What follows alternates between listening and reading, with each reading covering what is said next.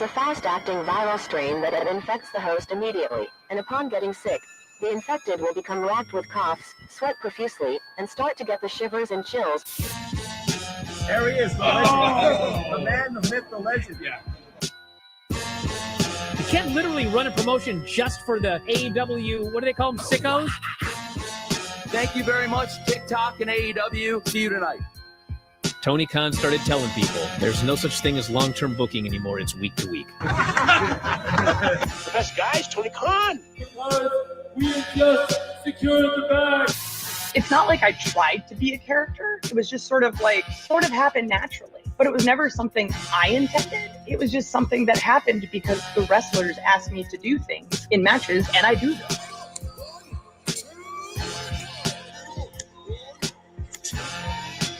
If you run a promotion just for the sickos, you're going to do 400,000 viewers eventually. Effing melts. You know that SmackDown actually went over and everything? Yeah. You know, what's the point? The point of SmackDown. What are you getting at here? That the DVRs didn't pick it up. Did they not pick it up? Mine didn't. Let's get into everybody's favorite moment, and it is called Dave Meltzer's Dumb Moment of the Week. What would you like to listen to in your ears? I'd like to hear the flute. Well, if you'd like to flaunt your flute, then we can find you a flautist. We just secured the bag. It doesn't help me. Okay, so complain, but I will complain. Let me have my misery. And when I heard that, I was like, what? Thank you, fuck you, bye, boom.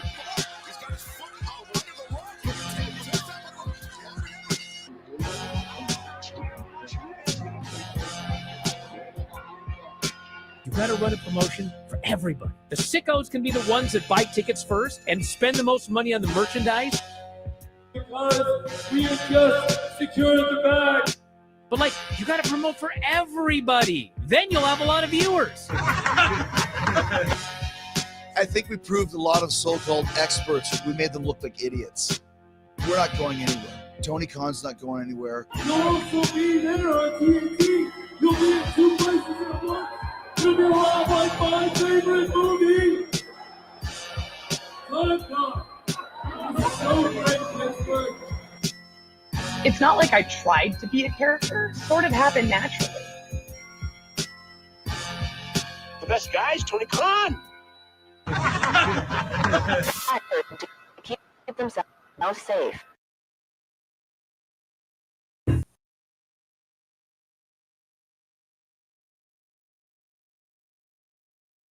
If I have to hold one more box, I'm gonna snap.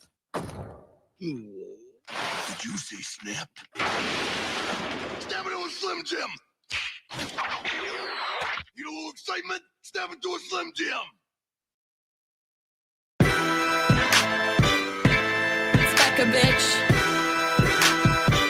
We're about to get vile.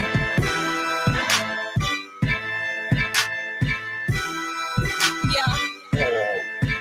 I'm a prom queen, but I keep to myself, stacking high green.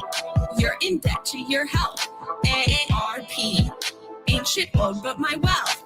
And my oppie's getting dumber every day. Ha! Up in the gym, but I never need a witness. Tonic and gin when I'm working on my fitness. On Becca, on God, I'll make you wish you had this hot bod. On Becca, on God, I'll make you wish you had this hot bod.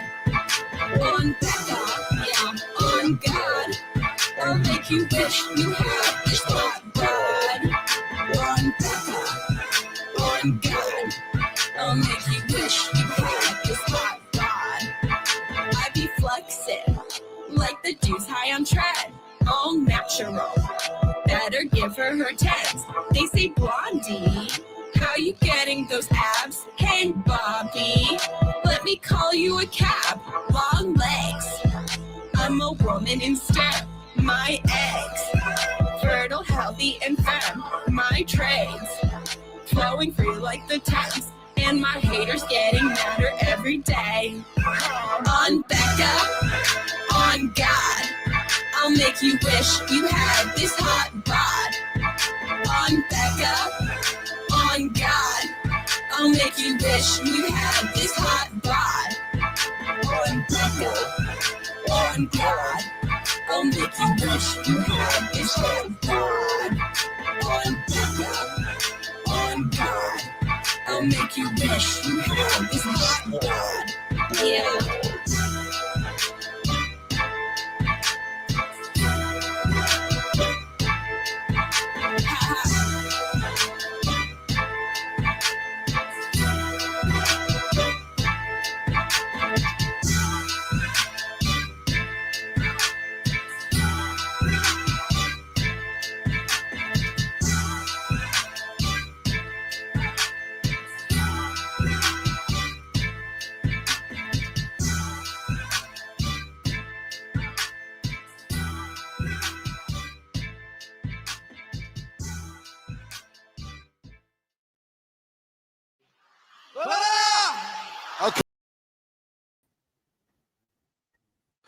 Ooh, what's happening, guys? Welcome to another eclectic edition of PWT Live Show 7K Celebration. Yeah. Yeah.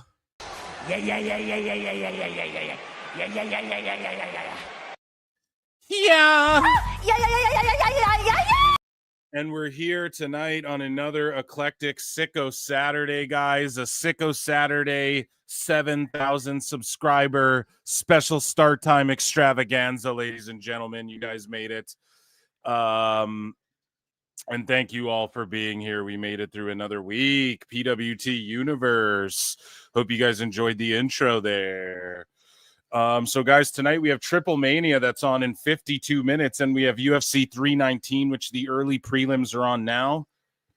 And we just saw they crowned the winner of the Ultimate Fighter this last season there that celebrated 2 decades of that. Sorry if I go mute. No, am I good? Am I good? Testicles, 1, 2, we're still good? Okay, excellent. So, guys, we're here. Okay, and we got a show. We got a banger of a show, but we're here to celebrate mostly tonight as well, and also watch AAA, which is going to be banging. So yeah, thank you all. They have 6.1K waiting in the Triplemania XXXIII thing here, and this is in the queue, and this is awesome. I can't wait. As the viewership climbs here and here, guys, hit like, hit subscribe. Run those subs up if you can. And I appreciate you, man. You guys have been supporting the shit out of what I do. We blew past 2K subs on the other channel. This channel blew past 7K subs, man. And it's just, I'm thinking back, I'm like, God damn, you know, like 2.5 years I've been doing this, maybe.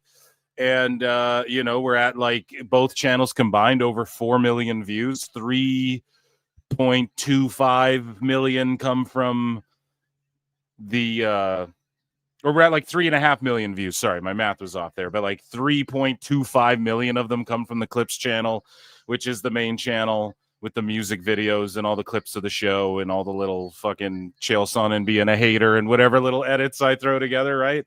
And so that's amazing, and I just want to acknowledge you all for just supporting my shit. Me. And if you guys would like to support, I held off on releasing I have an interview, and also I review a story from Colt Claymore that was written and posted online about Drew McIntyre. And there's a podcast I did. I saved it. It'll come out tomorrow morning.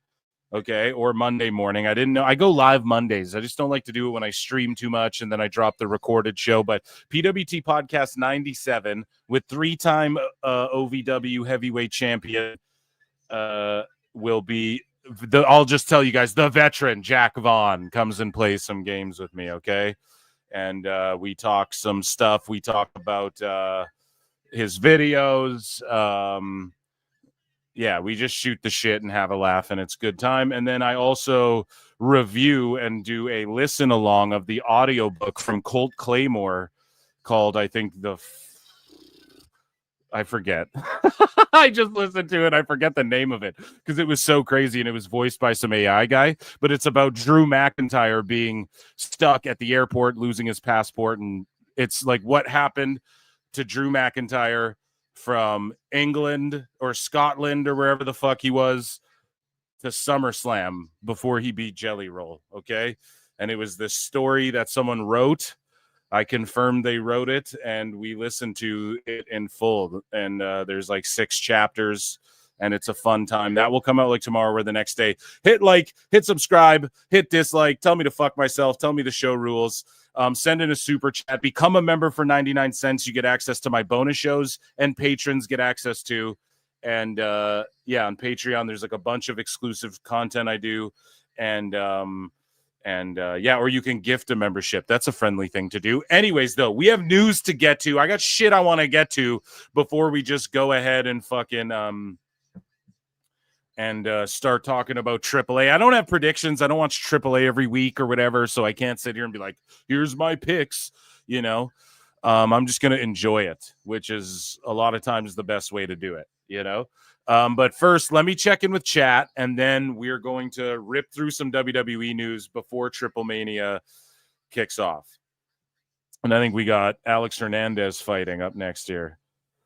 Should be a good one. So Lincoln Hawk for 20, goddamn, says I can't stay for very long tonight, but congrats on 7K, Phil. It's a huge testament to you and the whole team. Thank you. From the whole PWT verse. Thank you. Much love, my brother. Thank you. Well, I am a one-man team, but Lincoln is the top mod of the Discord. And, of course, we have our top mods of the top pod in the chat here tonight. So they do great work, and thank you so much. But, yeah, thank you. I feel like this is all I do constantly. And I'm okay with it. I haven't gotten tired or burnt out yet entirely. So, yeah, but I have been trying to enjoy my summer and shit a lot. So I appreciate that. And much love, dude. Yeah, I appreciate you very much, Lincoln Hawk. Lincoln Hawk gifted 5 Pro Wrestle Clips memberships. Goddamn. Acknowledge me. Hopefully our biggest haters got those. So George Capture for 20 says it's amazing to watch PWT grow to 7K subs. Congrats on to 8K. Yeah, thanks, man. So thank you so goddamn much. And yeah, dude, you've been watching since like the beginning. So if you've been around since there was like a couple hundred subs, man, I mean, damn, it's been a pretty quick glow up. But yeah, on to 8K, on to 10K, you know, not getting ahead of ourselves. And I don't know, I'm not going to celebrate every like 1,000 though. Maybe we'll celebrate again at like 10K, but this is somewhat of a celebration. No 7. That's like monumental, I think. No, I don't know. Thanks for being here, guys. F1WGP7 for 5 says congrats on the 7K, Phil. Thanks, dude. Always look forward to the show. It's always good company with the live shows. Yeah, dude, and chat's awesome. So make sure you guys get in the Discord if you want like an extension of chat. And I pop in there more too as well to chop it up with you guys. And thank you for being here, man. And Lifetime of Wrestling for 279 says congratulations, the best guys, Phil Marks. Yeah, that's what they say. Guys, dude. Tony Khan. Or the worst guy, depending on who you ask. Thank you so much. Tom Reed is saying dirty Dom. Okay.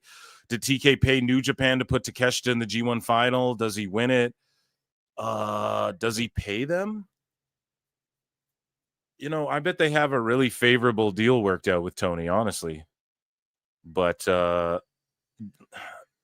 Japan wants Takeshita to be a guy. To be a big name too, you know, like that's the thing. I always argue this for Monet. It's like, yeah, she's got creative control, but it's not like she just walks into these feds and they don't want her to be their champion. They do. So it's not like she's like, I'm gonna be the champion of all of these feds. It doesn't work that way, you know, as much as people want to think it does. But everyone's complaining about the G1 right now. I haven't watched any of it, so like I'm hearing it's all the old heads are in it, but Takeshita. Like he's the young guy, so then he's gonna win it, right? But then yeah, people will boo on it because like the New Japan fans sort of reject the AEW shit. CMLL is Tony's new best friend, what I think is interesting. Triplemania will get more than 2 million views. I got 5 doll hairs on it. PWT needs a leg to stand on. Dave just jizzing all over CMLL today. Ranked number 1 on Cage Fight. Okay, excellent. So let's get into 500K subs if you count the max numbers. Exactly right. Thank you, chat. Okay, so let's get into like news. I don't want to like beat around the bush or fuck around. I did watch TNA Emergence. We can talk about that quickly in a second here, but let's hit a breaking news for WWE.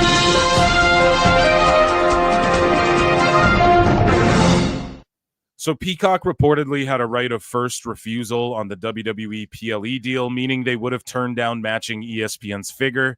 ESPN is reportedly paying an average of $325 million per year for 10 PLEs each year until 2031.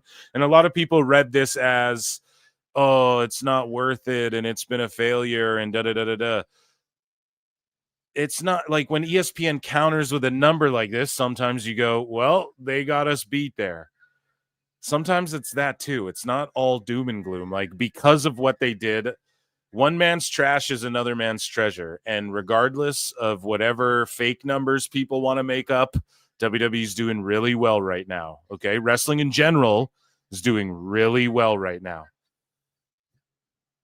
Just saying. Okay. See what I said? Pro wrestling in general is like cool again and shit. So I just don't know why you want the coolest company, the most tapped in touch company. Why do you want them to be bad when it's like not, you know? I just don't get it. I mean, we can nitpick everything, but overall WWE's been, people are like, man, SmackDown's been shitty. It's in a lull this year, hasn't been.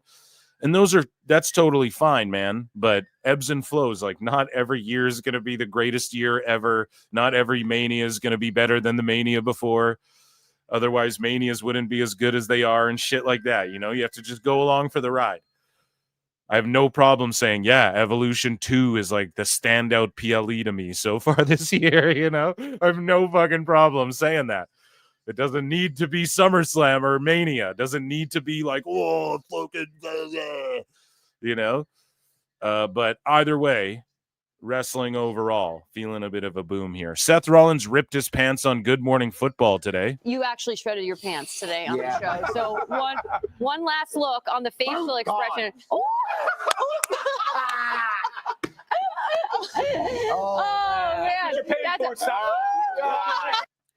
Talk about an asshole. Am I right, guys?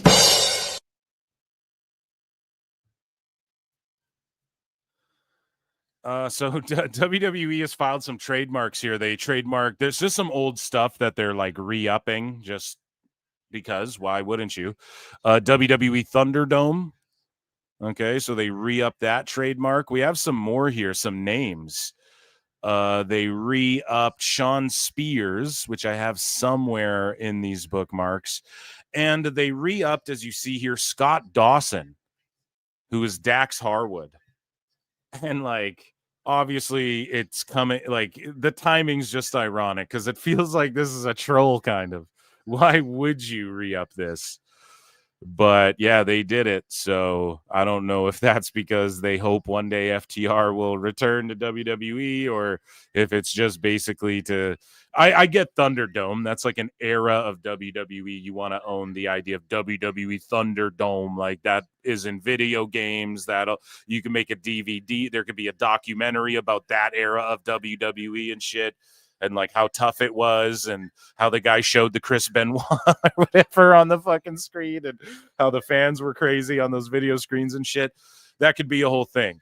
But Scott Dawson, you know, if the timing wasn't like, well, it came up, so they have to re-up it, I would be like, they're trolling right now. And then Sean Spears was another one that they re-upped. Also Duke Hudson. And Duke Hudson responded to this and was like, yeah, nothing new over here, guys. They just own this name. And it's weird that they have like Chase U, but Chase 2, I call it now, where it's like these two younger cats are like in the group or whatever. And then they didn't just keep the other guys. I don't know if it's like a pay thing or they just don't, but the original Chase U and the D'Angelo family should have all just been called up, I feel like. WWE is filed to trademark Sean Spears. So I guess they own they have trademarked his name, dude. And he allowed them to do that. He must have. Which is totally fine, but they also had Ty Dillinger. So do they let that go or do they keep that too? And Sean Spears, I believe, is his real name. So he was like, fuck it, you guys can take it. But we know from Indy Hartwell and other people like Cedric Alexander, they are cool. And I know Cedric Alexander was his name before, but WWE's been cool with letting people buy back their names or keep their. You just got to ask. Indy Hartwell pointed it out. I just asked, hey, can I have my name? Oh, sure. And they just sold it back to her. So he'll be fine, but you got to be weary, like signing up your real name with them to own it, you know, John Cena style. Like, are they still, does WWE still get paid for like when Cena does DCU shit?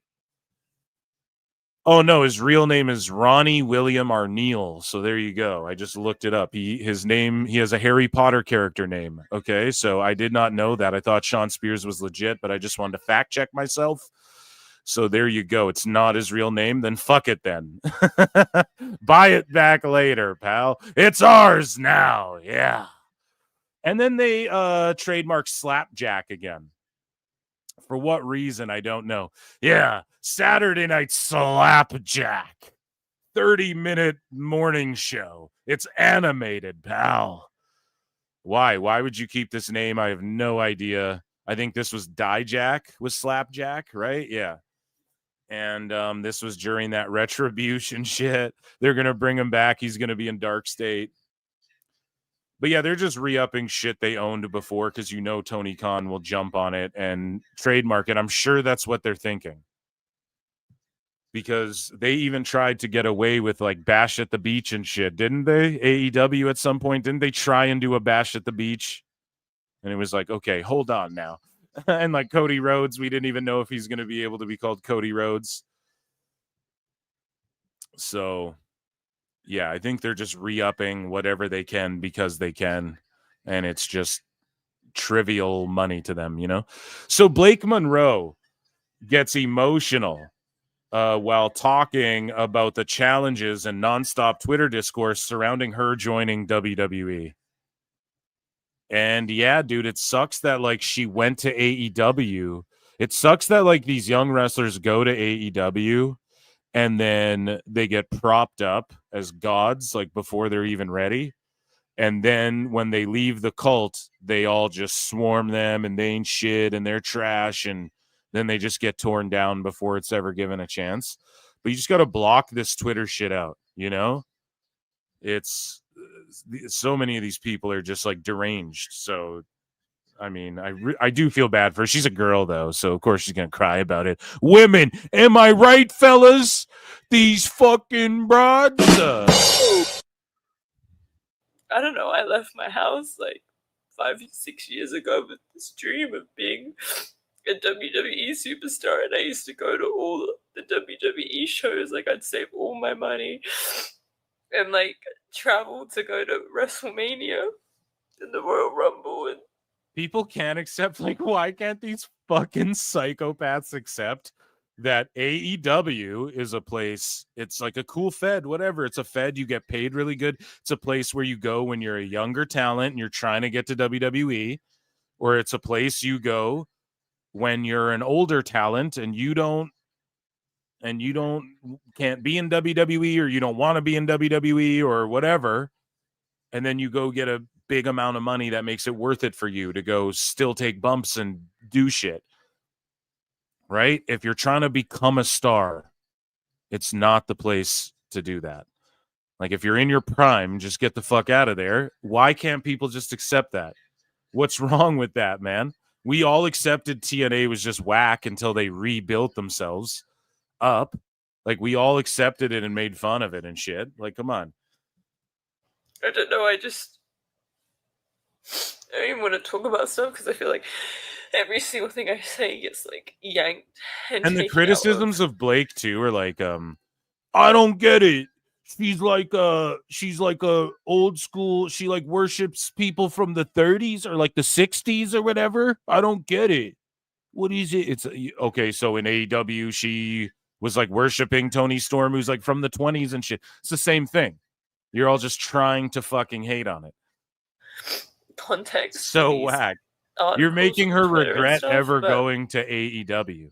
too. This doesn't make like young wrestlers see this, and it doesn't make them go, yeah, fuck the Fed. This is what these sickos got to understand.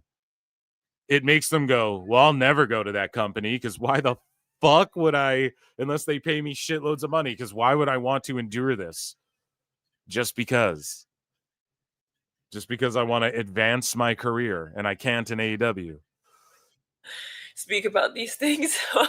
I feel like I'm scared to talk about it because I feel like people take it the wrong way or take me as ungrateful or anything. But I've had the most amazing wrestling journey. I'm so lucky. I've been able to travel the world, wrestle some of the best wrestlers, tell amazing stories, work with amazing writers, work with amazing people, have people take a chance on me, and not for 1 second would I ever change anything or am I ungrateful. I'm so grateful. I feel like I've celebrated and I've given 110% of my life and myself to every single wrestling job I've ever had, no matter what. I can say that I can retire one day and know that, and I feel like if you watch my work you can see that. So I don't want anything to be misconstrued, although it inevitably will. But my wrestling journey also was not easy. It is not easy to leave home and leave behind your family, your friends, your support system, your familiarity, and live in foreign countries by yourself and chase this crazy dream. And for me, you know, to be in WWE, this is something I wanted as a little kid. So actually living this and doing these things to me. Yeah, it's unfortunate she has to have like a cry meltdown on fucking I don't know. I left my online because people are just like bullying her for going to WWE. Like, that's the thing. I never shit on wrestlers for going to AEW. Just like when I talk about Ace Austin, you guys are going to see me say what I say about it. Good. I'm glad you're going there and getting your fucking money. I would go get Tony Khan's bucks too. If they're on the table, you might as well take them. You know, especially if you're older in the game or if you're younger in the game, especially just get, because this is what AEW provides, that I'll be honest, that like WWE can't really provide.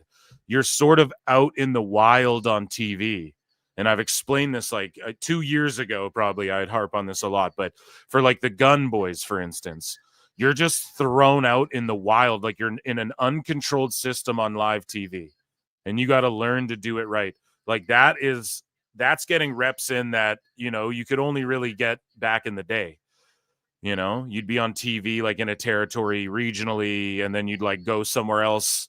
No one would know who the fuck you are, and you'd have a fresh start to kind of, you know, but in this day and age with the internet, like I've said it a million times, they need a new developmental that's not on TV, which I guess is Evolve, which is still on YouTube though, but it's at least a foot in the right direction. Like we need OVWs, we need territories that we need like developmental where we're not seeing everyone do their best shit in developmental.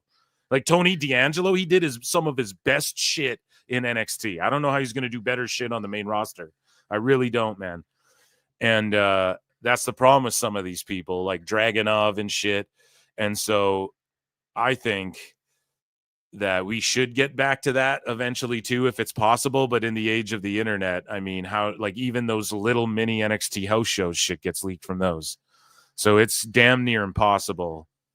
But AEW sort of, if you're young and like you're getting paid that good of money to fucking go get rounds in on live TV out in the wild, that's a huge W. That's what Mariah May did. And everyone's crying about her to the point she's crying. So point proven there. Anyways, Logan Paul and Nina Agdal, I'm a poet and didn't know it. Oh, tied the knot today in a luxurious wedding ceremony in Italy. Love in one of the most magical places on earth.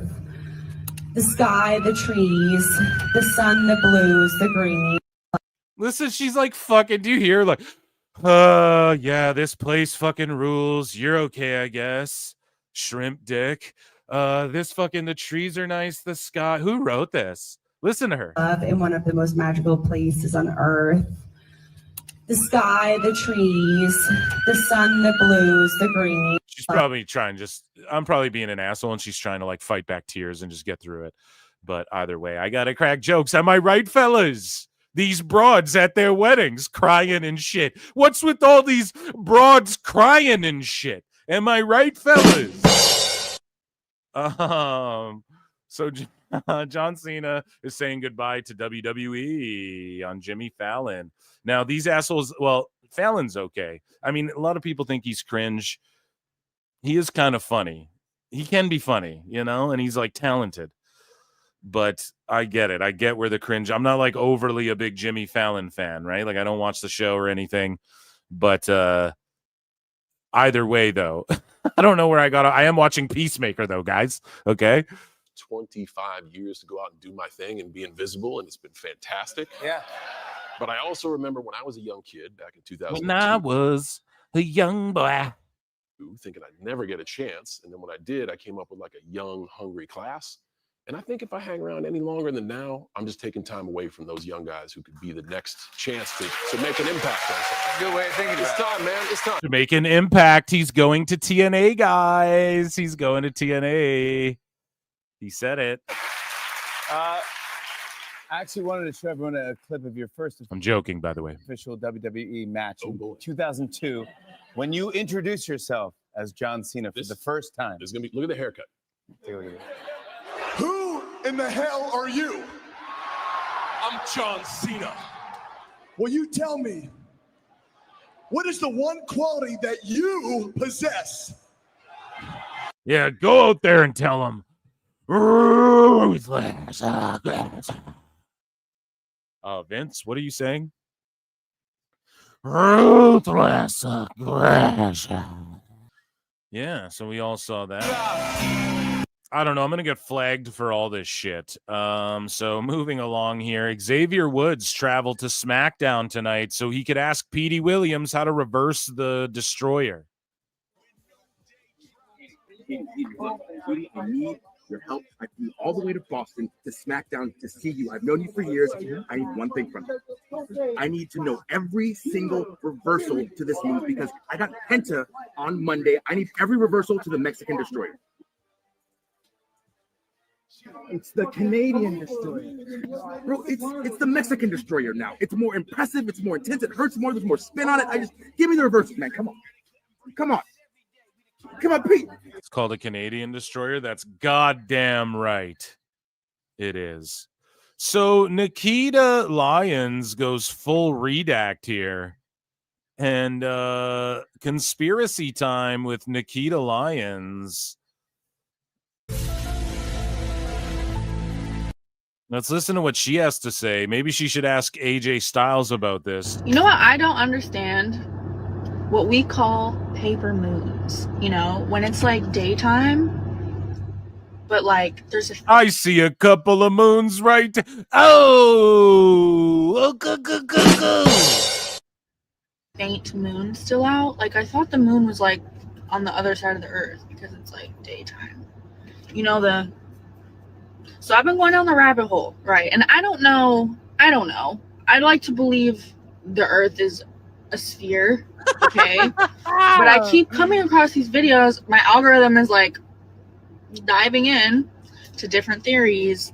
Do you guys know what a freaking paper moon is? Is it just like, what's the science of that? Because I thought it's daytime here, therefore it's nighttime on the other side of the world. So the moon should be on the other side of the world. Right? I didn't pay attention in science class, obviously, for this section. So maybe I'm just having a blonde moment. Who knows? You know what? I don't. Chat, what's your best blonde joke? Oh my god. Shut up, bitch.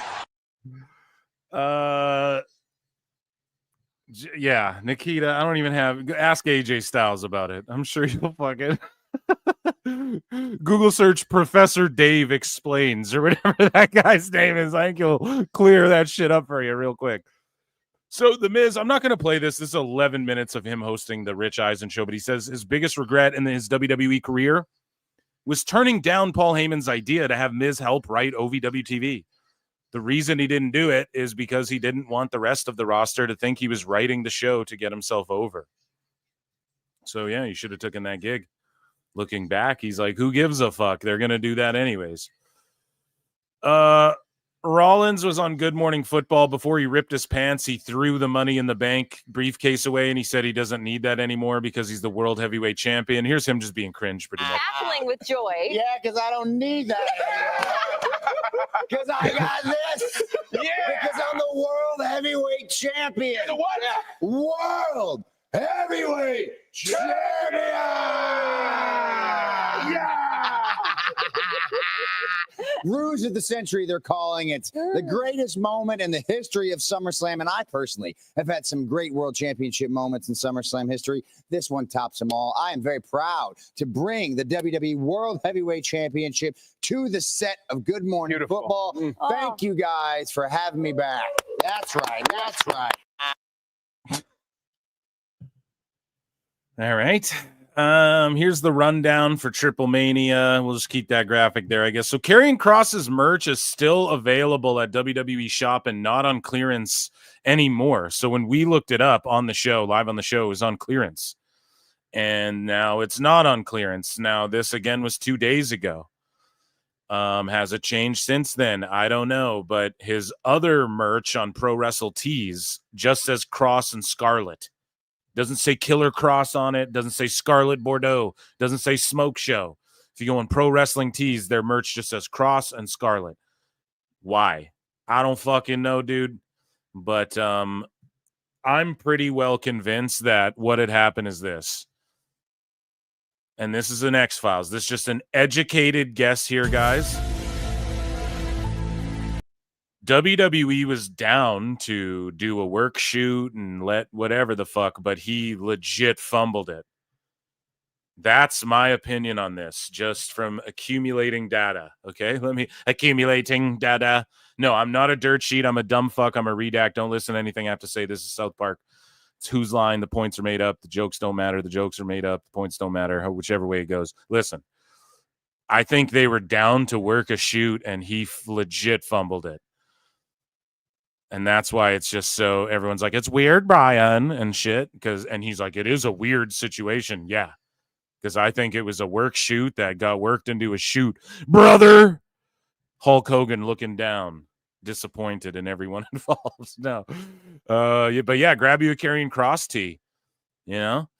Here is Nick Nemeth's idea on who John Cena's last match should be against. I don't know if I fucking agree with this at all. I had an idea. Leave it to a wrestler to be like, well, let me tell you, brother. I should beat 12 guys, Jack. Well, let me tell you, dude, put the 4 horsemen in the first layer of the cage, Jack. And then in the middle layer, put the whole Dungeon of Doom, dude. And then in the last layer, put every villain I faced in every shitty movie I've been in, dude. And we'll beat everyone, me and the Macho Man, Jack. And I want to get your feedback on this, because we throw out all these names. And it can't be this guy, can't be this guy. What if they throw the seriousness out the window and they had a match where it's technically a gauntlet match, but it's about 6 or 7 of the biggest names from John Cena's career that come out, and it could be a quick, just funny thing, whatever. But yet it just clips through about 7 guys in about 20 minutes. That might be entertaining. What do you think? That's a really great idea, because there is so many people in his past, and then it opens the door to you get a rub. So you get an Obafemi comes out. Whoa, we're putting over NXT. Yeah. This goes in the record books. Braun Breaker comes out. He eats a spear, but he barely kicks out, and he gets a roll up on him. What? Barry, Oba, and Breaker? Whoa, hold on a second. The fuck are you talking? He's trying to sabotage WWE, dude. Oh, who's coming? This dude's on Team TNA, dog. I wouldn't trust him at all. Yeah. You get Seth Rollins with his group all around the ring, and then someone saves it and they break down. Then you get Carmelo Hayes comes out. You're like, what? Then Randy's music. Hell, Brock's music hits. Just what the hell? And then finally you get one last holy shit moment.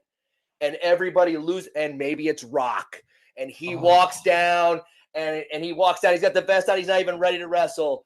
And then he points. Or he says, one more time right now, ring the bell. And you get that Rocky poster where they finish. I see it. By the way, I just making that up, gave myself goosebumps. I see it. That's a beautiful thing. That's from the fucking creatine and A1 athletic greens or whatever you putting in that shake, dude. That's from that pre-workout, dog. 2-day combo. So WrestleMania, double or nothing, right? WrestleMania, Las Vegas, double or nothing. Triple H is like, we're doubling down. It's like, yeah, you just call it double or nothing. It's what it is. So WrestleMania double or nothing. That's what I'm calling it. April 18 and 19, 2026, Allegiant Stadium. The 2-day combo tickets are on sale. I don't even want to look at the prices. And especially because everyone's talking about how Las Vegas is like the tourism there is dying and shit. So interesting. And yeah, I think it'll be a successful event. People go to where the WWE goes, that's how big they are now. But yeah, going to Vegas again, quite interesting. And then next year it might be in Saudi or something. So hopefully a good crowd turns out. And because the last years people were kind of complaining. A lot of people who went physically were like, man, I don't know about, it was kind of chaotic in Vegas. But that's Vegas. So yeah, hopefully it works out well for them. I'll definitely be watching, but the whole double or nothing thing is hilarious to me. And the whole counter programming shit has just gotten out of control online, which if we laugh at some sickos tonight, which we likely will, you guys will see a lot of people just melting down about this whole like wrestling war. It's so funny because fucking AEW wanted this so badly. They begged for it. They basically begged for it. And then they got it. And now it's just like, oh my God, how fucking dare WWE and shit. It's like, you can't make it up. They begged for it, then they got it, and then now they're just like outraged that they got what they were begging for 3 years or 4 years. You could even say longer, but I just think AEW, there was like 3 years there where they just wouldn't fucking shut up about WWE, and they were just copying their shit, and it was just so cringe, and everyone's like, God, shut up already, And then it happened, and then WWE's like, okay, now we'll address them. And you guys got to understand, that's the fucking psychology behind it too. It's like, it's so many layers to this pettiness in WWE, right? So I don't know, man. They begged for it, they got it, and now they don't want it. It is what it is. So moving along here, America's Greatest Company. So TKO has been named one of America's greatest companies by Newsweek. So okay. So one of America's greatest companies. Yeah, I mean, if you own stock in TKO, you're partying. You got the club going up on a Tuesday, right? So the recognition is a reflection of our relentless commitment to delivering world-class sports and entertainment through UFC, WWE, PBR, On Location, and IMG. We are proud to stand alongside industry leaders who are shaping the future, and even prouder of our teams, partners, athletes, superstars, and fans who make it all possible.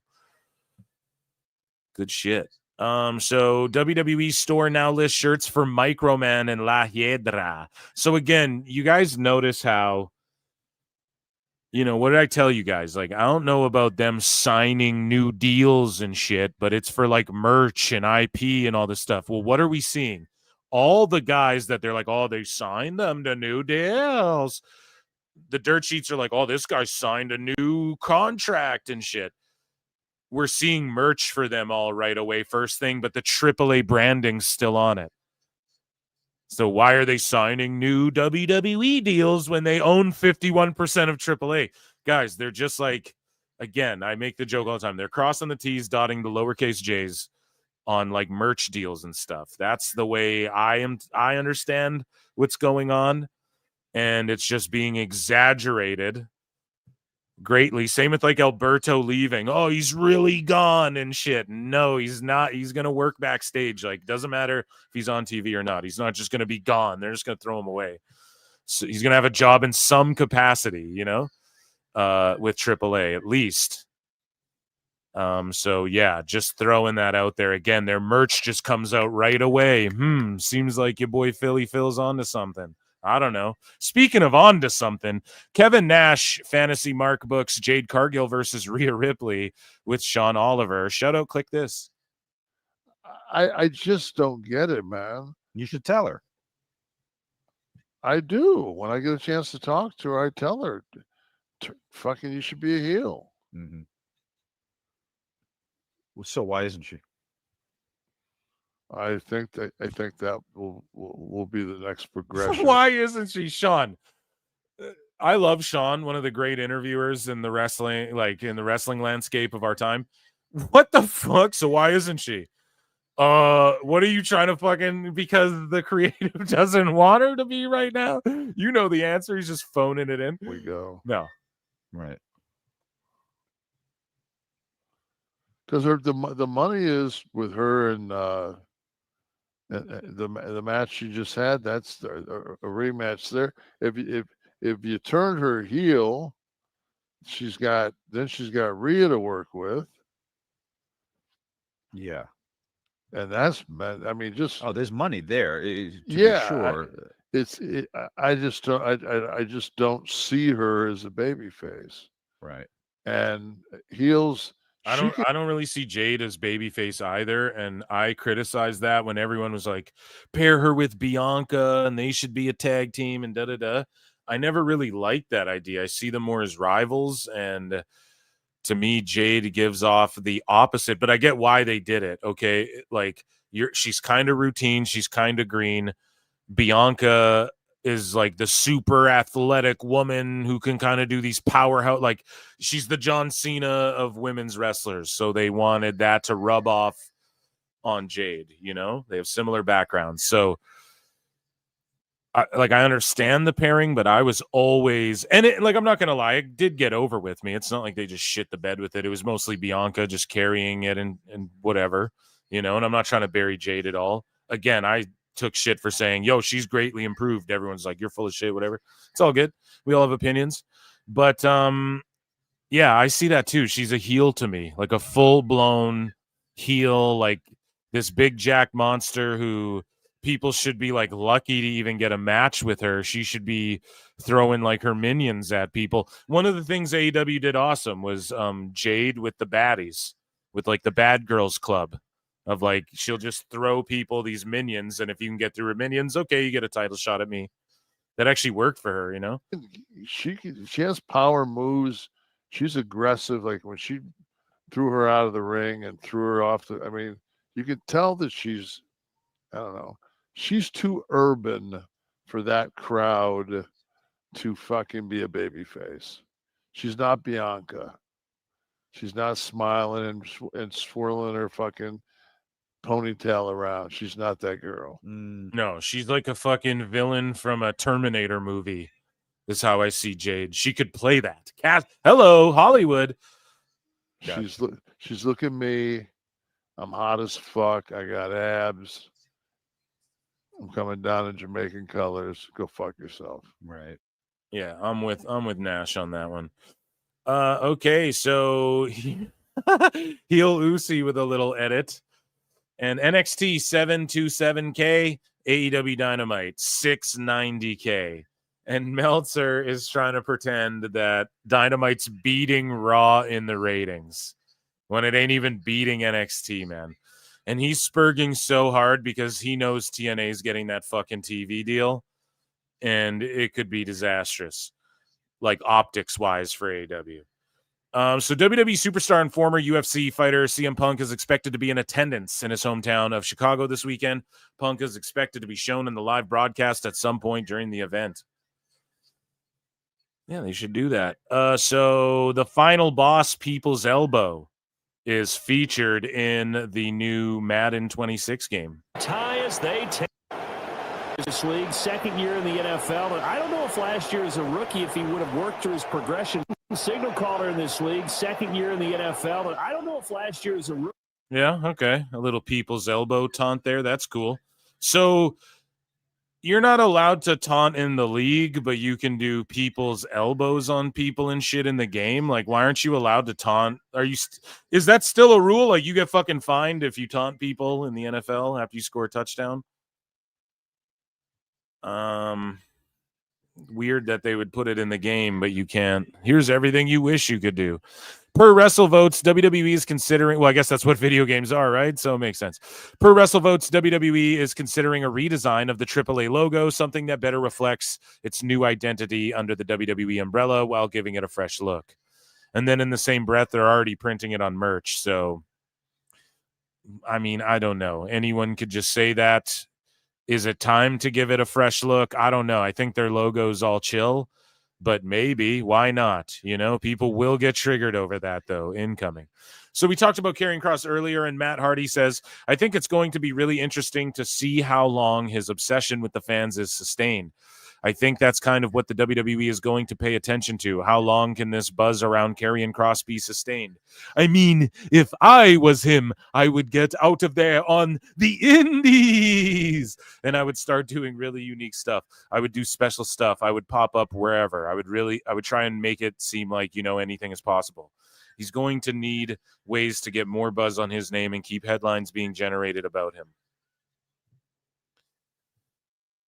Now, like Kross maybe is not the guy to do it with, but if AEW is smart, you fucking have a guy like show up out of nowhere and like beat your champ or something and just have everyone go, what the fuck? This, you know, how many viewers does Kross draw? I don't fucking know, but they had that chance to do that. Like when Edge jumped over, it's like, yo, WWE's getting hot right now. If he just beat your world champ and gave people a reason to tune into that show every week, like maybe, I don't fucking know. They had Punk. I guess I'm like fantasy mark booking after they fumbled Rhodes and after they fumbled Punk. So like, what am I even doing here? Wasting my fucking time. Optimistic Phil over here. Optimistic Prime. So WWE has new merch out for these 8 AAA stars ahead of Triplemania XXXIII. Mr. Iguana, Microman, Nino, Hamburguesa, La Hiedra, Pagano, Psycho Clown, Fabi Apache, La Parca, Lady Flammer, El Hijo de Dr. Wagner Jr., El Messias. And yeah, dude, they all have shirts that are just basic and like, and then the Mr. Iguana head on the back. That's awesome. So yeah, like it's just basic fucking shirts that don't necessarily look AI generated, but aren't overly complicated. And it's just to introduce people to what's going on. And if you choose to go buy one, please use the affiliate link below. That's right. PWT is an official Fanatics WWE shop affiliate. If you go and buy some fucking merch, make sure you click that link and I get cut off some fucking scratch and you support the show and it's no extra cost. I'm totally here for it, Eric. Oh, come on now, Eric. Moving along here. WWE's working agreement with TNA reportedly. Now, this is from The Observer, so who knows if we can even believe this, right? Like, Dave could just be totally melting down here. Oh, my God. It's the greatest thing I've ever seen. But WWE's reportedly also has the rights of first refusal to match any offers for TNA. The idea behind this is so that any potential buyers of TNA would be friendly with WWE. So, like, I don't know if Dave's just adding that extra. He probably is. The idea behind that is that so any potential buyers of TNA would be friendly with WWE. No, I think that's like your sicko extrapolation. You're just adding and saying the idea behind it, but that's your idea behind it. Whenever Dave says the idea behind it, that's just his fantasy booking, right? I think it's more of like just so they don't someone doesn't snipe them. So that it's just like tying up all the fucking loose ends. So AEW can't, like Tony can't go, fuck it, I'll just give TNA like 2x what they're worth and just snag them away right now mid-partnership or whatever. That's all it is, man. So they can't be taken advantage of. So if anyone else swoops in to buy it, they have to be friendly, and WWE can choose if they allow these other people to buy it. I don't know, man. Maybe there's a bit of that, but I think that's a bit of a sicko extrapolation. I just think it's more of, no, we just get first. Yeah, you can partner with us. If anyone tries to buy you, we get first dibs. And then that way we'll block you. Not like other people have to suck our dicks so we can block them or tell them, yeah, buy this. It's just like, we'll just block whoever the fuck. He's just saying this because he's trying to piece together the Lorenzo Fertitta rumors that are going around about TNA. So Dave is just like trying to like fit a piece that doesn't actually fit there yet with his own idea. That's my belief anyways, but hey, what do I know? So The Undertaker, Shawn Michaels, and Triple H are in Mexico tonight for Triplemania, which is about to start in 4 fucking minutes. And I don't know if this was actually supposed to get out like that so quickly. I think they were trying to save it for the show. Like, oh my God, look, these guys are here, da-da-da-da-da. But they just tweeted it out anyways. But it was after it got blown up on the internet, so you got to just own it. Triplemania has officially sold out the new sections that were added. If I'm not mistaken, are they doing like 19,000 plus or something like that? Incredible. Triple H is in the building for Triplemania. We see it here. Here's a picture they posted. Right? And shout out Conan, who's in the building. Conan! And shout out Corey Graves and JBL. And remember Dave Meltzer tried to make up a fake instance where Conan was being fired from AAA. Conan! Because he's so butthurt over fucking CMLL. And that, ladies and gentlemen, was WWE.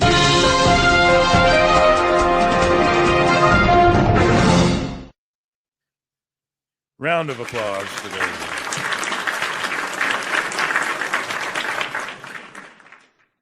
So what's chat saying? 626 for 2 says, I do own TKO stock and I'm partying. Have $2. Oh, thank you very kindly, good sir. And I'm glad you're partying. 626, thank you for being here. Cash Monet says, I agree, Warrior. PJ says, I say that as a guy that is 5'10 and 160. Short king. No, 5'10's not that short.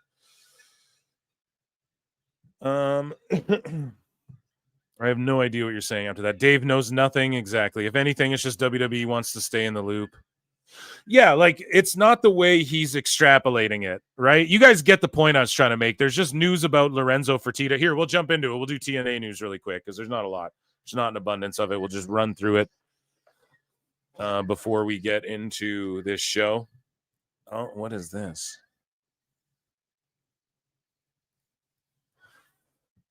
Well, let's play this one really quick. I just wanted to take a second to address all of you and tell you how excited we are to be here with all of you today. For everybody here, for all the talent that came before the talent that are here, you all put your heart, your soul, your passion on the line, your blood, sweat, your tears to get us to where we are today. I want to make sure that everybody understands that we're not here to change this. We're not here to take this over. We're not here to make it something different. We're here to do this with you, to enhance what you do, and to make it grow. Boom. Oh, he's such a mark for himself. They're just going to invade. Haha, NXT Mexico. You're just going to... we're crying. This guy's Tony Khan. Where's Meltzer? We're having a meltdown. Oh my God, it's the greatest thing I've ever seen. He's just like, we're not trying to do shit differently. Just do your thing. Yeah, man, people got to understand, like, AAA was doing numbers before WWE stepped in, man. Beyond anybody's wildest expectations. Let's take this tonight and build on it from here. All of you guys have been doing it. Now we're going to do it together. So let's turn this into the biggest thing we can possibly think of. Let's all dream big and go work to make it everything we want it to be. All right, starting tonight. Thank you all very much. And think about all the extra eyeballs from the WWE YouTube. And this is like their WrestleMania show, Triplemania. So let's hit a banjo and get into some TNA news. So TNA is open to shifting to Wednesday nights to go head-to-head with AEW Dynamite. There have been discussions for the company to move to a WWE-associated network as well. So that would mean like the CW and shit. People have been leaning towards the CW and A&E for a long time. Now, all that Alba reported is Alba just can't wait. Oh, multiple sources tell me that TNA's explored the possibility of moving. All the dirt sheets run with this. See? Head to head. Imagine if they go head to head. It's just like, you guys, they said that they've explored the possibility of moving to, hey, I've explored the possibility of moving to Mars. I Googled it. Like, yeah, they're open to moving to fucking Monday if that's what the network wants. Like, they're open to anything. They want Thursday, okay? and it would be ideal for them because this whole resurgence they've had, or emergence, shout that out from last night. It's taken place on Thursday, but am I here for a wrestling war? Oh, hell yeah. Right? But in my opinion, people are like NFL. It's like, no, that's an excuse for WWE, because it's like the mainstream wrestling show. For these other wrestling shows, man, I would just compete with NFL for a few months on Thursday.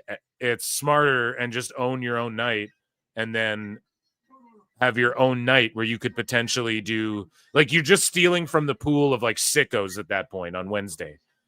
It's not like they're going to start doing 1 million viewers and shit. It's not like you're going to grow competing with AEW unless like the competition gets so fierce, but it's just like, I just don't know if that's the move. But if they do that, I'm fucking here for that, Eric.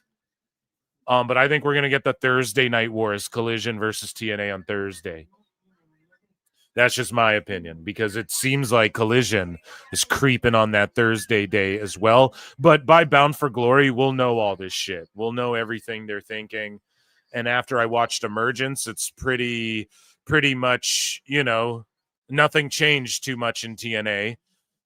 We'll talk about that in a moment. But I think Bound for Glory is going to be like, we announced the TV deal and TNA reclaims all their belts and all this shit, the new era, and we make all these stars, and they're doing such a good job like building up Leon Slater and shit. So they're doing lots of good stuff in TNA. But Switchblade says if this gets TNA on CW, this is the smartest thing they can do. TNA offering to be the hired hitman for WWE and do their dirty work. They should move to Wednesday to get on CW, because AEW has clearly been toying with the idea of Collision on Thursday head-to-head with TNA. So yeah, he's saying move to Wednesday and go head-to-head with Dynamite, or just duke it out with Collision. Just duke it out with Collision. And then if they get canceled by proxy, if Collision gets canceled the way Rampage did, just by proxy of, hey, WBD's splitting up into two companies and shit, the optics are we took out Collision, But they're not going to take out Dynamite. Like, Tony will give every penny in his bank. Jimmy Uso was emotional talking about Naomi going to TNA as Trinity Fatu. Look at this building for Triplemania. Like I could have been, with my time, at least just being around there a lot more, because we were on different schedules, and my schedule picked up tremendously. And, I was having fun, probably the best fun I've had in my whole career, because now I'm really with my brothers, really doing it. But then also this happens. So I watched it. I learned a lot from her growth, like the courage to step away and like to watch. Yeah, it was awesome. We agree.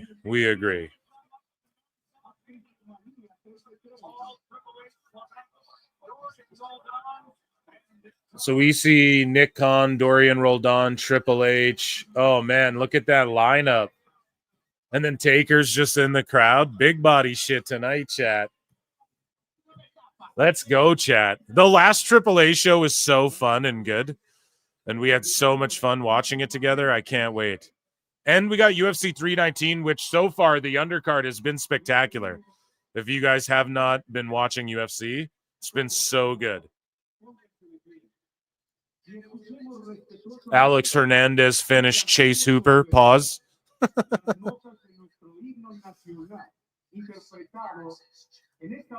So here, they're singing the national anthem. We'll just rip through this news, okay, chat? Bear with me here. So John Alba, we covered that. I'm not going to roast him. There are unconfirmed rumors that Lorenzo Fertitta could be buying TNA. That's a good thing. And he would just be putting the money up and letting someone else run it. In my opinion, that's a goddamn good thing. He used to own UFC before it was sold and put under the TKO umbrella. Him and his brother did. This rumor emerges, and he saved the UFC, by the way. This rumor emerges after John Alba reported for SI, blah, blah, blah. So good. I hope the Fertitta brothers invest in pro wrestling, and they have a vested interest in Endeavor and TKO and blah, blah, blah. So just makes sense.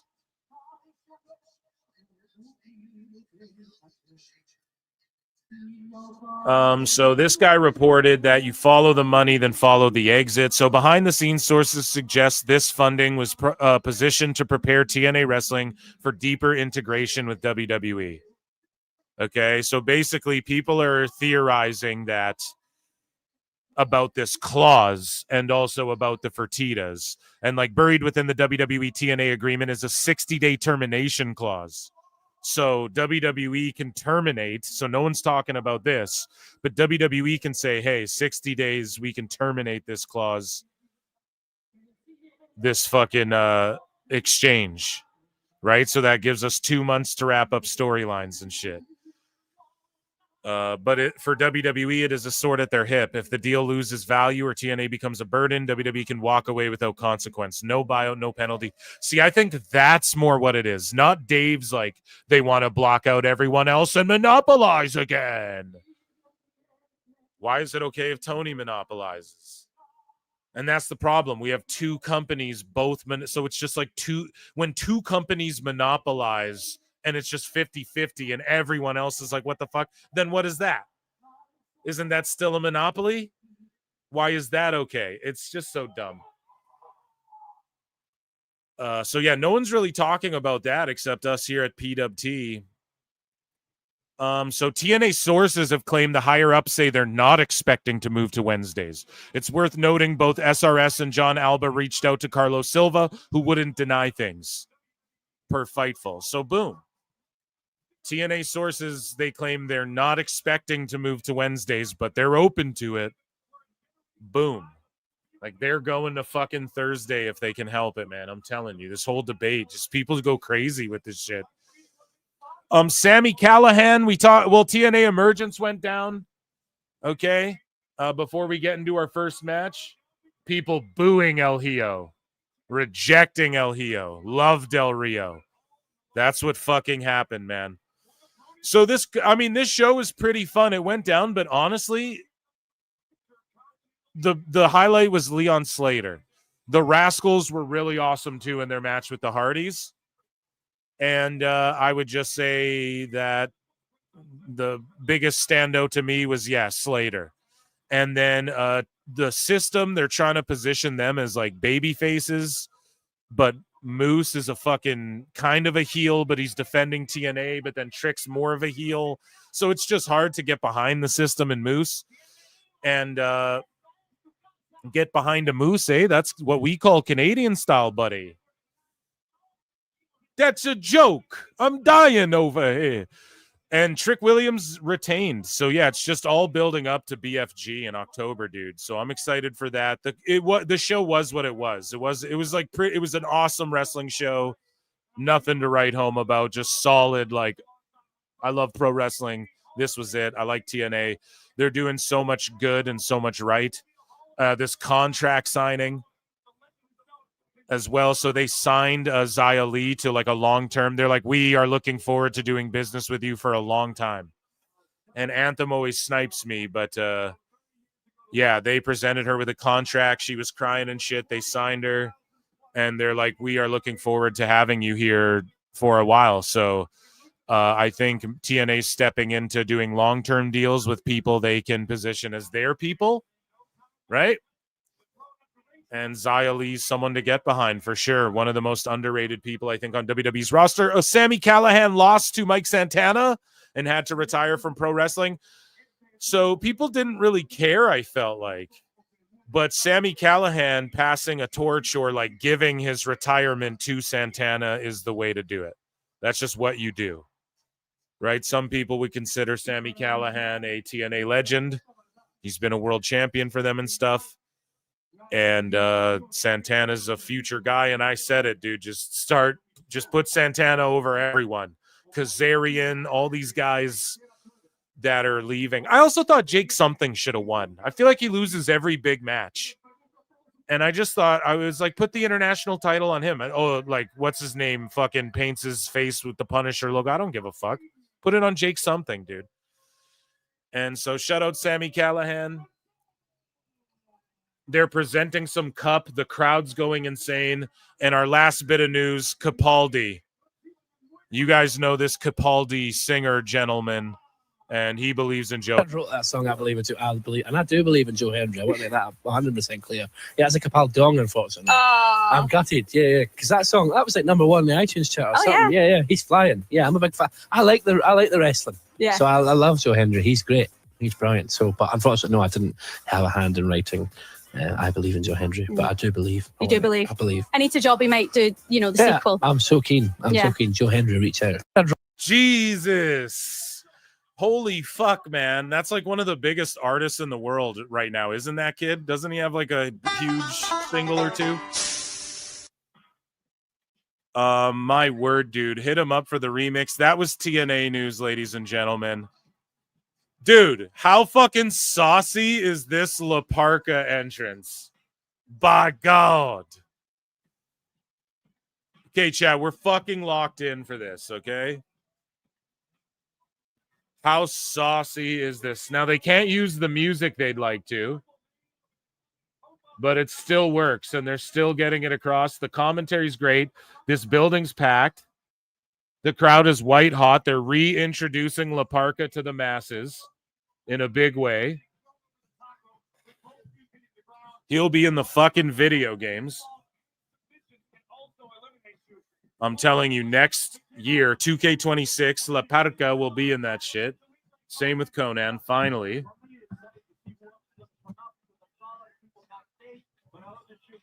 And 319, we're getting a boring fucking grapple fuck here for the first minute, so. Dude, look at this entrance. And JBL's awesome on there with Graves and shit.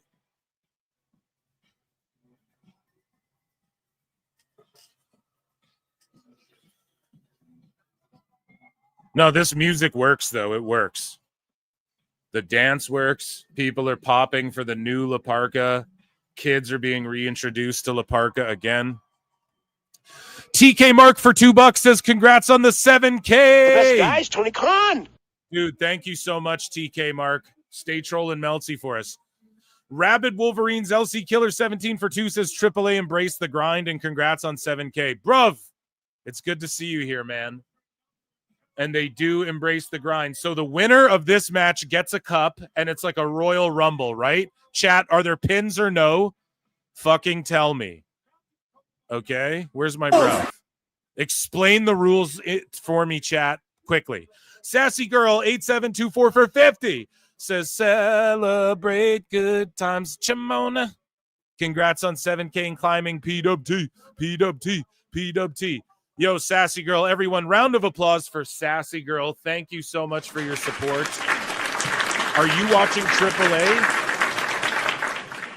You fucking better be watching AAA. And thank you so much. And thank you for giving me a reason to sing. Everyone, give some goddamn love to Sassy Girl. I'm trying to figure out the rules of this match, but you win a cup and it's like a Royal Rumble. I'm here for it, Eric. I don't watch Triplemania every week, so it's more acceptable to me. That's what AEW should capitalize on. The fact that their audience is mostly online. And that if they just put on super pay-per-views every 3 months, they'd make shitloads of money, Eric? Yes, I am. Good, Sassy Girl. Royal Rumble rules, but with pins? Dope. That's even better. Just cracked a 4 Loco. Arriba, dude. Yeah, I need a cerveza, dude. I need a fucking Modelo. Oh, yeah.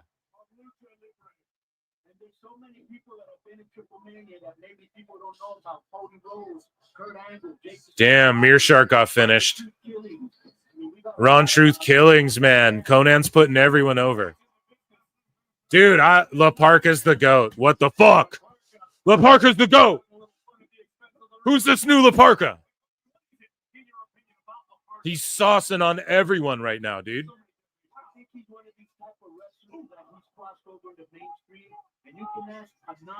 And Laredo Kid, right?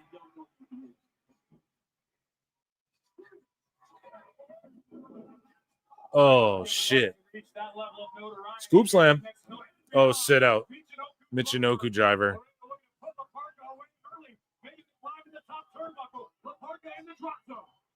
Yeah, Mearshark got TKO'd. Brutal. Ref, what do you do? Yeah, if you got 450 splash, If you guys watching UFC, the fucking ref should have stepped in on that one. Where were you on that one, dipshit? Oh shit, man.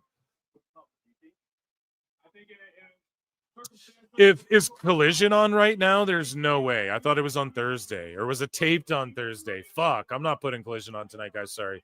I'll watch it later tonight. I know Ace Austin's there. I love him. Pumped for him, too, for signing. Oh, LWO for life, brother.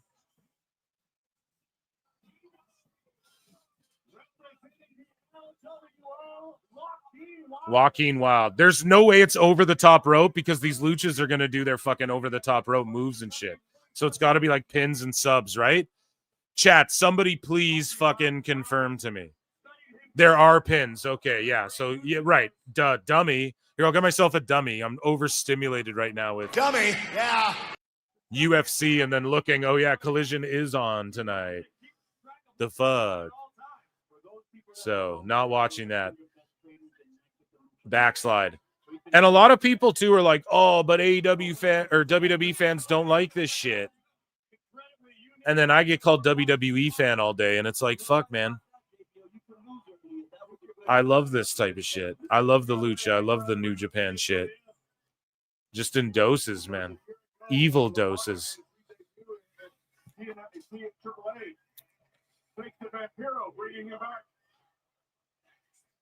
People counting down. Here we go. Who's coming out next?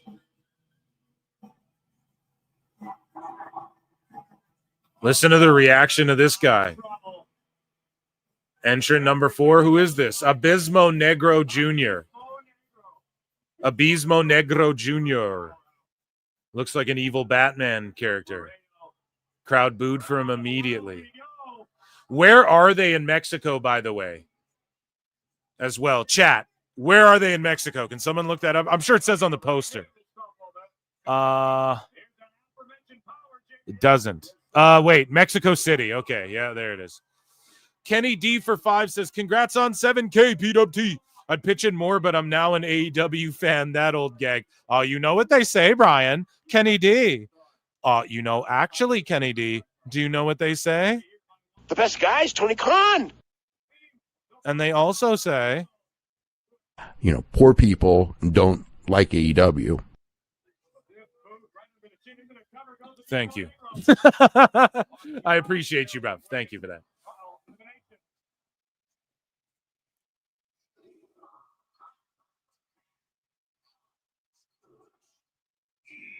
Yeah, guys, hit like, subscribe, consider becoming a member. You get access to my Monday bonus shows like Kenny D there, a member. Your name is green. Oh, look, it's Taurus.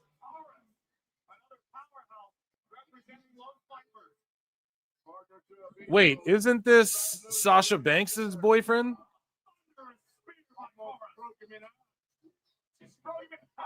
Wait, is this Beast Mortis? Is this Mortis? Chat, what the fuck is going on? Is AAA wrestler Taurus the same as Black Mortis in AEW? Let's see what AI says. Yes, the AAA wrestler known as Black Taurus is the same person as the Beast Mortis. However, due to AAA owning the character rights, he had to rebrand as Beast Mortis. The wrestler previously used the Black Taurus name in AAA. Oh, so AAA owned the Taurus gimmick, and they just have this is a different guy who's just doing the gimmick, like La Parka. So there you go. Lucha lore here at PWT. This just in, we have confirmed that Dave Meltzer fears PWT and flutes. We studied and learned. Learn, baby, learn. Meltzer Inferno. Oh, shit, dude.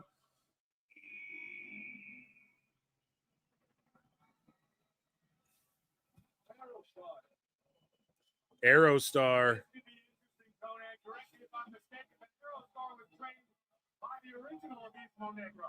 And he has been in AEW, I think. We've seen Aerostar in AEW, no?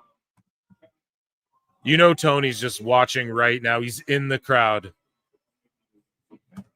with like a fake mustache and glasses. And that's a compliment, Tony, because I wish I was there too.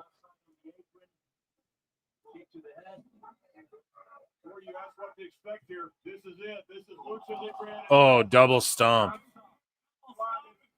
Oh, shit. Middle row. Wee. Dude, so is this like hologram or what? Holograms in this match.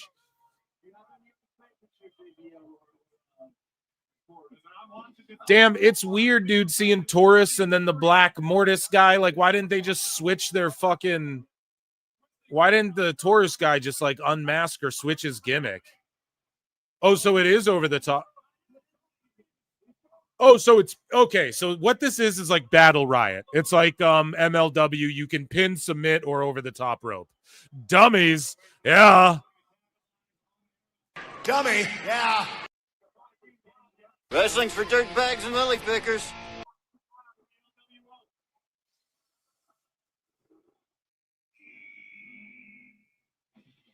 So far, La Parka's my guy. Mecha Wolf. Yo, the fans know these people too, dude, and that's good. Yo, this Mecha Wolf guy looks totally badass. He's like a Vampiro kind of thing.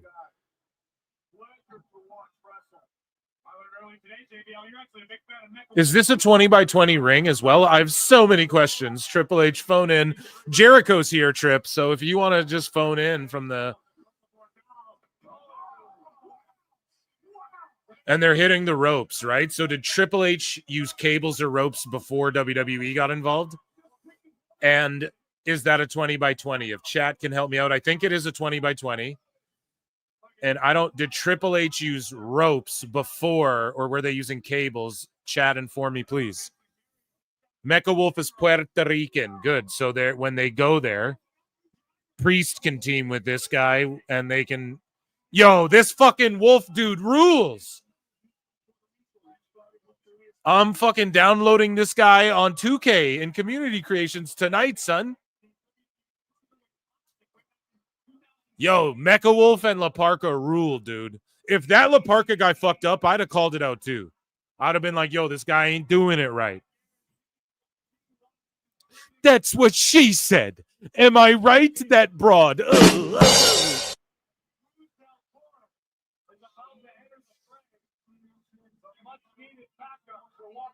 Does anyone have Grok or anything? No Jericho on 7K day. XJet, that might be why we fucking do it. And there's 300 almost watching across X and YouTube. If you're on X, please come subscribe. You're being left behind, dude. Like over 7K. We're just breezing, baby. So come and subscribe now. Jump on the wave while we're all on it, okay? And hit subscribe and all that, and hit like. Let's try and get to 100 likes. It helps the algorithm. Let's fucking do the damn thing. You guys are crushing it. Shout out our X family as well. You guys rule. LWO teaming up here, man. Did y'all hear El Hijo getting fucking, or Vikengo? Sorry, I should be more specific. More specifical than that. Oh, I don't know why I keep doing it. You guys heard Vikengo getting booed though, right? If they showed Alberto on that screen, the place would erupt. It'd be a fucking Austin pop.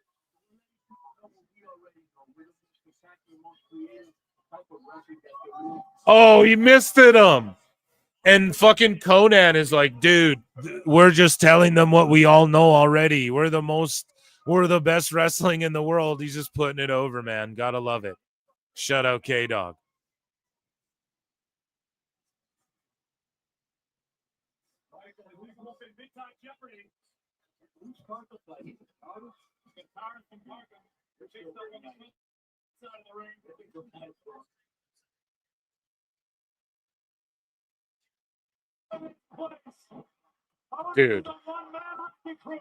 Dude, Mecha Wolf fucking rules. And then you get Otis, like the crowd just erupts. He just mangled fucking Aerostar. And like, this is the crossovers we want. This is like, okay, I'm not saying Otis is a dream match, but this is the scenario where you're like, fuck yeah. Like you see a guy like Otis who maybe isn't wrestling on Raw all the time, but he comes into a match like this now, and we're all just like, holy shit. And he just tosses luchas around. And then these guys get the rub viral moment a little bit of like, hey, do you guys like the new La Parka? Hey, check out the new La Parka. Otis, he eliminates Otis from this match, or Otis fucking threw this dude. I don't know, man. I'm loving this so far. Listen to the pop. Listen to the pop. For who? For this they, them coming to the ring. Pronouns, sir. I mean, ma'am. I mean, you're cool. Listen to the fucking pop. This is like their version of what? Gold Dust or something? Let's go. As far as like the androgynous, yeah, I'm gonna kiss you. This is like their what's the name I'm looking for, chat? Adrian Adonis, right? Oh, he's walking the ropes, dude. Oh shit.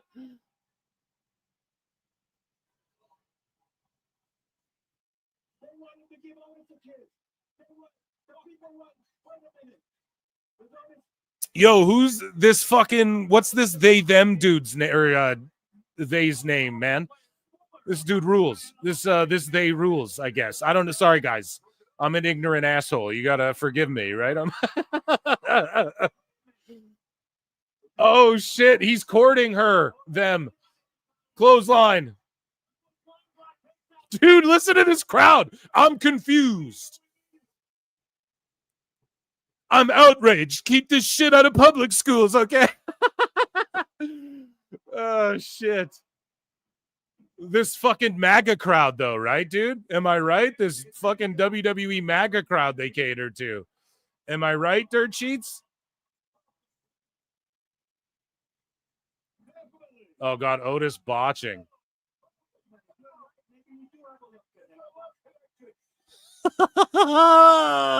Pimpinella Escarada. Is that Pimpin? Is that the real name? 626. I want an honest answer. And then Otis is like, nah, dude. And then they're booing him. Otis is like, look, man, you're cool, but I ain't gay. Throws him over. Look, bro.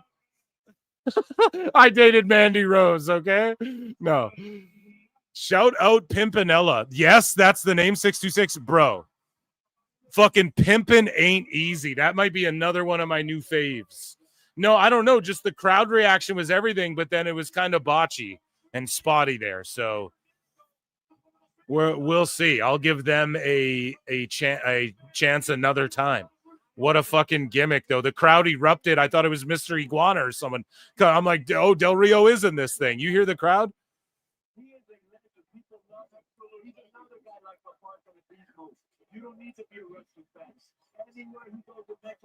Dude, listen to the crowd just popping for everything, man. And that's the thing, too.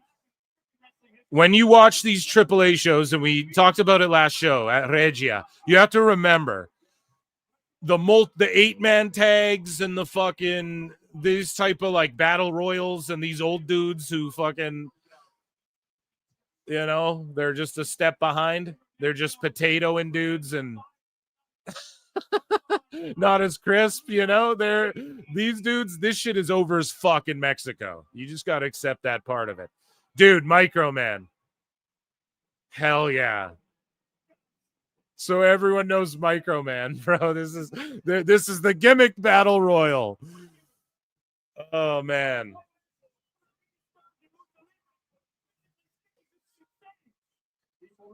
How's he even gonna get it? Here we go. Okay, and then hold on. The Mecha Wolf, is that his name? That guy's fucking awesome. Mecha Wolf and La Parka fucking rule, dude. Holy shit. Holy shit. Jim Cornette's somewhere having a fucking seizure. Holy shit. Holy shit. Oh, By God, this is the greatest match in the history. By God. Dude, Microman rules. Holy shit.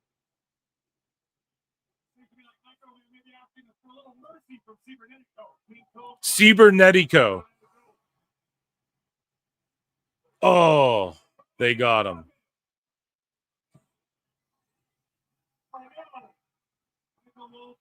Bro, where do you get... does Mecha Wolf have a WWE tee?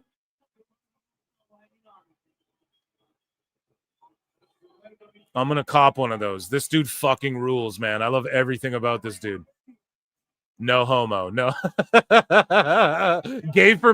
Hashtag gay for Mecha Wolf. What are you going to do about it? This is America. Dude, Otis is using... Chad, I'm having a good time tonight. So Otis isn't throwing Microman over. Okay, he loves him.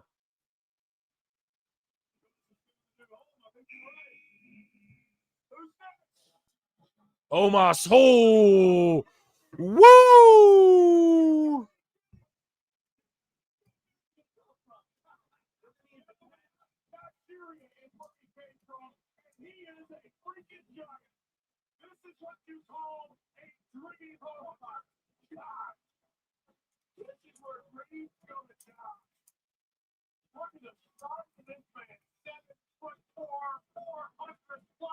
Damn, dude. Omos. I love this. You are not ready, no matter what you do, for this serious guy. John, you have been the ring tell you about some of the biggest and baddest giants this business has ever seen. What does Omos mean to AAA time? Look, they're all teaming up against you.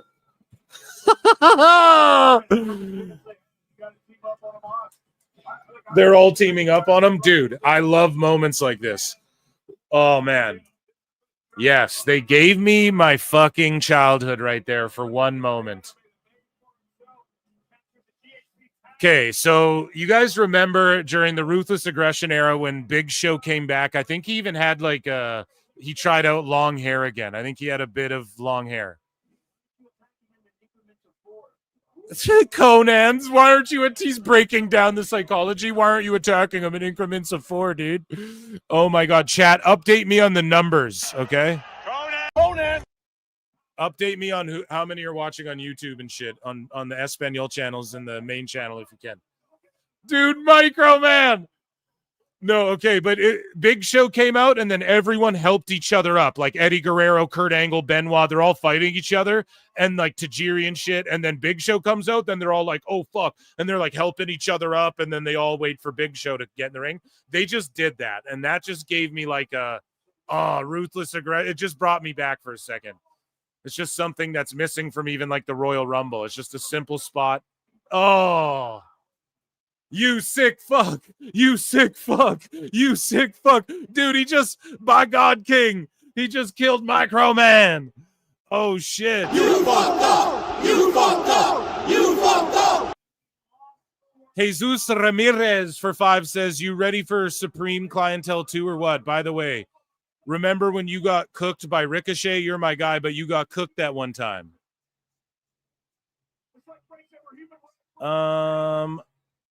I don't know what you mean. By the way, remember when you got cooked by Ricochet? I don't think he cooked me, dude. He just called me a loser and said that I follow more people than I follow, which is true. But I just follow like wrestlers, like anyone who has anything to do with wrestling or whatever. And you're my guy, but you got cooked. Yeah, thanks, dude. You're my guy too. And yeah, we all get cooked sometimes, bro. This match is cooked. Let's acknowledge our super chat. Acknowledge me.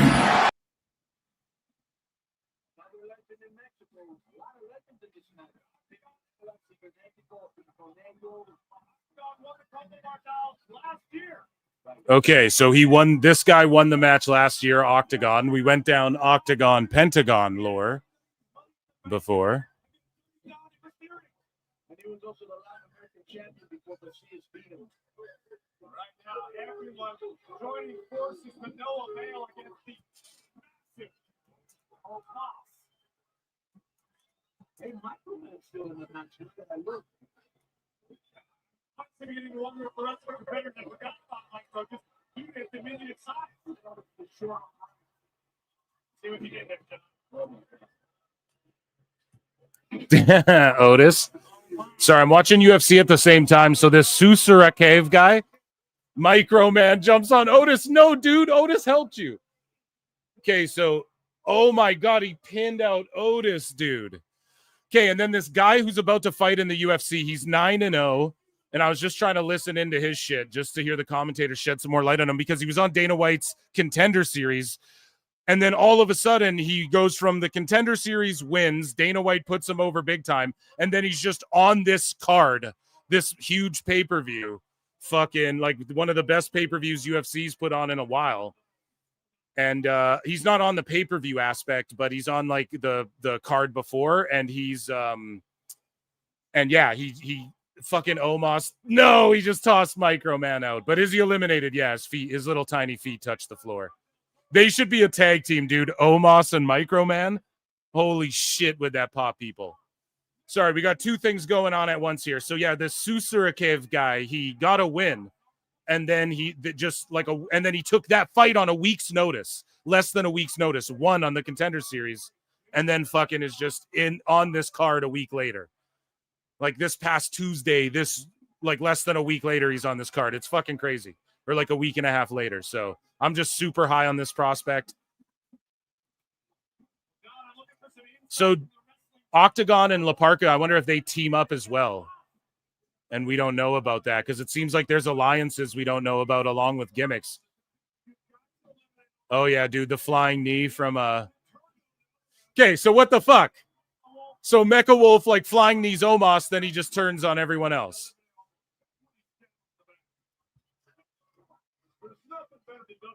Why are they fighting each other?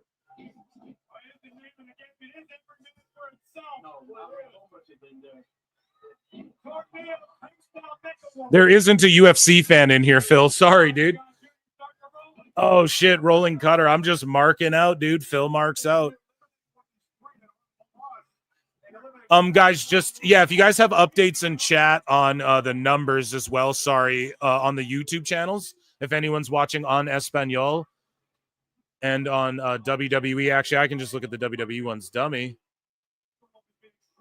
225,000 watching on WWE's YouTube. Holy shit. Holy shit. Holy shit.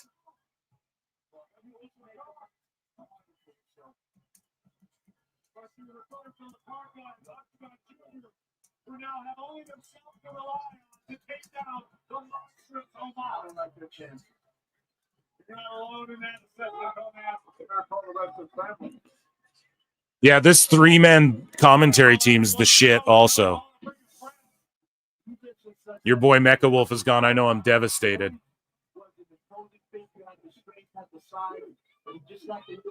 Oh, big boot. Yeah, Omos just killing everybody, dude.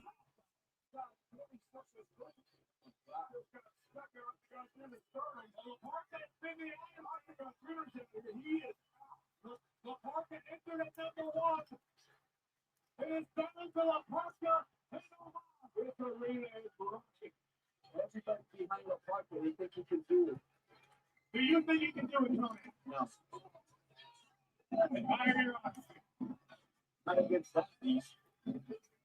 So La Parka came in number one. Omos versus La Parka. Omos has eliminated like 100 people. La Parka's going to get rid of him. And he's going to be so over, and we're going to have a fucking crazy dance-off.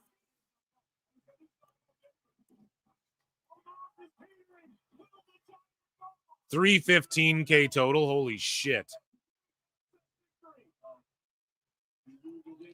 Come on, La Parka. You can do it. Use the power of Michael Jackson. Oh, man. The Fed just buried AAA, dog. The Fed just buried AAA.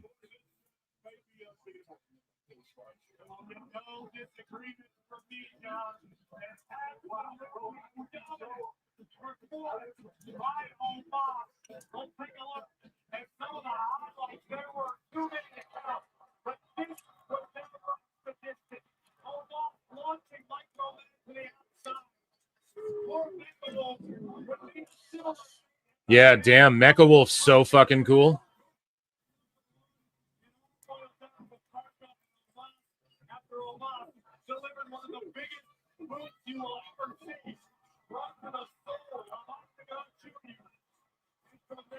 Craziness. Craziness. Dude, I had fun. Round of applause for this opening battle royal. How fun.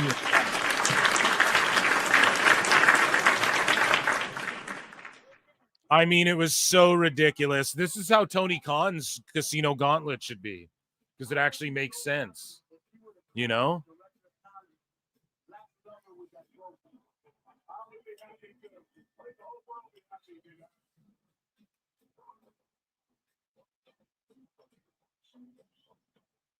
Hollywood Dragon League, who has a massive opportunity to become the AAA mega champion in tonight's Fatal 4-Way. Señor, ¿cómo lo vas a hacer? Fun opener, kind of bottomed out at the end. I agree. At the end, it wasn't as exciting as like the beginning and shit, but yeah, that was a great match to open shit. Microman for life, dude.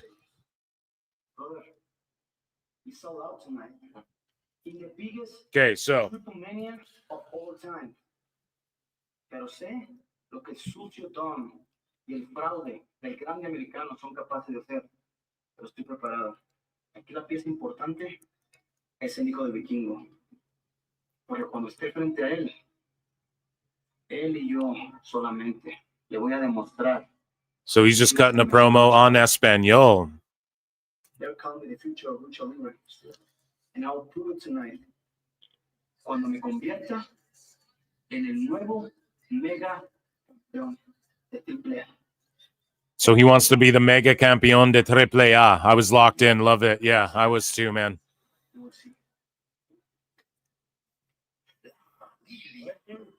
There's Nick Khan, Maricela Peña, Alberto Faja.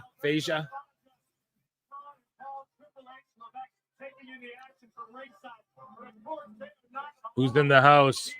Pipe Punk. He's a streamer, and they hate him. Oh, Pipe Punk, sorry. Dr. Wagner Jr.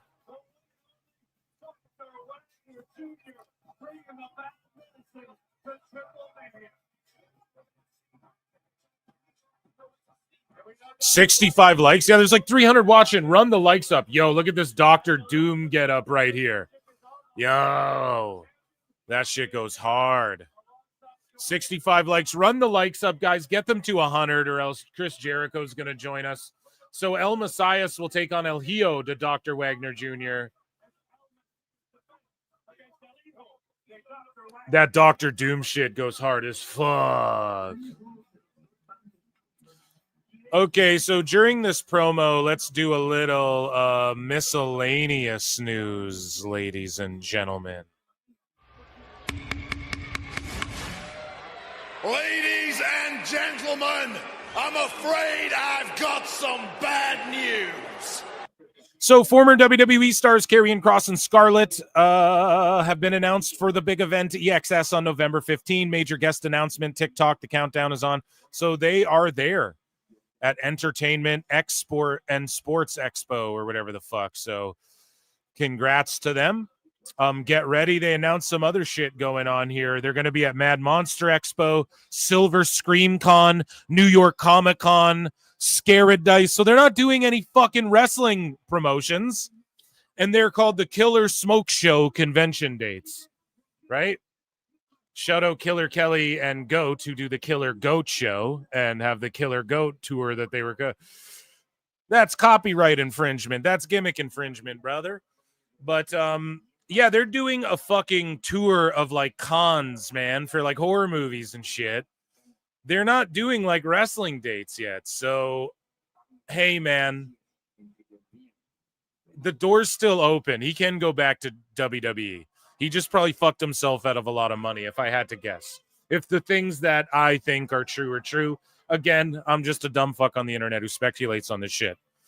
So TMZ presents the Real Hulk Hogan 1 hour special. It did 1 point whatever the fuck 4. Is that a 1.4? Would 1.4 would have to be 1.400, right? So it did a 1.004. It did 1 million viewers, okay, according to Programming Insider. So that's crazy. It outdrew like most wrestling companies Hogan's doc did. Real American Freestyle, they sold like 2,000 tickets for their event. So Dave Meltzer had to stop bullying Eric Bischoff and Hogan because Hogan passed away. And then he went, well, I don't know if it's bullying, but just talking shit about, now he's talking shit about Conan and stuff. And made himself look incredibly stupid. If you guys didn't listen to the last show, Dave Meltzer fantasy marked but Conan getting fired because he listened to the internet about Conan not being on this AAA show as the commentator, and he is. So he's a dummy. So here is Lacey Lane. So Kaden Carter. This, like, again, I don't get paid by fucking DraftKings, but this is the first thing I've seen her do since she's been released from WWE or her contract expired. And it's just like one of these sign with my DraftKings sportsbook partnership deals or whatever the fuck. So shout her out, but I don't know, man. And then Casey Catanzaro is doing like the Ninja Warrior, and I don't think she's going to get involved in wrestling probably either unless it's with a big company. Filthy Tom Lawler is getting his hip replaced, which good for him. And that's got to be shitty. But yeah, he's getting his hip replaced. That looks nasty.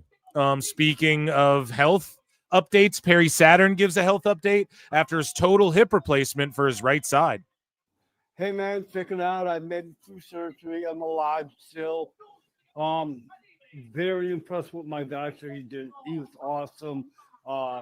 Bedside manner, the surgery, just everything was awesome. Ian was here saving my life, like he always does.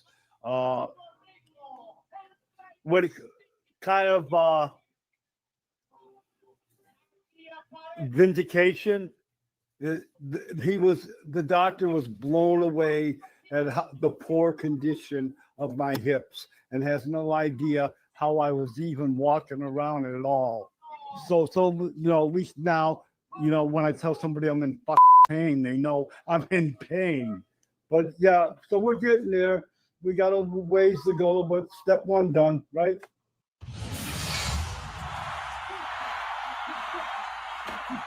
So now, wasn't this guy like the big killer dude? What was his name? Mil Muertes or whatever in Lucha Underground? Isn't that him, or am I wrong? That guy fucking rules. So Meltzer says that one person involved in independent wrestling brought up that Karrion Kross and Scarlett are charging a very high price tag, and after the conversation said that they weren't buying any of this regarding the WWE departure. So basically, yeah, I'm not actually signed. Hey, we'll offer you this much. Oh, I priced myself out. I know you're not going to give me this much because I'm actually going to be back in WWE. Could totally see it happening. Again, that's Meltzer, though, saying that. CMLL is close to selling out tonight. Let's say 16,000. This was yesterday. CMLL is close to a sellout tomorrow. About 7,000 they're doing tonight as well. AAA's ticket map shows 10 tickets left. They'll be at around, they did 19,000. So around 42,000 tickets over 2 days. Not WWE numbers, still pretty good for anywhere else. That's crazy. It's a fucking hot lucha summer. So we saw Omos wreck shit in Mexico. Here's Odyssey Jones wrecking shit in All Japan Pro Wrestling. Which has fallen off since its heyday. God damn, not trying to shit on them, but...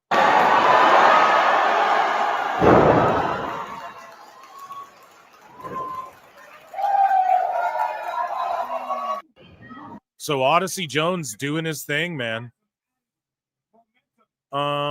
Here is, speaking of Japanese wrestling, here is Kenta being sandbagged by his opponent here brutally. in Noah. And where he wants him.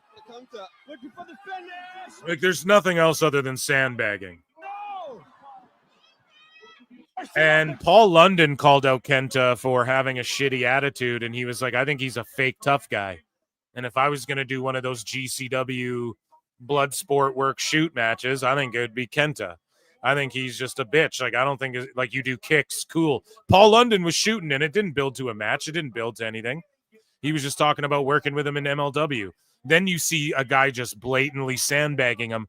I'm not trying to shit on Kenta, but hey, man, I'm not going to shit on this guy either entirely, because who knows how Kenta's been backstage. Like, a lot of people, well, I don't want to say a lot of people, but those in the know, it's floated around that he's, you know, he's just rubbed some people the wrong way. Some people just love him to death, but some people he just rubs the wrong way, you know? Again.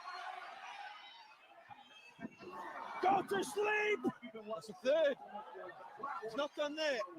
He wants to completely finish him off. Sandbags him again.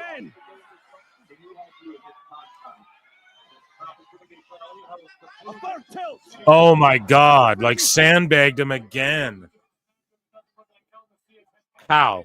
Well, because you got to flop your body over his head a bit, but he's just making him like, no, get me over your head then. Gorilla press me over your head. You can tell that's what's going on. Wild. Devon Dudley buried the hatchet with Dixie Carter at Hulk Hogan's funeral, so that's good. Speaking of Japanese wrestling,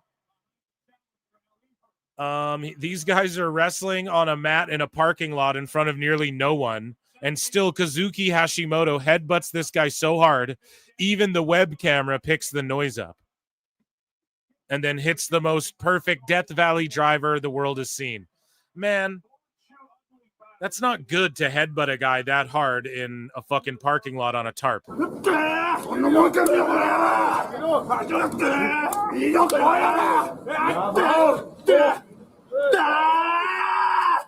There's, oh my God, listen to that grotesque shoot headbutt in a parking lot in front of nobody, but literally. Not like in the joking way, but like in the literal sense. I'm sure there's an AEW will be doing this in 10 years joke somewhere that some of you might have. You guys can go ahead and run with it. What a grotesque headbutt.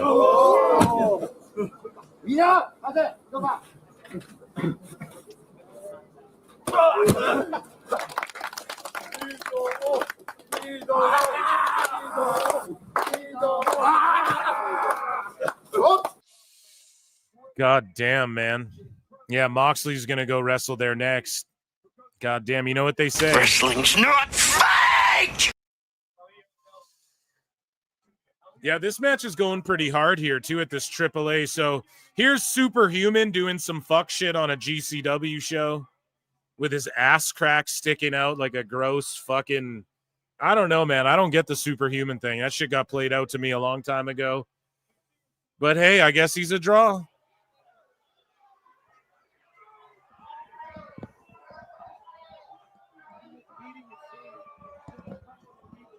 It's that JCW, GCW crossover. What did he say? Oh! Fuck this shit. And who's that? Joey Janela wrestling him? Of course it is. Of course it fucking is. And of course his whole thing is, let me say this punchline, fuck this shit, and then he doesn't even get to say it. Because the audio is all fucked up. So I'll switch back over to the... I am locked in for this fucking match, though, dude, as I'm reading this news off. But one video, man, we talked about it before. Mark Calloway, The Undertaker, dude, he ditched his... I didn't realize. I thought he had his own pod, and then I thought he had the Fanatics version of his pod. No. They fucking just axed the one and let WWE take the other one over. Now it's a less good version, a far less... It's an inferior fucking version of the original pod that Undertaker had. And his former podcast partner, Matt, recalls what happened. He got slimed, man. He did get fucking slimed. I'm just being honest. But he's a good sport about it. And he doesn't hate on Undertaker by any means. And it is just business. But yeah, he did get slimed. Oh. you were no longer going to be a co-host of 6 Feet Under. How did it happen? So we just got done filming one of my heroes in the sport, Jake the Snake Roberts, and Diamond Dallas Page, who I've been friends with for a while. And they came in, we filmed, we batch shoot. The last episode that we shot that day was me and Mark talking. Yeah. And which was going to be the first episode of that kind of group that would go out. Yeah. So we do that, we get done. I do what I always do. And how's everything going? How's the wife, kids, all that stuff? How's the home? And he goes, I really want to talk to you about some stuff. I was like, okay. I thought that he was about to tell me I'm done. You thought he was going to quit altogether. Yeah. Which is too much. I thought he was just going to be like, hey man, LFG, everything else. I'm done. Yeah. I'm too much on my plate. He's like, hey, the podcast is going to be taken over by WWE and all. That's what, we're going to move in that direction. So this was news to you? Yeah. You had no clue? No clue at that point. No, I was like, so I'm assuming that this is the end of my run on this. And he goes, yeah, unfortunately. I was like, but wait a minute, you're part owner. Well, defending Undertaker, though, you don't want to tell him before you record the shows and then have shitty energy. I was like, but wait a minute, you're part owner. Now this part's fucked. Maven's like, but you're part owner. Now listen to this answer. Correct? No, yes. I mean, Fair enough. So no. Why not? Fair enough. Because at the end of the day, he's still my friend. Yeah. And, we're sitting and nothing's going to change that. Absolutely not. Not on my end, anyway. I hate the guy for what he did to you. No, I'm kidding. Him dumping me as a friend is fine on his. He end. better never call me. No, it's actually an upgrade for him, right? To get rid of me. He and I talked for a little bit more. I go outside with him. He's at his truck. He just looked at me and he goes, "We good?" I said, "Mark," I said, "We said something a long time ago. We were at a hotel here in Savannah, and we shook hands and we said, if money ever comes in between us, we're going to shut the whole thing down. Yeah, we're going to go to the woods and we're going to go hunting, and that's it. And we'll forget about all of it." And I was like, "Dude," I said, "there's nothing business wise that on my end would ever come between you and I." I was like, "It's a podcast, man." And it was probably weighing on him, knowing the relationship he has with you, that he had to break that news to you. Mark kept the show going probably 6 to 8 months longer than he wanted to if I was a betting man. Really? Because of me. Yeah. He said yes. What? So he kept the show 6 months longer because of me. What? So he'd have ditched you to just go with his wife? He's still doing the show just without you, dude.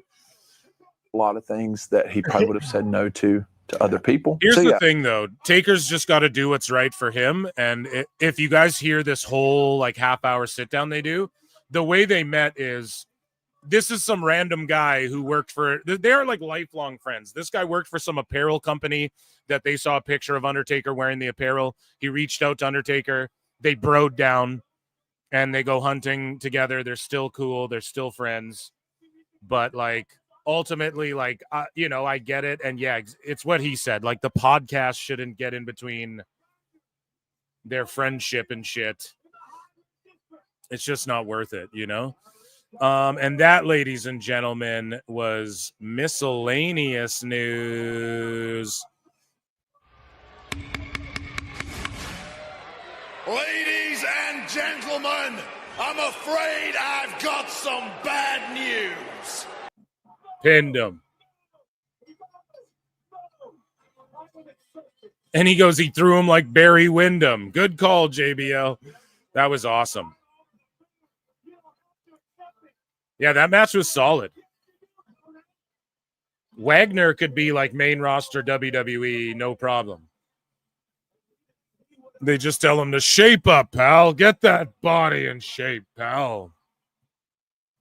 George Capture for 5 says there's 221K on WWE English, 91K on the Lucha channel, and 166K on WWE Spanish channel. Holy shit. Holy shit. Listen to how loud the crowd got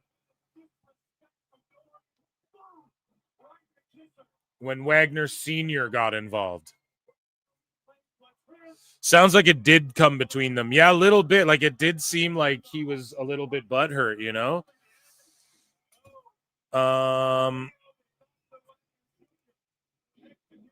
You guys saw Mecha Wolf? You're seriously missing out on JCW. Yeah, that dude fucking rules, man. 73 on the likes. Ladies and gentlemen, joining us on the show with some Lucha Libre insights, Cortisone de Leon, Chris Jericho. I look and see it's not just me. So many others have stood where I stand. We are the young, so raise your hand. They call us problem child. We spent our lives on trial. We walk an endless mile. We are the youth gone wild. We stand and we won't fall. We're one and one for all. The writing's on the wall. We are the youth gone wild. Let it get wild. Yay!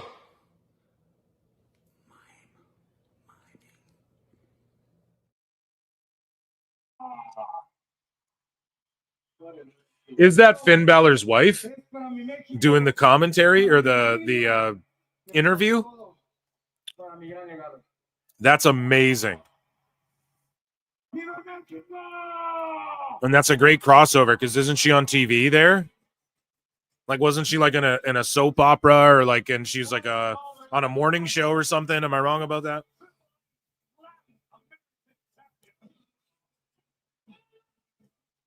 Fuck yeah, what a moment for those fans. They were popping like crazy.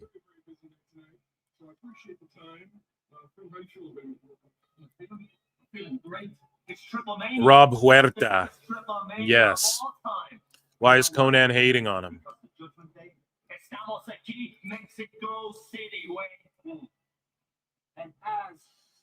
On commentary in Espanol is Marcelo Rodriguez, Jose Manuel Guillen, and Roberto Figueroa. Yeah, I know the first name and the last name you named. Fox Deportes. Conan is a heel. Yeah. Oh, Ray and Dom.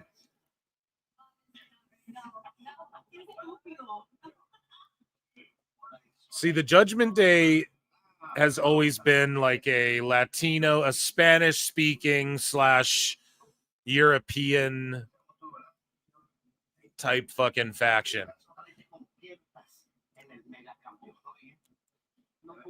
And you gotta love it because this AAA deal hits, and then you have this team that's been on WWE TV for like years. It's like a staple. Oh, now we're just crossing over and we're like a main attraction of this fucking of AAA now. It just worked out so well, you know, as fate would have it for a lot of people. For people like Dom, he's gonna just make like so much money. He's gonna become an icon like his dad. Who would have ever thunk that when we saw him as the babyface teaming with his dad and shit? Like, it's crazy. Finn speaks better Spanish than Roxanne. Exactly.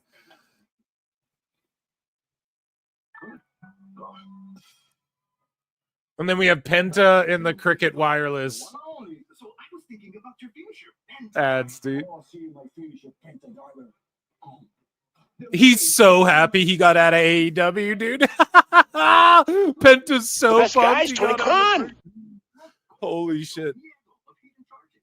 He's making so much money.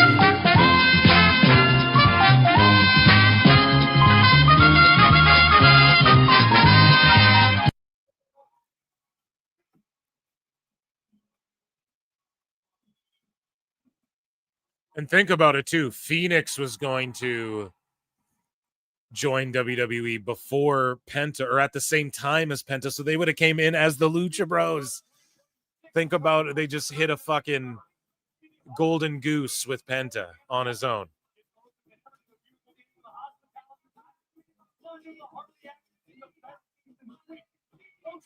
Phil, your butt boy Baydala. Why is he my butt boy? He's not my butt boy. He's your butt boy, butt boy.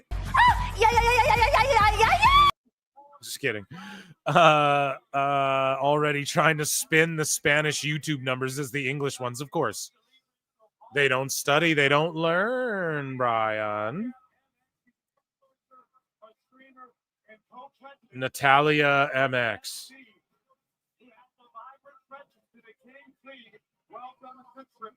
So who's that? Is she a wrestler or something? She's super awkward, like an influencer or something. Okay. Here we go. Thirstcast. Who's coming out? Lola Vice.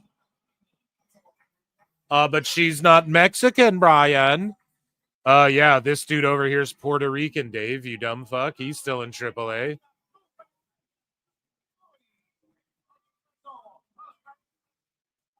Dave's such a dumbass hater.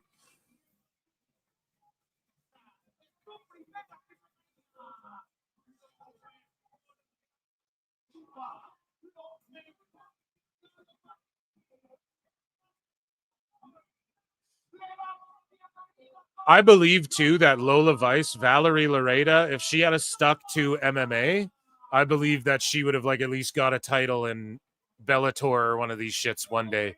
I know Bellator went out of business, but, like, she could have got close to a title, like, if she had just stayed the course. I think she had the skills and, like, the hunger and the determination.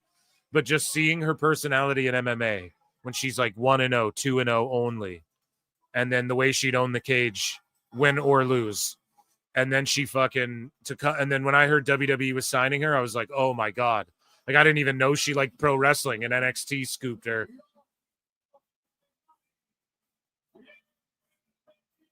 Amazing, you know?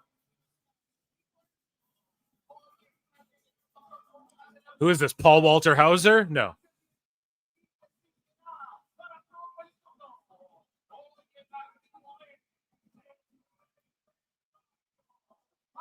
This is like the Hamburgo guy, right? Lucha gimmicks are just like you pick a thing, and then that's what you are. I'm a lizard. I'm a burger guy. I'm a they, them. I'm a fucking, you know. Isn't that all wrestling, I guess? This is fucking if Rosie ate Jamal. No. Oh my God. Thank you, fuck you, bye, boom. Oh yeah, listen to the pop for Mr. Iguana.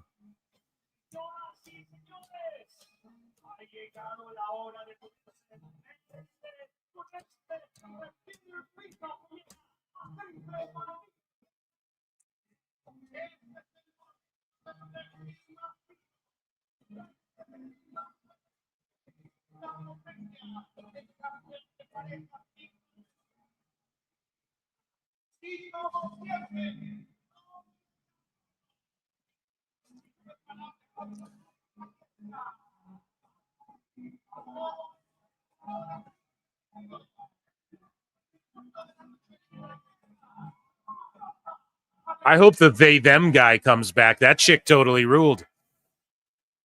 Fucking crowd popped for her like or them like Road Warriors. Biggest pop all night. I don't think it'll get me. Damn, and Lola's just like selling it for everyone. Right? Like, she's just such money and she loves this shit and she is so attractive. Dude, she loves the iguana. She's like, give me a kiss, dude. Damn. Someone told me Yeska is like weed and marijuana or whatever. Or it means weed or it's or something. Am I right about that?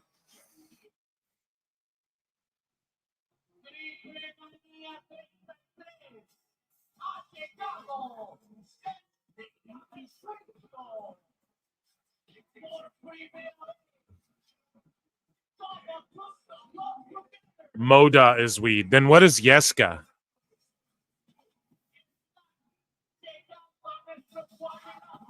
Fuck yeah, dude. Judgment Day. And see, WWE's kind of smart. Like, we can just do huge shows. We can do house shows and super shows. And then just do huge televised shows for AAA and put them online and shit. Because everyone wants to see these stars, the WWE stars.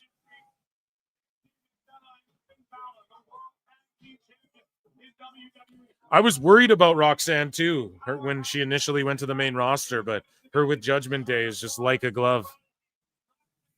Yeska is the response you give when offered Mota. Okay, Mota. Am I saying that right? Moda. Mota. It's the nickname of the place Mr. Iguana is from. Okay.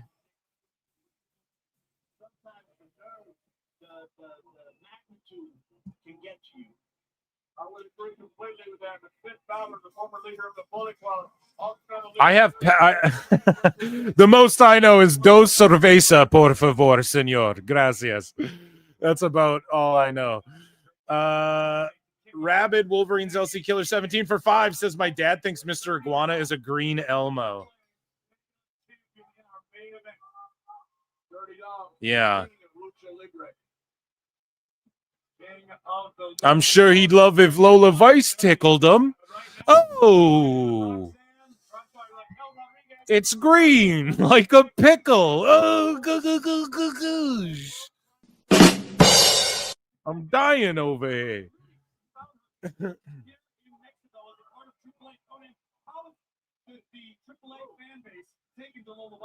She become a crowd favorite very quick because she was very, first of all, she has a lot of sympathy and very charismatic. People like her. It's just like how Lola hits the ropes and everything, man. It's just that veracity she's always had since they signed her. And then the shoot background doesn't hurt either. But it's just like how the facials, how she sells, all that shit. She caught on so quick. And again, it's like, well, where does she go on the main roster?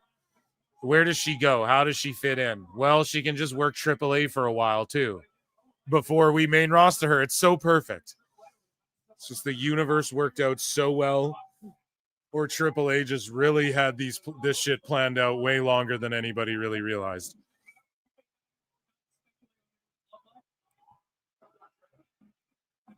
Yeska is a slang word for weed. Okay, well, you guys debate that in the chat. And I like that the AAA refs have their own jerseys. Like, we don't need them looking like WWE refs or whatever. Iguana, he's so over. We're locked in. I'm locking in, chat. Lucha doesn't have an issue with mixed gender violence, right? Yeah, you see more of it, but what they do is if you watched Lucha Underground, yes, there is like, oh, I'll kick a bitch in the face or like punch Chelsea Green in the face or whatever. But a lot of it is like, well, the women it's like the Black Widow thing. They use their fucking Hurricane Ranas and their head scissors and their dive moves and their flips. And it's like a movie fight kind of, So yeah, they're with it, but it's not like, oh, let me just glom her in the fucking head. Yes, you'll get some hardcore shit. And yes, it does happen. There's exceptions to every rule. But in general, it's more like, I'll lucha your ass. And so they make it work,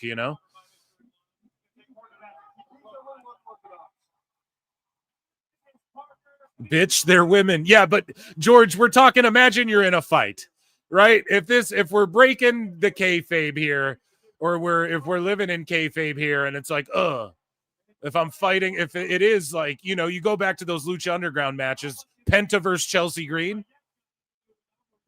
He's slapping his titties around. JD slapped his titties around, dude.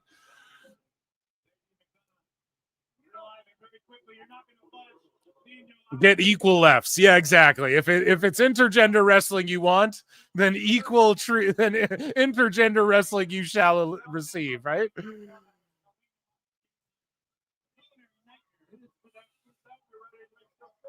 I'm getting what they're laying down. Yeah, no shit. No. Dude, that's awesome. He's like shorter than JD too, but he can't knock him over. It's so good.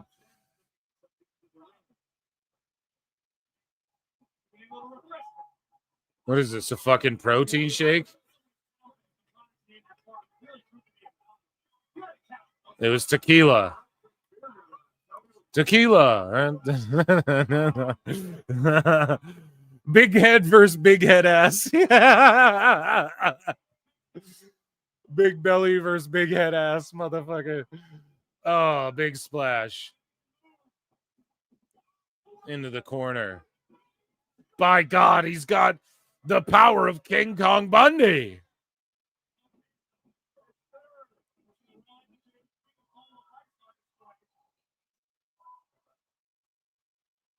Oh, shit. Oh, they're dancing a little.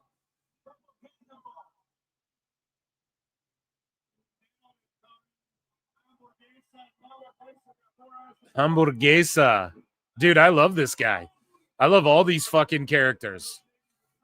Well, some of them, like the Batman dude, was okay. It's like, all right, you know, I get it, but he's all right. But some of them are kind of generic, but. Oh, shit. That's a big, heavy diving leg drop.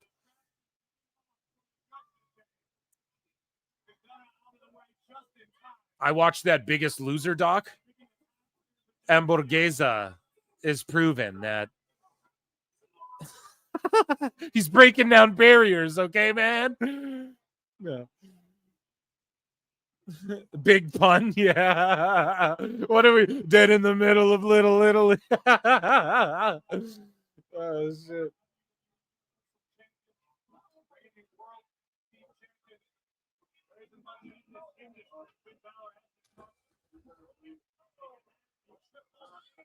Yeah, Lola's having so much fun in AAA, and she gets to like be herself and have fun and like get reps in that she can't in just being only in the WWE system, you know? God, JD's so good though. McDonough.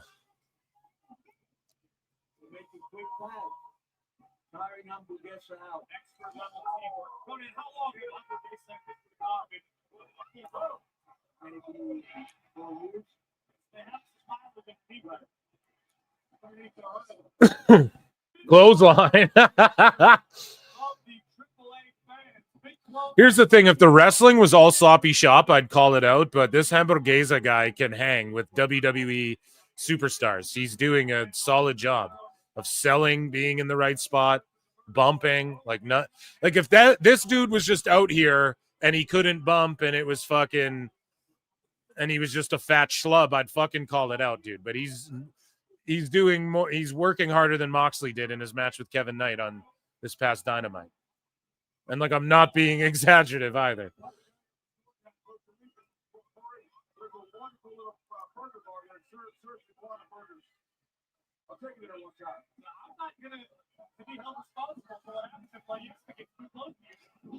Oh, damn. A big lariat from Raquel knocking the big boy over. Quick, someone get him a fucking cheeseburger and power him up like Super Mario. Let's go here.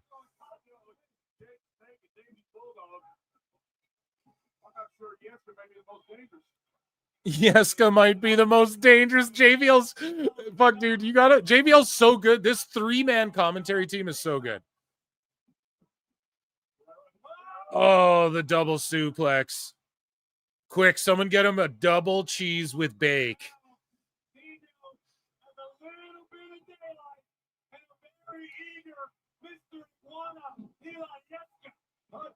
Oh, he tagged Yeska.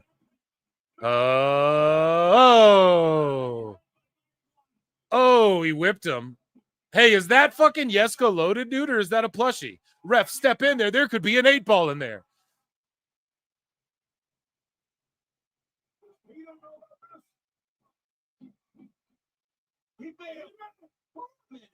Oh, bit his hand. Oh, no.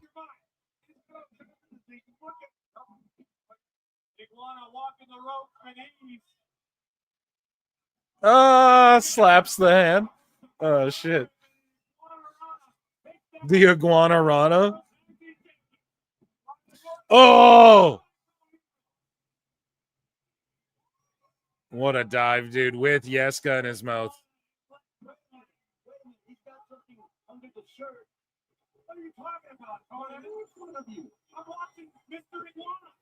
So someone's doing something in front of the announce table. What's going on that we're not? What does Finn Balor have? What is that? Is it a demon head? It is. It's a demon puppet. Demon Finn Balor. Demonito! Demonito! By God, it's Demonito! Oh my God.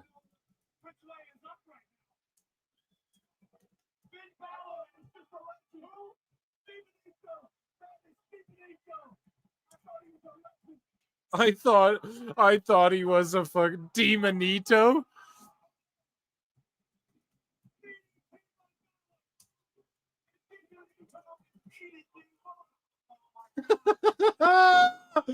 Holy shit. Holy shit.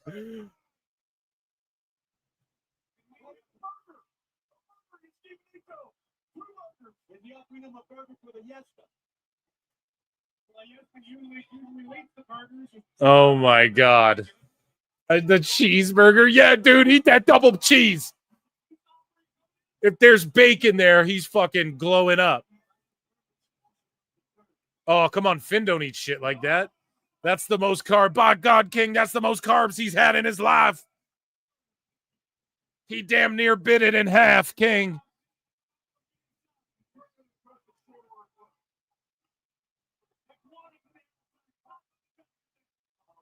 Oh, shit. Big boy gonna fly.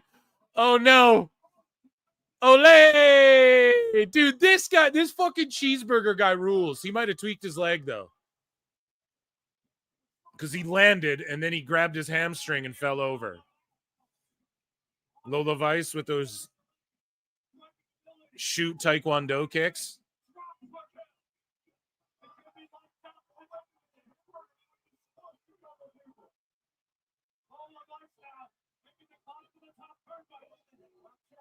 Oh, Roxanne. You don't got to turn on the red light. Who's here? Oh!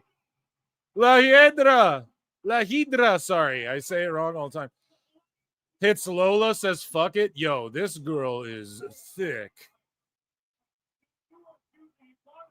Yo, what is up with La Hydra, bro? Son. Oh, shit, the big bomb. Judgment Day are just, they're going to win. Wow.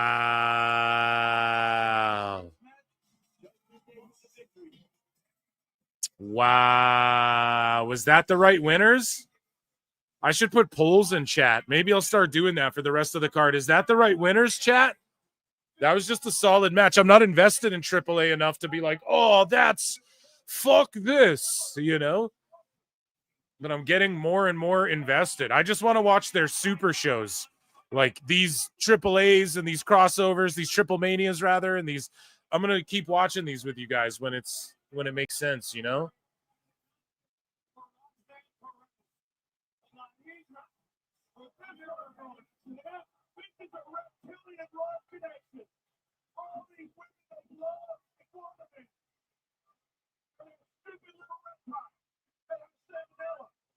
That stupid reptile that has salmonella. Plenty in pixel art for 10 says can't stay and hang tonight, but congrats on 7K, you beautiful son of a bitch. PWT Universe is the best. Sometimes in life you gotta be a hoe. Well, Plenty and you can't stay long, so I just wanted to hit that one. Dude, thank you so much. We acknowledge you. Acknowledge me. Thank you guys for 7K subs. If you're not subbed, I don't know what you're waiting for. I know a lot of people are fucking hate watchers. That's cool too. Come sub, you know you want to. And yeah, I appreciate you guys, man. Fastest growing live show in the space, the most viewers ever. If you factor in the max numbers, it's actually the biggest show. We're bigger than all the other shows.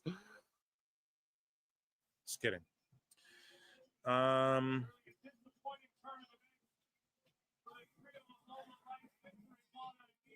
Yeah, it's crazy watching Triplemania with the production. Like you guys keep love you, bud. Be well, everyone. Yeah, dude. Thank you so much. Thanks for your support. And yeah. WWE Universe mode coming soon. More on Twitch. And Plenty and will be there. Hamburguesa is up and walking good. Yeah, because for a second there, like he landed it. He grabbed his hamstring. Then he ate shit. But it wasn't all in one motion. So that made me go, oh shit, maybe something like popped after, like maybe he landed, stood still, went, it's all good, and then it blows out. You know, that can happen. It's like a delayed reaction, you know. But typically when like you blow a fucking hamstring out like that, you just hit the deck, right? Most people just fucking, or like everyone just hits the deck. Here we go, man. Los Garza getting booed up. Paxel Stranger, PWT, Max number. There's probably a few guys named Max watching. The max number here is there's probably a few guys named Max watching. Yeah. Yeah, dude. The max number's 3 if you factor it in. Oh, shit. I'm dying over here. Not seeing a limp or anything good. Yeah, I'm glad. It's just something I noticed. Triplemania, he said. Let's see if there's any more quick short news we can do. I'm just so into these fucking matches. AEW is jam-packed. I don't know if we should get into AEW news tonight, but what we will do is we will do some more, ladies and gentlemen, this is some more miscellaneous news. Ladies and gentlemen, I'm afraid I've got some bad news. So Matt Riddle did an interview and he made a bunch of headlines. Some people are roasting him. They're like, he's just trying to stay relevant. I think he's trying to work people's interest, work his way into people being interested in him coming back to WWE possibly, or possibly like even a shoot match. Like I guarantee, I don't know why actually Riddle hasn't tried to get one of those like Logan Paul fucking influencer boxing matches, get on one of those cards or whatever. Although he is more of a grappler. He does got hands, but he just said that Punk's better days are behind him. He also says Bill Goldberg's dangerous and a liability in the ring. When it's like, how would you know? He wouldn't even wrestle you. Roman Reigns took issue with Matt Riddle's street fight claim. And now go figure, Roman Reigns is in the fucking Street Fighter movie. No, not that Street Fighter, but he said, I noticed this even with Bill Goldberg and certain people I rubbed the wrong way, even Roman Reigns at one point. I rubbed the wrong way. They get really angry when you spit facts. No, bro, it's just that they understand you can beat everyone up. You don't need to fucking walk around and say it to everyone. It's just etiquette, man. There's etiquette to certain things in life. So if I say you're hard to work with and you can't fight, CM Punk gets really mad, right? If I say Goldberg, you're a terrible wrestler and you injured people, he gets mad. Yeah, it's just called being professional, bro. Hey, Tom Cruise, you're a Scientologist and people accuse you of having people murdered. Have you seen the Leah Remini docs? Director, yell action. I'm fucking Simon Pegg. Hey, Tom Cruise, you have people murdered on behalf of Scientology, right? And you're gay, according to some, right? How's your ex-wife? Anyways, director. Oh, like, what the fuck, bro? Matt Riddle, you're cooked, homie.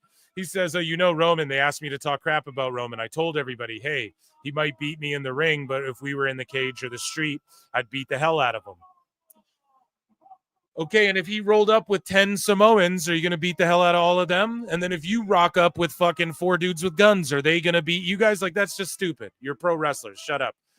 But from what I've noticed, and it's crazy because we're in this world of sports entertainment, but a lot of people get really angry and really uncomfortable with the truth, and especially fans as well. I'll say this. He is right about like wrestlers' egos and shit being out of whack and a lot of that fake tough guy bullshit. But at the same time, it's like no one cares, Matt. Everyone knows. We all know this, right? But Riddle had this to say about Punk. We have an actual video clip.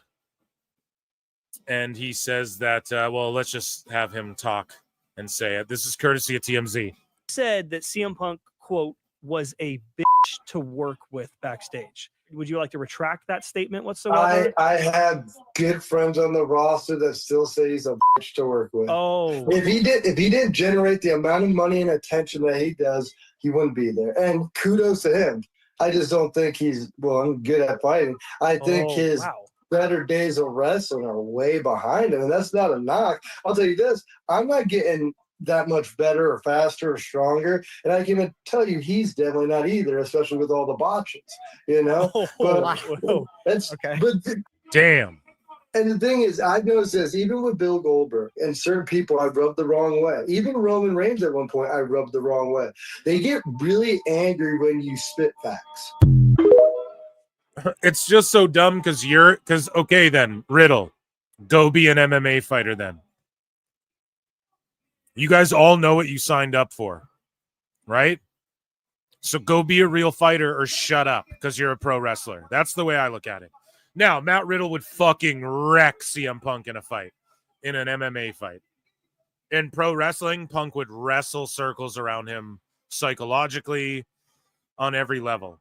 So this last clip from Matt Riddle, before we get into this AAA tag team title match, he talks about Shane McMahon and confirms the stories about Shane McMahon asking Brock Lesnar if Shane could pick him up for a spot at the Royal Rumble in 2022.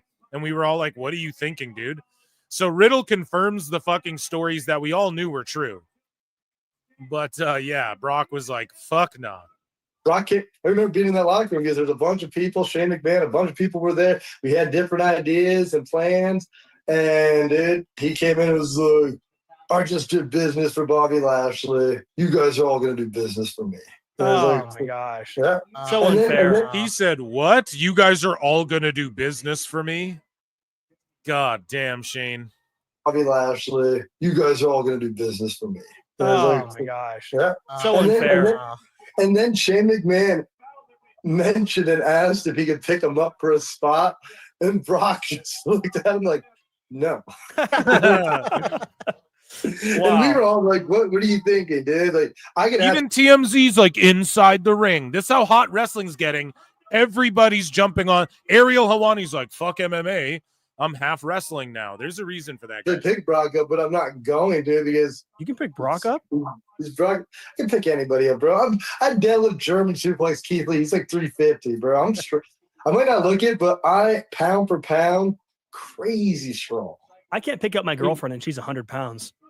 That's hot. That's That's hot. Yeah, dude. Fuck yeah. Hey, I'm not shitting on Riddle. I would party with him. I'd hang out with him. I think he's a chill dude. Like, in my opinion, I don't know. I don't know him personally, and he just, I don't know. He pops me. I thought he was hilarious. When I watched his season of The Ultimate Fighter, he was my favorite guy on that show. He got a brutally devastating knockout there. He hasn't had any bad losses. It's just, he couldn't stop smoking weed, and now weed's allowed in UFC. But realistically, he would have had a way longer and better. He could have been a top contender, in my opinion, in MMA. No questions asked about that. But yeah, he's just a totally gnarly stoner dude. And that, ladies and gentlemen, was miscellaneous news for the evening. Ladies and gentlemen, I'm afraid I've got some bad news. Guys, now don't get triggered. There's no DQs in this, and there's no tags in this sort of match. It's a partners match, not a fucking not a tag match. But yeah, Riddle does have freak strength and freak cardio. He just does. Whatever his genetics are, he wasn't lying about that, even in MMA. No, they're not Slim Jim, pal. Quick, someone get the Slim Jim tables.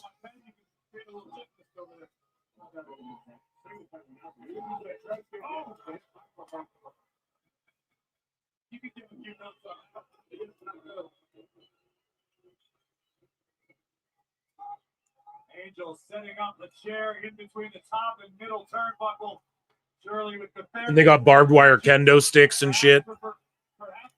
It's a street fight. Yeah, but I'm telling you, in AAA tag matches and shit, in these trios matches, like, you don't have to tag even the traditional way. They're all essentially tornado tag matches. And I just figured it was no DQ, but I didn't know it was a street fight. But yeah, it applies anyways. Like, there's no DQ if you're not tagging. You can do whatever the fuck, you know? People brawl outside the ring for 7 minutes and shit.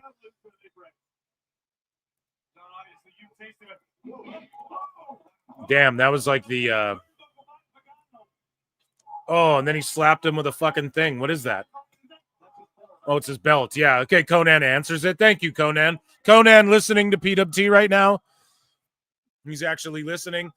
Guys, I want to thank you. Come subscribe, youtube.com/@ProWrestleClips. Thank you for 7K subs, man. Round of applause for the PWT universe. Thank you for all the support. You guys can become a member for 99 cents. If you haven't, you get access to my Monday bonus shows. Consider becoming a patron. And thank you. I appreciate it. Consider gifting a membership. That's a fun thing to do. Round of applause for you guys.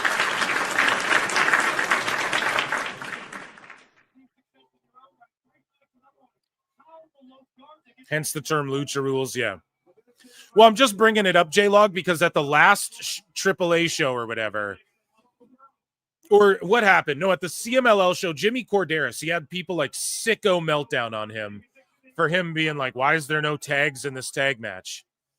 And people were like, because there's no tags you don't get DQ'd, like there's no counts for that. Tags are like at your discretion pretty much in Lucha Rules. And so I just wanted to try and clarify and reiterate it again, because it's only the second Lucha show we've watched together here in the PWT universe. At least I think. We've done so many of these fucking shows.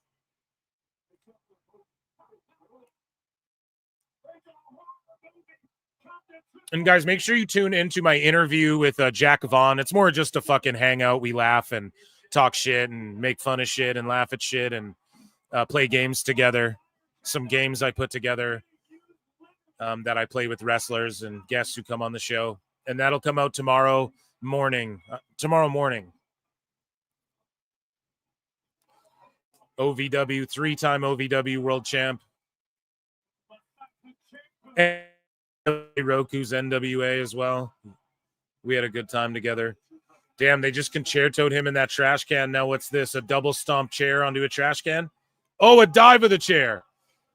Sabu. Oh, shit. This is crazy, dude. And the crowd's been red hot this whole show.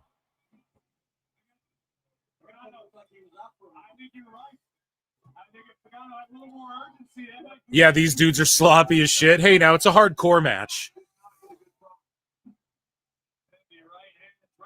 AAA is outdrawing Collision in the ratings. Yeah, 169K on Espanol, 230K on English. Just say 231. You don't got to fuck around with the numbers. And 109K on AAA's YouTube. So, yeah, I mean, and then think about, that's like the viewers right now. Think about the amount of viewers they hit, unique viewership throughout the evening. Right?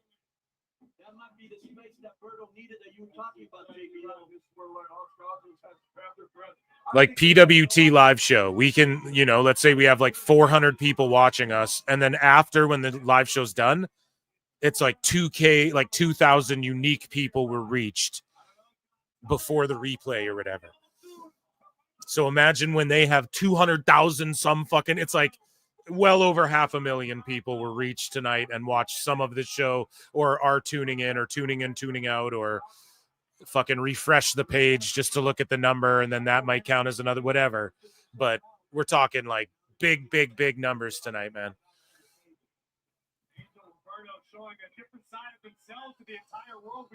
R.I.P. Clown's kneecaps. Dave's going to say it's free, so the views aren't that high. Can is destroyed. Yeah.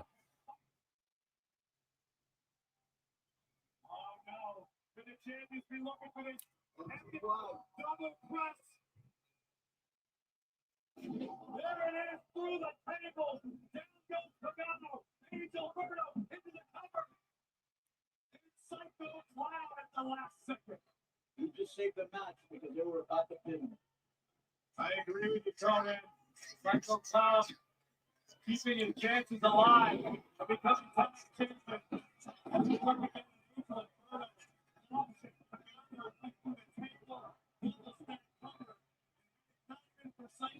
This one would be over. God, the action spilled out into our laps.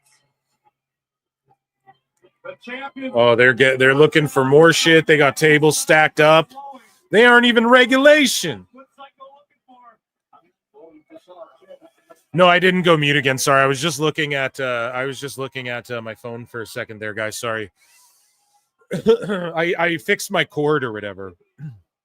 I just tried like a different little thing and it just wasn't working, so just went back into the man I used to be. Ooh, I tried it, I couldn't find it.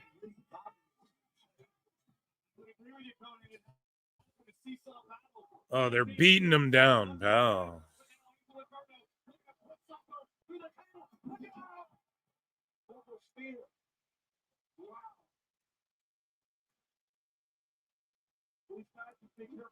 I'm just trying to get back to me. We need to know.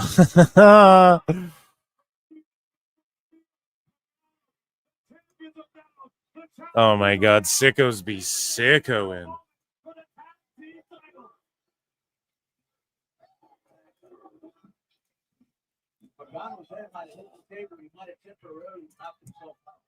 I think he's on Spear Street in Leipzig.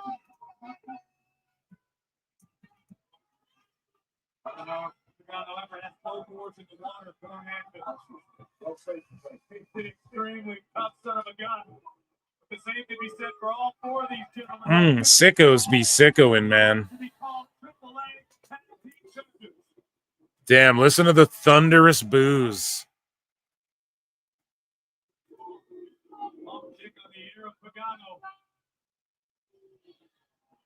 Angel now cooking up something, PBS. There's a tape on the outside, right? There are two going in, as a matter of fact. Erdo now looking to muscle up Psycho. God only knows. God help the challenger.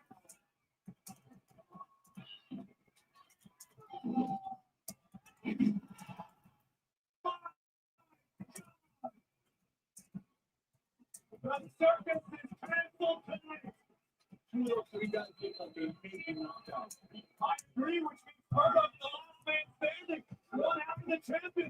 Erdo needs to muscle one of the contenders in the Holy shit. Holy shit. But Erdo's still feeling the effects of this grueling battle. Here it is. Cover to retain.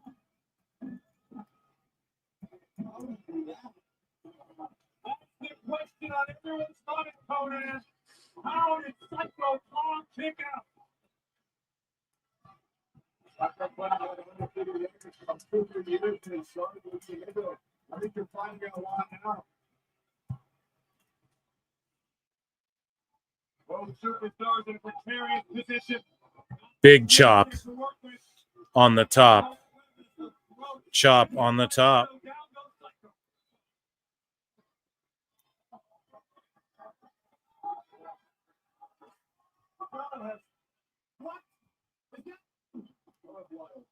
It is barbed wire in the mouth of Pagano. Barbed wire in the mouth. This is some AEW shit. This is some sicko shit, pal. Real fucking sicko shit. No glass, no staple guns. Barbed wire in the mouth, though, pal.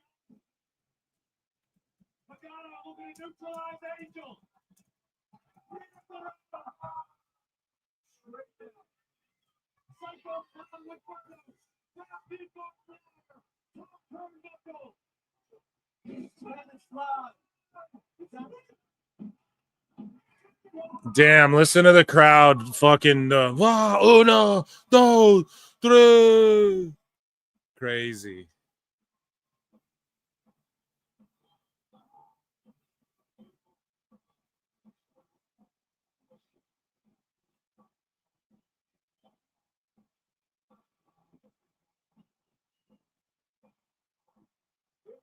Okay, so here's all the clowns, a clown car. I thought it was the dirt sheets coming out for a second. All of them, one by one. I thought it was the fucking Observer Awards coming to fucking.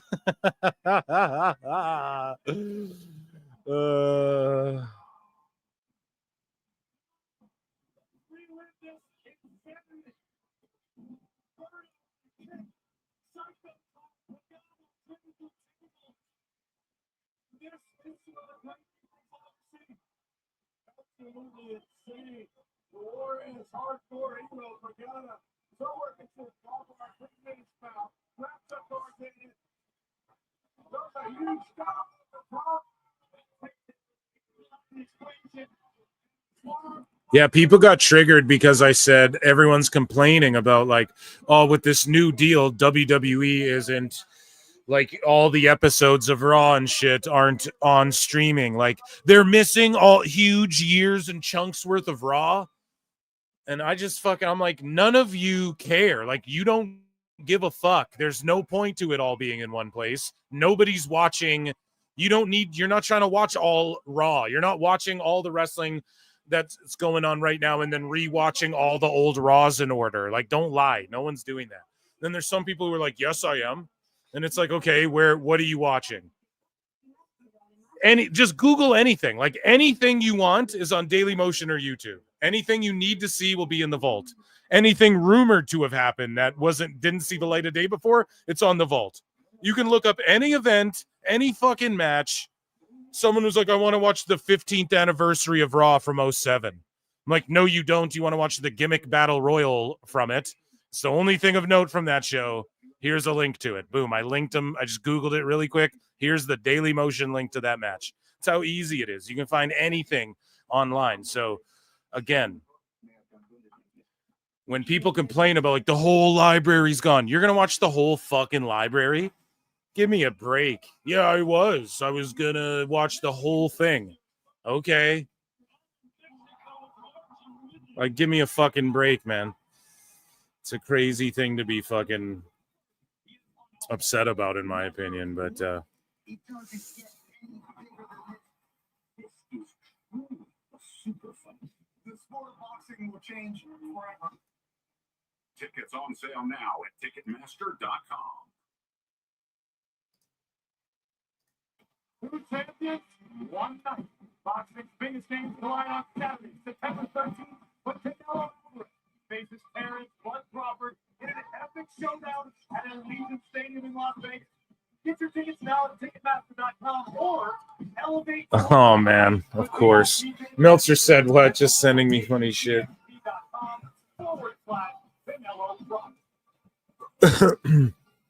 Excusez-moi. Canelo Crawford. Yeah, that'll be a fucking good one.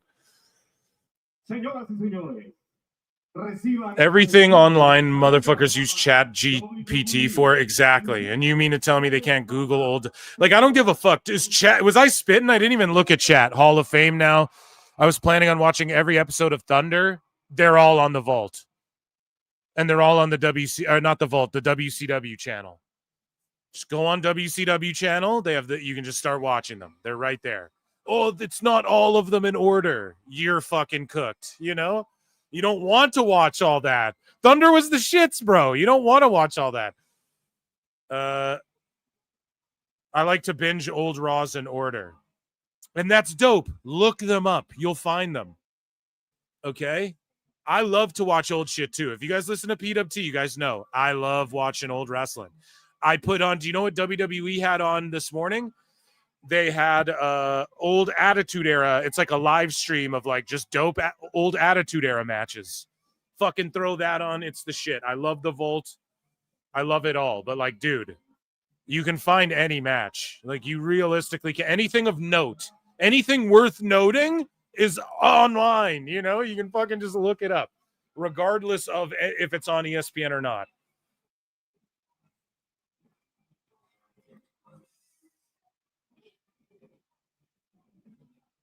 Bring in Husey for this. It's just so late, bro. I can't, you know, I can't.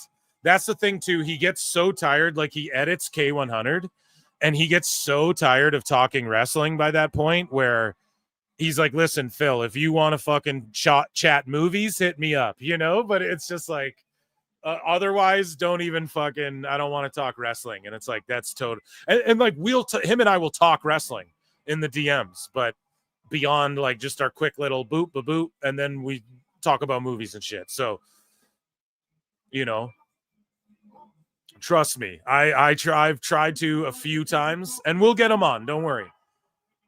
But it's just a matter of like, he's loosey goosey like I am. It's a last minute thing. people know if they try to get me on their show, I'm loosey goosey and I just do my thing, you know. So it's hard to like lock me in to get you on your show, honestly. Dom's match is next. He's deaf coming out to interrupt. Who's this little guy? Yeah, I don't blame him. And that's me too. Like, I'm always editing wrestling shit. So if I get a minute to just like mark out about, which by the way, guys, I reviewed Fantastic Four over at youtube.com/PhilMarksOut for like an hour with Husey. And we talk like Superman and other stuff. So, and Happy Gilmore too, and some other stuff. So make sure you guys go and check that out. Here's the channel over here. Right, here's my Fantastic Four review. What's happening, guys? And you can get it in podcast form. So some of my content I also upload the audio of, and it's in podcast form, like the review Husey and I did there. Sometimes I do different reviews where where it's like edits and stuff like that, which there is video edits in that as well, like clips from the movie and stuff. But I also upload it, and the podcast is called Phil Marks Out, and there's just like Phil Marks Out about stuff. So each one is like Phil Marks Out about the Fantastic Four First Steps. Also, there will be more uploads in that regard on that channel and that RSS feed, which will be like me, like I mark out about the week. It'll be me. Like I'm gonna do like a podcast that's like an hour, like less, half hour or longer, half hour to an hour long, every week or every other week, where I just like zip through and react to news in like the entertainment world, but not really in the way that other people do it, like kind of differently. Just go check out my shit. I love you guys. I appreciate you guys. Rey Mysterio's cutting it up. I'm not going to lie. It's annoying hearing him talking and then the guy try to translate over him. It's like I can't really absorb what's being said at all. So I'm just babbling to you guys also. So we're not just sitting here in the quiet trying to understand what happens, or what's happening rather, or what Ray's getting at. But he's inducting Conan into the Hall of Fame, okay? And we're about to see K-Dog inducted. Was he inducted into the WWE Hall of Fame? I know he inducted Ray. But I believe Conan will be in the next WWE 2K game, and we'll finally get the Wolfpack. Wolfpack is back, causing mass destruction. The bad boys are wrestling. Yeah, they're fucking it up really bad. They are. Conan! Conan! Conan!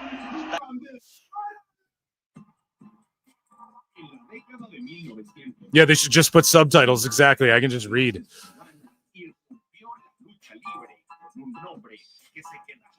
He's of Cuban descent. Oh, he's not Mexican, Brian. Like, when has that ever been a fucking qualifying criticism? Vampiro is like the most over guy in Mexico. He's a fucking Canadian dude. Like, he's a white boy from Canada. What are we fucking talking about here? He's not Mexican, Brian. And cruzó fronteras y no solo llevó la lucha libre a los ojos del mundo, sino que también unió culturas, estilos y generaciones. Sabes que siempre te llevo en mi corazón. Gracias a ti, tú me pusiste en el mapa y hoy estoy representando. Oh, snap. It's on YouTube. I forgot all about the show. Yeah, you guys got to get on that. Now that you've given me, now that you've shown me, Conan. How funny is it? Dave Meltzer was like, oh, he's going to imagine Conan's fired. Your contributions have been tremendous. The Dome Father of AAA, the Dome Father of Lucha Libre. Conan. I have to tweet about this. Your induction to the AAA Hall of Fame. Con su capacidad para detectar talento, ha forjado el rumbo y la identidad de Lucha Libre AAA.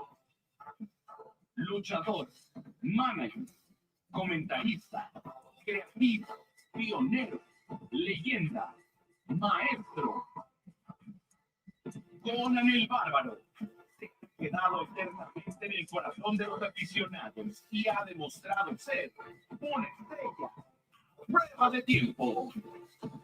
Yo sigo siendo un personaje.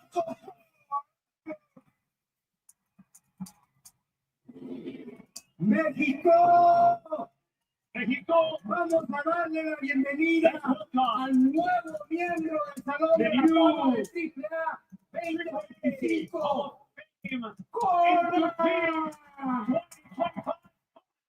I have to tweet about this, man. Shout out Conan, by the way. Is this a Hall of Fame? I'm assuming. Muchas gracias. Thank you very much.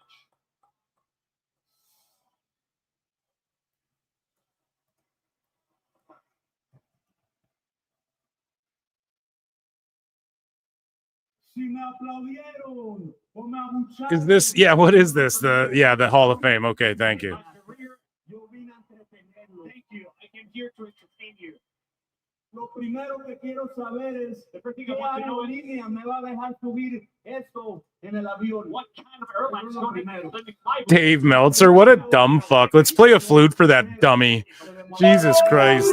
No, not an E flute. He gets a fucking... Meltzer fears facts, This just dog. in, we have confirmed that Dave Meltzer fears PWT and flutes.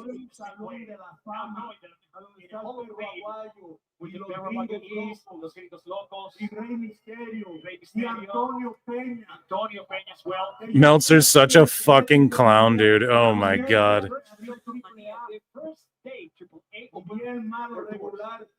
Soy hijo de AAA. Estoy hablando, güey, con un poco de respeto. I am the son of AAA. I'm speaking, please. Let me talk. Ya, siéntate, payaso. Sit down, you clown. So he's healing because Conan is a heel, so he's not about to break kayfabe, brother. It's a work shoot, brother.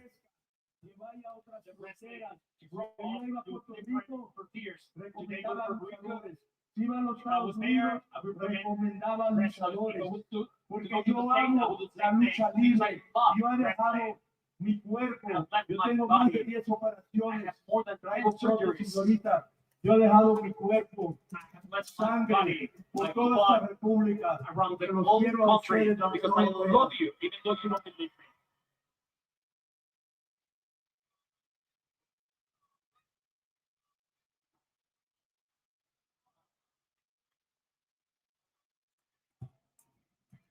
Muchas gracias. Thank you very much. Muchas gracias. Thank you. Muchos gracias. Oscar quería que le dijera la historia como yo entré a la lucha libre. Me to tell you the history about how yo vi mi primera lucha libre en Tijuana. I saw my first lucha libre en Tijuana.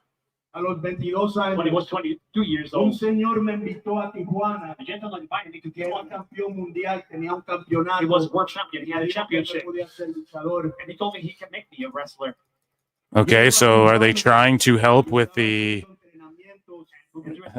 translation here? This guy looks like a filthy animal. C+. Remember when Conan used to say, toss my salad and pull my potatoes? Oh! Conan Dice Clay. Andrew Dice Conan. This translator got a B in Spanish. Shit. When it comes to Conan, although not everyone remembers this, but he also wrestled in the early 2000s in Puerto Rico. I'm going to egg Meltzer's house on Halloween. I do not condone that action, good sir. I do not endorse or condone doing that. He's a fan. Just a fan just lied to me, and he brought me to wrestling. Thank you very much. Damn, we should have did news during this whole thing.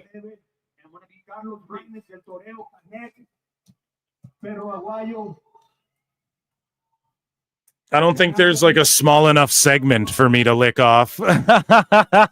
Start chopping away at some fucking dummy Dave action or what? No. What is fucking going on? Two people talking at once. And in TNA as part of 3 Live Crew.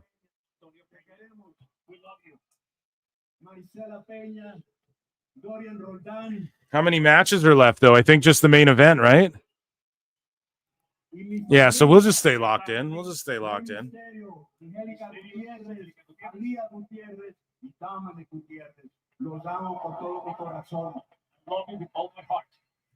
But ladies and gentlemen, filling in for me during my pee break is Corazon de Leon. I look and see it's not just me. So many others have stood where I stand. We are the young, so raise your hand. They call us problem child. We spent our lives on trial. We walk an endless mile. We are the youth gone wild. We stand and we won't fall. We're one and one for all. The writing's on the wall. We are the youth gone wild. Let it get wild. Yay!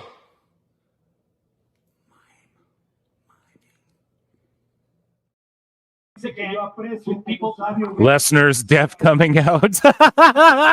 Yeah, Lesnar comes out. F5's Conan. We are the too young to raise your hands twice. Let's fucking go. Women's triple threat. Oh, is there a triple threat still? We want Hoovy juice.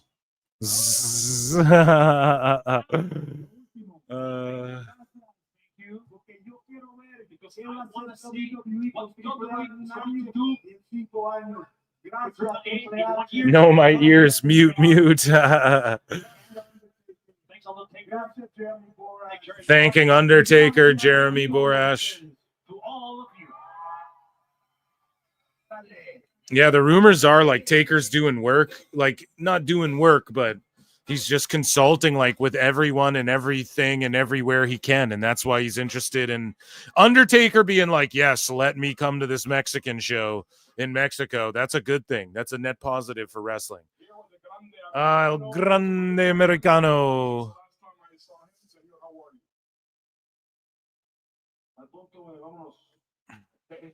So I talked to 3 of your opponents already tonight, including Dominic Mysterio, who you tagged with on Raw. Conan mentioned it on Keeping 100. Yep, I know, dude. Make sure you guys go and check OK 100.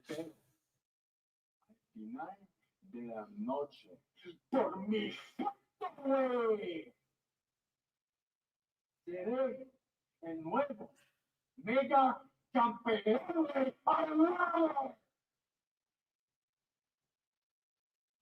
El Grande Americano. Yeah, 2 matches remain. That was my bad. I jumped the gun there.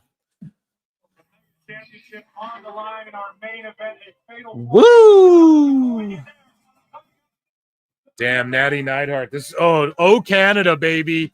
Take this belt and bring it back to Canada. Lady Flammer.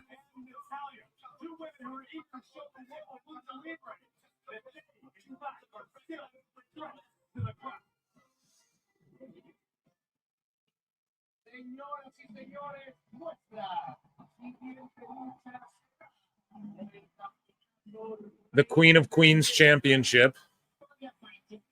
Fabi Apache, Natalia, and Flammer. Now, is she going to be Natalia or Natty Neidhart?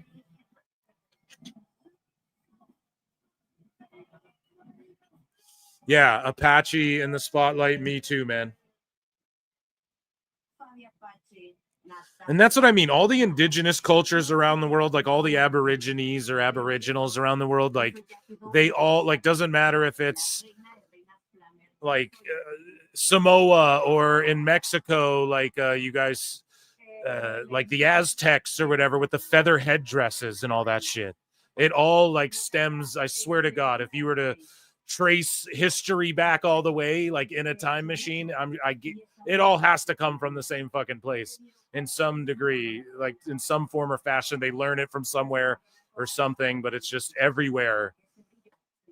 You know, the headdresses and all that. I get down with gimmicks like that, man. I'm not gonna lie.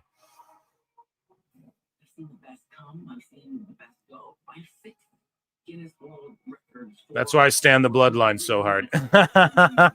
They just look like my cousins and shit. If she shows up as Natty, she's 100% winning.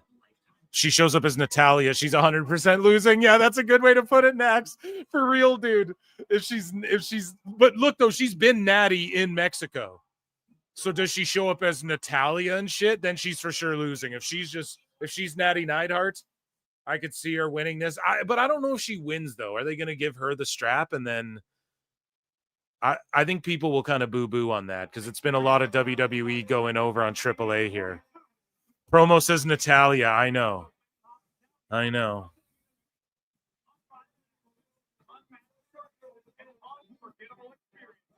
Secure your spot for this time and where they're available to the general public by placing your deposit today at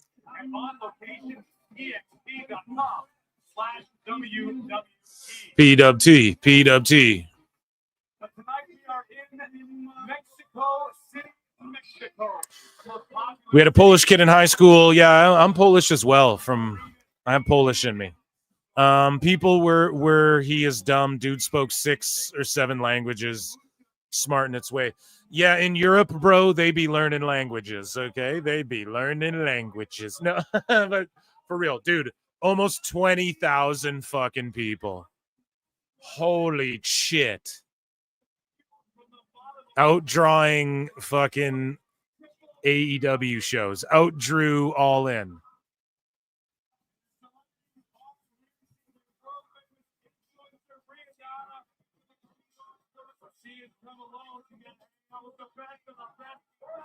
Mascarita Sagradas there. You know, Dave's like, oh. Phantasma.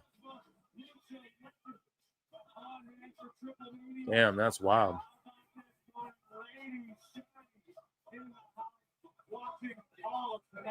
Damn.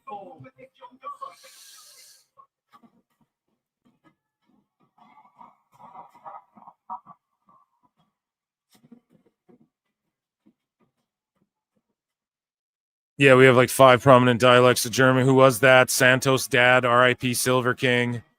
That's not Billy Zane and that Phantasm. Okay, let's lock in, man. We're giving these 2 main events their fucking due.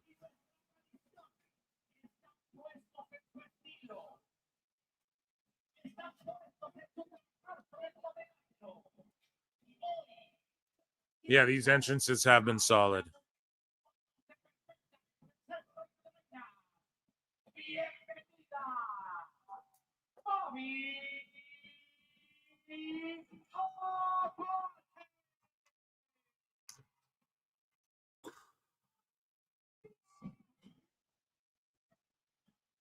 The Korean me is triggered. Nah, dude, that's our folk right here, man. Even though I know we'd be beefing, but it's 2025. God damn it. Everyone love everyone. Natty, Canada, stand up, dude. Yeah, so she's doing Natty Neidhart, but they're just marketing her as Natalia, but she's coming out with her Dungeoneers.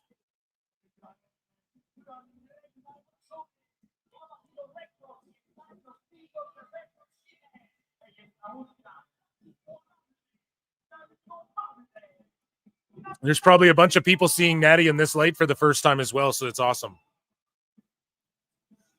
Polls in the chat. Should we do polls for the fucking here? I'll do a poll on the Clips channel. Everybody, youtube.com/@ProWrestleClips. Consider becoming a member for only 99 cents. You get access to my bonus shows. Run the fucking likes up. And thank you for 7K subs on one channel. Thank you for 2K subs on the other. And super chat in. Throw me some fucking scratch here. And and consider gifting a membership or hitting like, hitting dislike. Tell me to go fuck myself. Leave a good comment. Leave a bad comment. Do your thing. Yeah, Natty's turned. This is fucking lit. I love seeing this side of Natty on WWE programming. Okay, who do you think wins the AAA? Now, I know it's not the AAA Women's Championship, but that's what we're calling it. It's called the Queen of Queens or whatever.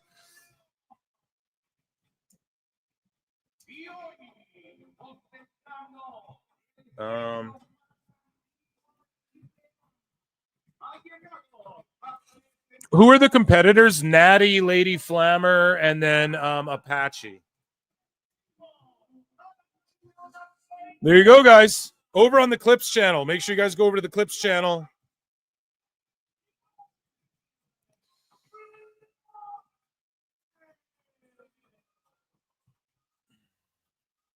The devil herself, Flammer, the Reina de Reinas champion. God, Flammer and Hydra are just like Conan, what can we expect out of the champion in this triple threat proposal? They are lookers. Fair is fair, dude.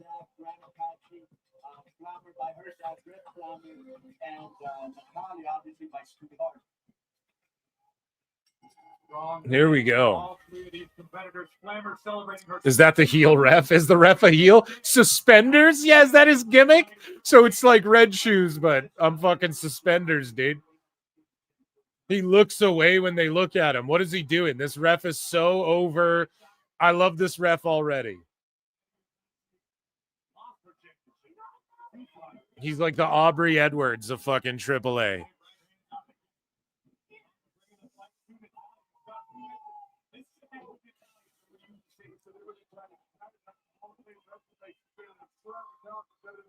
But 735 days as champion. That's wild.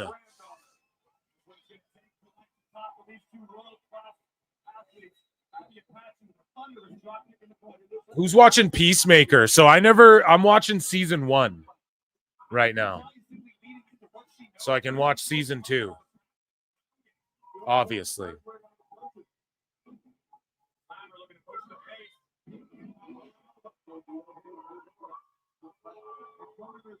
But Creature Commandos was really fucking good. And I'm digging the DCU so far. It just reminds me of the DC animated universe. You know, it's really all it just reminds me of like Justice League Unlimited type shit. Damn, Natty's just going off.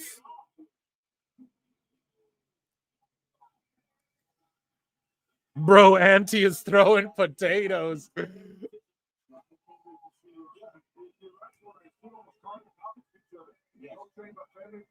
Yeah, I'm watching season 1, and I have noted what James Gunn said to discard as non-canon.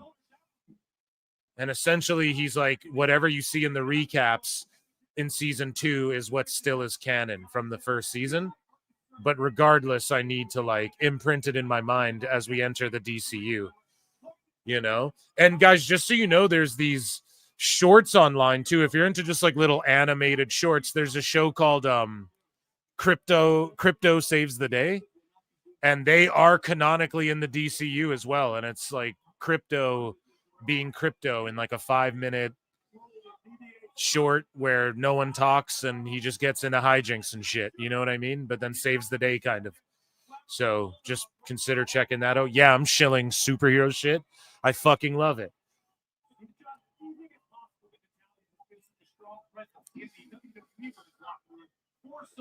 These ladies are cooking. I'm a huge fan of so many people after this show that I don't have enough create a wrestler spaces on 2K to buy.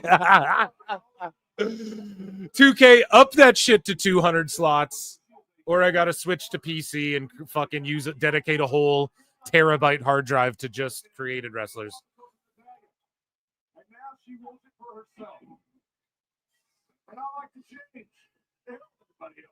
Oh, big kick there.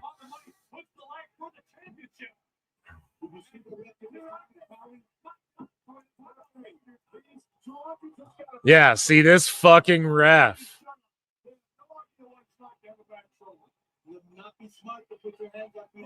So who does he cheer? Pardon me. Who does he choose who he's helping and doesn't help? I wonder. Like, so is the Lady Flammer a fucking heel and I don't know because everyone's cheering for her?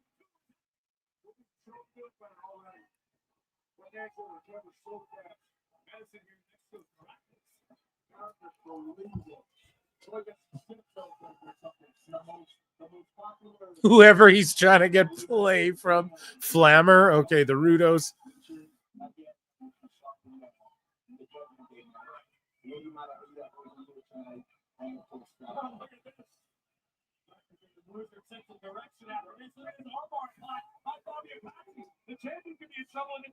Yeah, I can't. Someone said you guys are lucky to do all that. I ain't switching to PC, bro, to game. Like, there's no, that shit's just like so expensive. And then it's like, I already can play the game on a next. That's how I justify it in my brain anyways. Like, I'm not a total cheapo and shit, but I look at things of convenience as well. Like, you guys get what I'm saying? Like, you gotta fucking I don't know. I don't understand people who like live above their means. I don't know if it'd be above my means to get a PC. Like, I could just stop playing Xbox and shit. It wouldn't like kill me to build a PC, but I don't know shit about building them. And then every time I go to look, like, hey, I might want to switch to PC, because I've thought about it a few times, but then I go to look and I'm like, well, where do I start? Everything's so expensive. I'll just stick with what I'm doing. You know, I can buy a fucking Switch 2 for $500 or whatever. I can buy a fucking, a fucking Xbox is $400 or whatever. I don't. So just seems more convenient to me, right? But yeah, maybe I'll put one on a wish list, pal. No.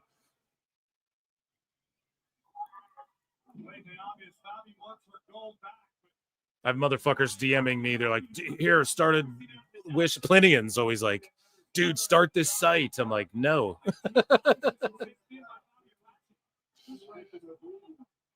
Want to ask you guys for more shit? You already support me so much.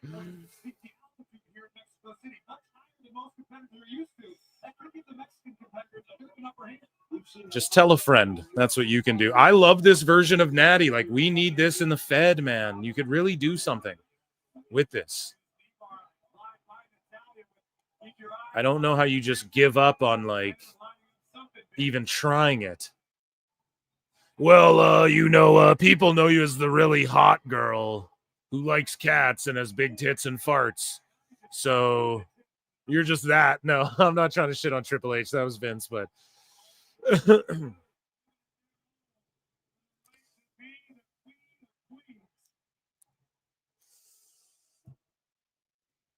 listen how hot this fucking crowd is.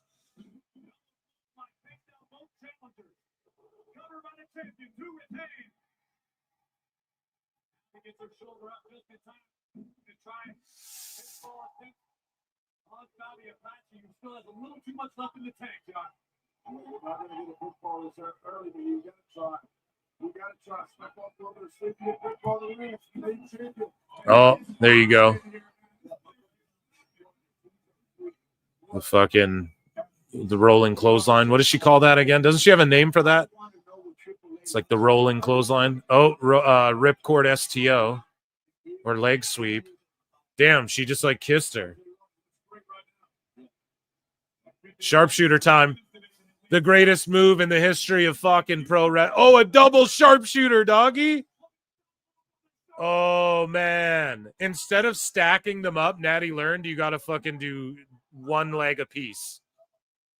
Because I think Sting would hit the Scorpion Deathlock on the other leg than Bret Hart. And that's why I kicked your leg out of your leg.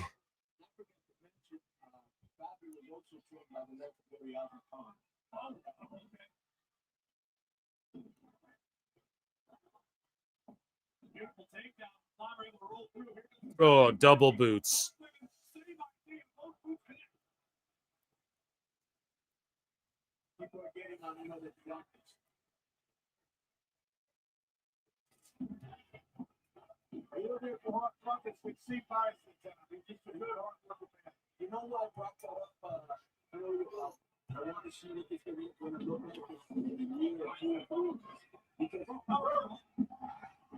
Oh, kick out.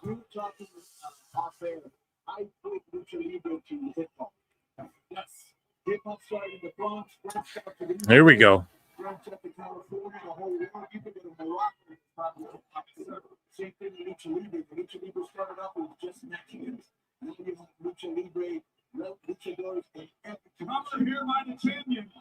He's fast counting Flammer. Yeah, two half-ass. Oh, well, those sharpshooters, I thought that those sharpshooters, they were pretty sloppy and you hurt somebody, and I take great pride in, not hurting anybody with my fake moves that are real, but, well, mine are real, but theirs are fake, and Natty gonna win this, bro. Jenny Neidhart, though. Uno, dos. Oh. Natty breaks it up. This crowd is white hot. Holy shit.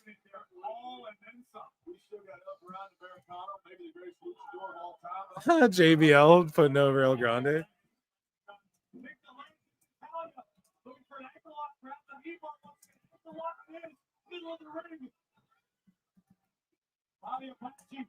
Slapping the legs, seeing if you let go. Very smart. I'll be in all types of agony right now, but Climber could have lost their goal without being defeated. Go one by Apache. Shoulders down. Oh, that was close.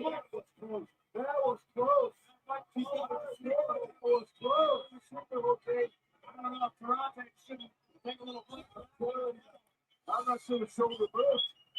Sleeper hold applied by Natalia. Two body Apache. You know when the person doesn't win that you like, you've got to bring it up somebody else. When I'm Sebastian, it's like the Wagner. Make up your mind. I'm not blaming on you at all. Pitch it up to the driver. From behind. Flammer. Damn, she got her fucking... Her foot was on the rope. This corrupt... Fucking... You fucked up! You fucked up! You fucked up! He's just a dirty ref, man. I like the gimmick, though. Like, he's a dirty ref. It's just whoever's paying him or whatever he works for, or maybe there's a relationship deeper that I'm unaware of. Keep her opportunity alive.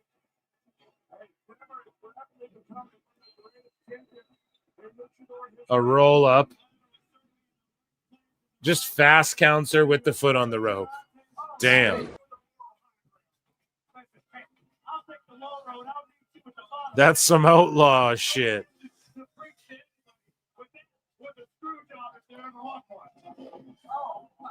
Damn, dude.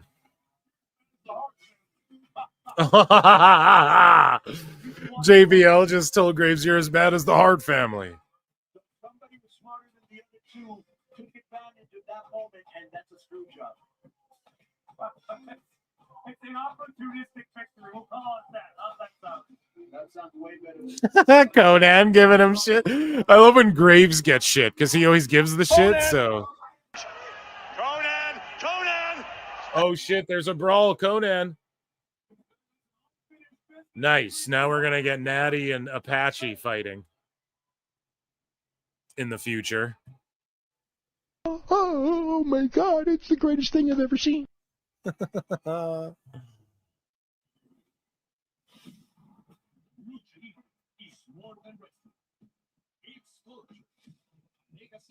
So what are they saying? Hold on. In Vegas? Damn.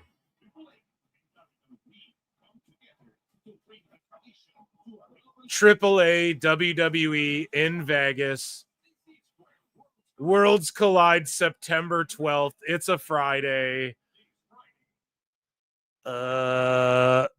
We'll do a fucking goal leading up to that, like the Wednesday before or whatever. And if you guys want it, we'll fucking stream on that Friday. There ain't no way. Are they gonna go head to head with SmackDown or before? We'll watch both head to head if we have to. Isn't that All Out weekend? Oh shit. So that's like the first show of the weekend. They're gonna announce like 2 or 3 more shows for that weekend, dude. Holy shit. Worlds Collide in Vegas.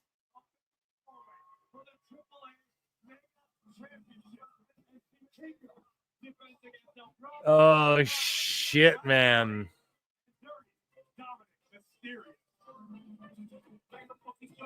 It said 10 p.m. EST right after SmackDown. Okay, so what we'll do, more than likely, okay, unless my wife is like, no, we are going on a date that night or some shit, okay? We will fucking watch SmackDown and then watch that back to back. Hey, they want it back to back, okay? But we'll set a super chat goal, but just not right now. We'll do that, like, just don't worry, in September, okay? In a month, or just under a month. We'll discuss it again. But I think that's the way to do it.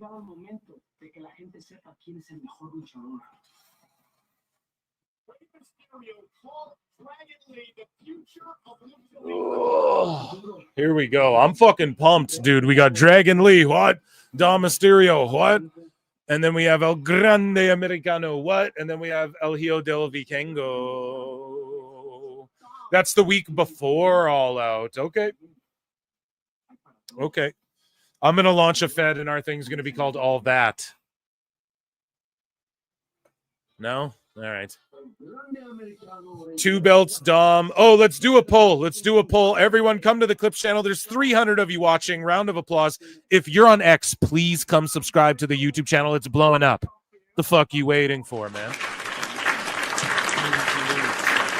Poll in the chat.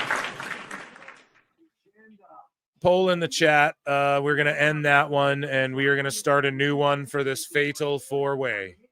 How do you say fatal on Espanol? Something cuatros, something. I don't know. Okay, so who do you think wins the AAA?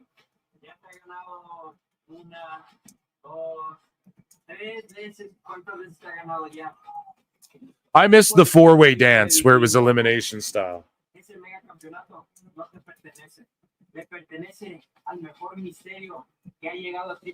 Vikingo.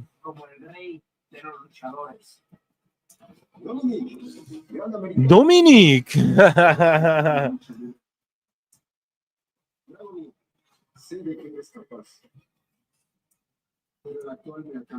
So funny too. Everyone's like, "Oh, where's Dragon Lee? They just ruined him."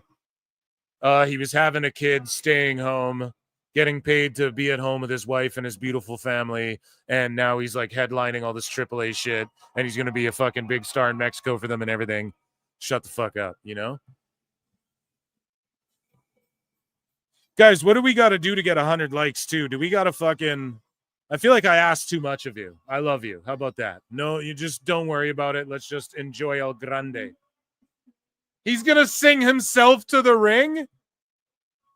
Donkey!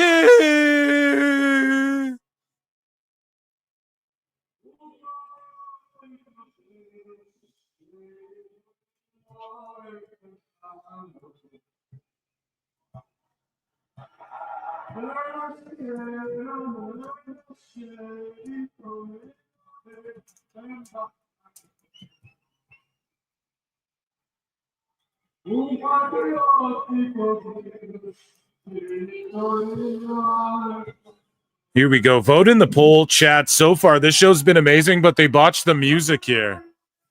Shouldn't they be playing behind him? I think it would just give it more. But they're right behind him. Yeah, look at everyone's on their feet, man.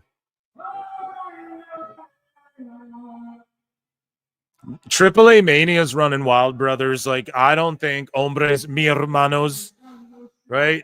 AAA Mania's running wild, hermanos. Is that the right? Am I saying it right? But for real, man, I just feel like this vibe is way more lit than the CMLL Grand Slam show. Although that crowd was white hot.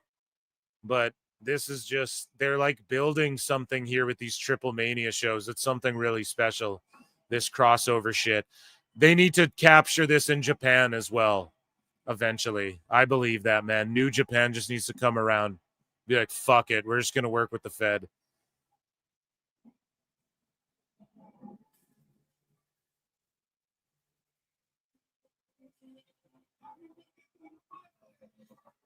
Hell yeah.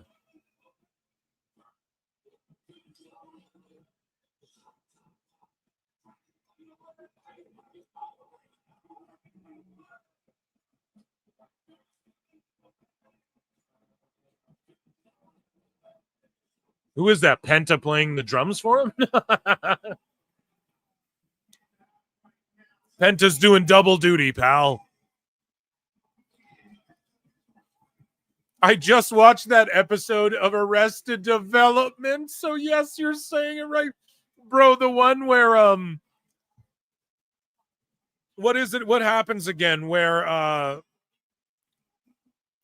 he's in love with like his nanny or like his brother's girl or whatever, right? And then he's like, mi hermano, or whatever the fuck. Yeah. I remember that. Man, Arrested Development fell off so hard. They were going to come back and like just do it in movie form. But just the new season, no one had interest in it. And it was like filmed in different chunks, and the order of it was all out of whack and silly. Damn, this little kid's like crying, pulling on Dragon Lee's wings. Maybe he was kind of laughing. I don't know. It was an emotion, either laughing or crying.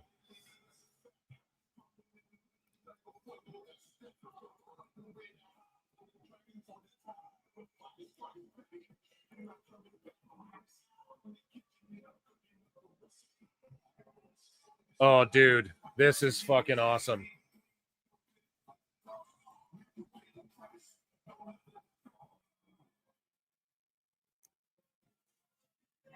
And everyone was tripping about Dragon Lee. And he's in here with El Grande and shit. Think about how El Grande's taking off, and it's not even Gable. It's a different guy. Oh, it's too good.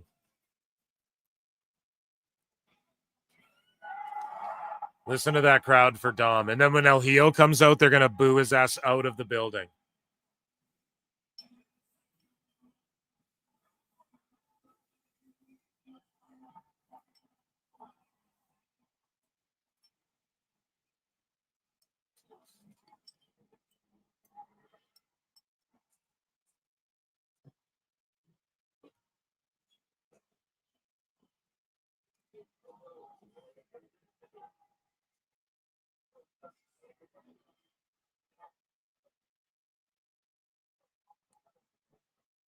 Dominic beat up and stole El Hijo's gear.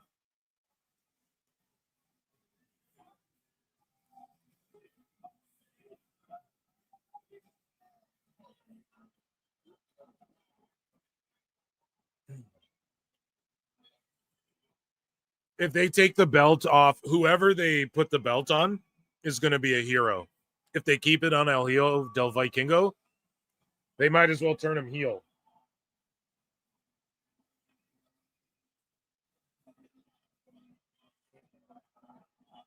Because they already hate him.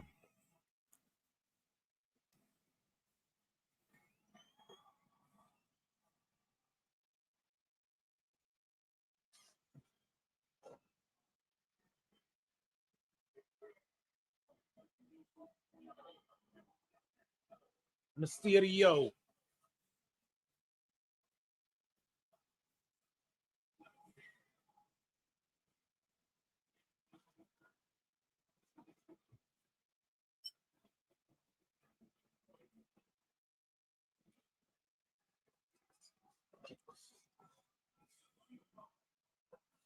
Got a pick with Dom in Survivor Series last year. Cool dude. Sweet, man. Listen to the boos. They fucking hate him. They want his head on a stake.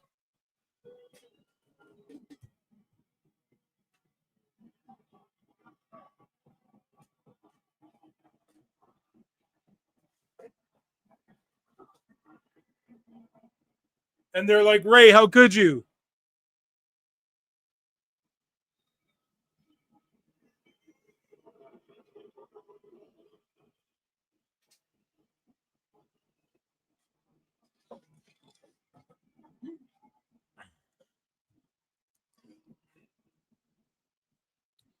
Here we go.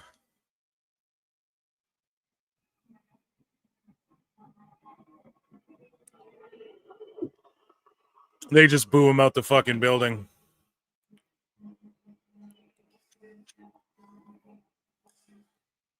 Yeah, it's all because of Del Rio. That's why they don't like him. It's because they were so behind hating Del Rio as a heel that they made Del Rio beloved. And we played videos of it. We've chronicled it here on PWT. They really made him like a beloved fucking, almost like an anti-hero. And then his last match there, he had to leave AAA, quote unquote, and he was the babyface for it, and he got betrayed by his like heel faction and shit. And Vikingo, they were actually cheering for him and stuff, but he's already been the mega champion, and they know that WWE just kiboshed the Del Rio shit. This is because of the WWE stuff. And so they just reject it. And when Alberto fought El Hijo in the cage, Del Rio was doing everything he could to fucking heal. He had guys climbing the cage. He's cheating. He's fucking handcuffing El Hijo to the fucking cage. Everything he can do. And they were just cheering him and booing the shit out of Vikingo. And so if they put this belt on El Grande, he'll be a fucking hero. But I just think that they've invested too much in Vikingo. Or Vikingo, sorry, to fucking take it off him unless it's Dom. But then you have the reverse in Mexico where like Dom's everyone's cheering for him, but then in America they fucking hate him, you know? It's weird. It's not Vikingo's fault. No, not at all. Not at all. Not at all. And it's actually a good thing because people care. People are invested. Like one way or the other, they want to see him win or lose. It's not the first time the big baby face they're trying to smash over your head got booed, you know? So it's not his fault. I'm not judging him whatsoever. Maybe he needs to go full heel. If he did, it would go nuts.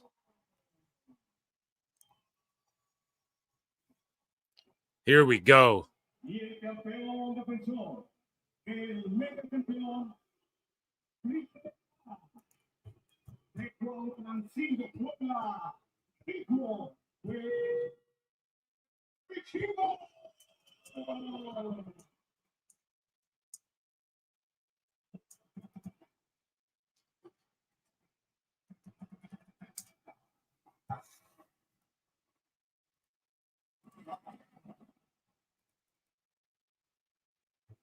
Ladies and gentlemen, we have arrived. Here we go. Of Lucha Libre of Triplemania with the Mega Championship on the line. Conan, I'm coming to you first. Vikingo is a man you declare to be safe. Okay, this match is gonna go fucking crazy. I'm locked in. Is the champion feeling tonight?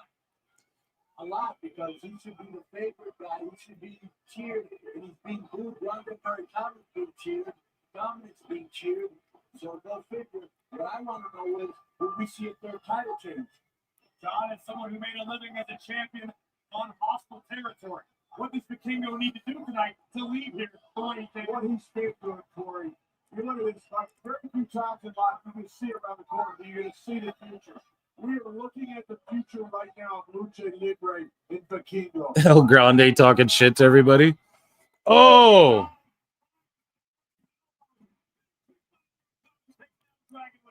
Kamingiri from El Grande, shotgun drop kick from Dom. They shake hands. Okay, so they're going to work together. So clear baby faces and heels. Okay. Oh!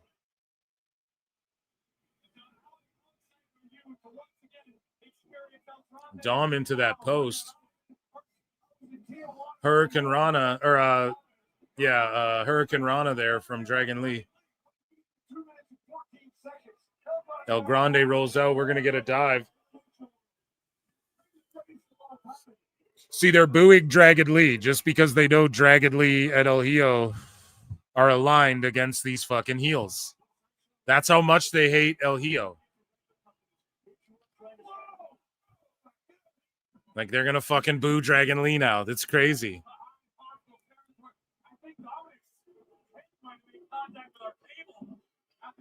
Like, they fucking hate this dude, man.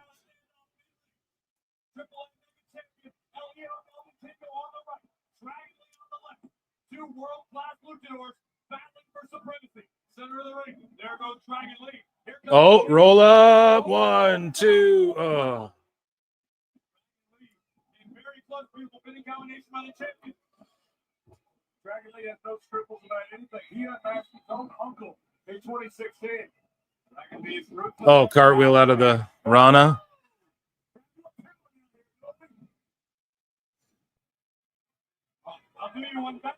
They're just booing. They don't give a fuck. It's just real good moves. And then they go, yeah, who cares? Fuck you guys. This is crazy.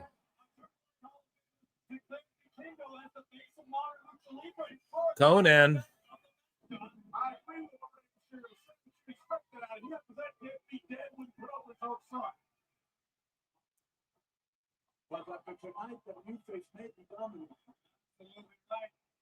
And Conan just breaks. He doesn't give a fuck. The new face may be Dominic.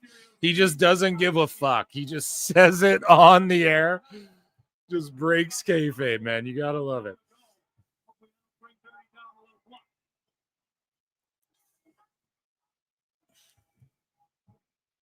What if JBL manages Vikingo and Vikingo wins? That could be cool. Now, I'm going to give you guys an X-Files, and allegedly, how about... Allegedly. I think JBL, like, managing one of these dudes is, like, something that could happen or was going to happen, or... Things obviously changed where they're adding all of these Americanos. Like, they didn't... I don't know if they thought... Like, listen, it was known Gable was banged up, but I don't know, like, I didn't know if anybody knew he's going to go get surgeries in the middle of this fucking, you know, this super hot run he's on, right? But whoever thought of, like, Americano Dose is fucking legend. Legendary. Oh, double stomp. Oh.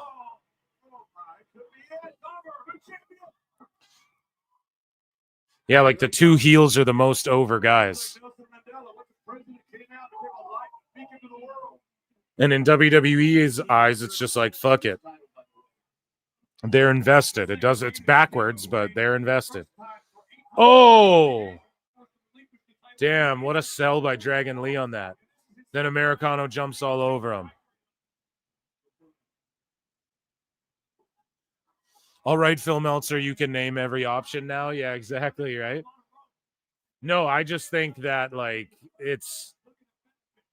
that's not outside the realm of possibility. I just think they didn't anticipate El Hijo and Del Rio flipping the way they did. We played that video of Del Rio going out to the crowd on, I don't even think it was a AAA show, and he was so over, man.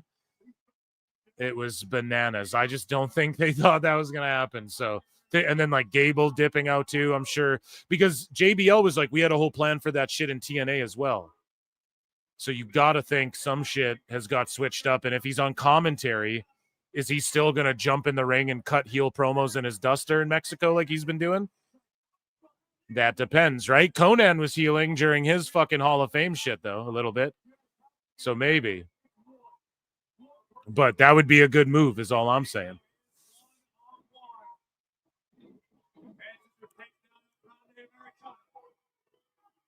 I mean, this is non-stop action. No doubt about it. One of the trademarks of great lucha libre. PLE. It's not a PPV. It's a PLE, right? Because even though it's on YouTube, it's just a premium live event. But is it premium? Did we even have to pay a premium for it? No.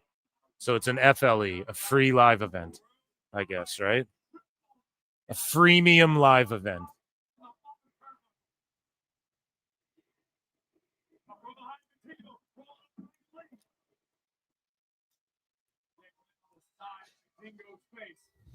Why does Dom have a picture of Liv Morgan on him? Because they're fucking... Oh.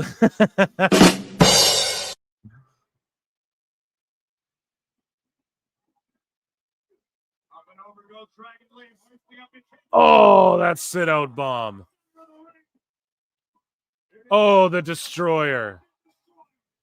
Oh, the PK. Oh, I guess it's a running knee. It looked like a fucking running kick to me, bras. Oh, Viking goes up top. Oh, they boo the shit out of him. Hits him with the fucking... What does Tessa Blanchard call that? The Truth Magnum or whatever? Or what's the name of that move? The Glitter Blizzard or the Glitter Magnum or some shit like that? Whatever.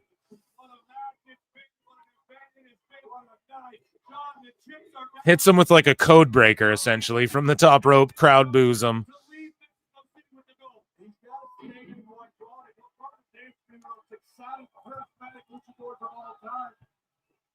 You gotta take gambles. Oh, You risk big, you lose big, but you also shotgun, drop kick. They're just booing fucking Vikingo, dude. Bro, it's amazing. It's amazing. It's money.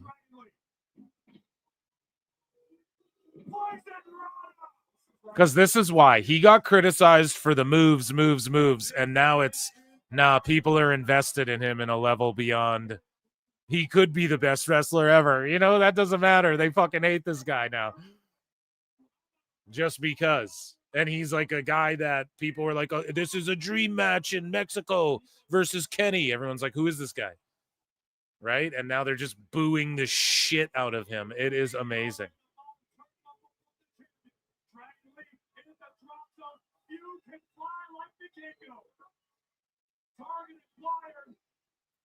Oh, they pull him off. What a shooting star. They cheer. Dude, if Del Rio comes out, the roof will blow. You won't ever hear a pop. It will be Roman Reigns level pop. And I'm not exaggerating. If Alberto came out right now and his music hit, the fucking place, it would cause an earthquake, dude.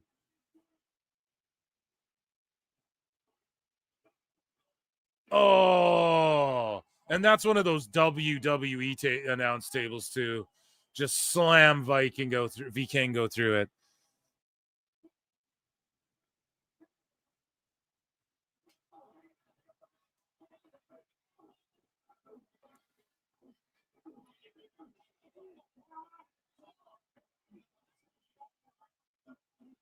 Man, they brought Lesnar back. Whatever. I'm not. Oh my God. Oh my God. Dragon Lee, dude. They just saved his life. Yo, replay that one more time, man. Replay that Dragon Lee dive. We don't even need commentary. And by God, King, they're all laid out. All three men. Actually, there's four in this quartet. But we can't. I don't see the fourth right now. Unfortunately, our monitors are knocked over. I'm just fantasy playing like a little kid, pretending I'm JR. Who would do that? Am I right, guys? Dude, look at this power bomb. Brutal. Look how he just snapped and the sides didn't fucking break. Just someone didn't hit the button on time for that one to fucking Dragon Lee setting up. Oh, JD, the Judgment Day getting involved. Dude, Del Rio comes out and starts cleaning out the Judgment Day. I'm just saying, if they did it, they brought Brock back. I mean, if they did it, you would see this place go fucking insane. Oh, uno, dos. Drop kick by El Grande. There's still no commentary. Dragon Lee still down and out. If I'm El Grande, I'm covering him, King. Oh, and here comes the LWO. It's all WWE people, folks. And there's nobody out here to call this action other than Phil Marks. El Grande's distracted.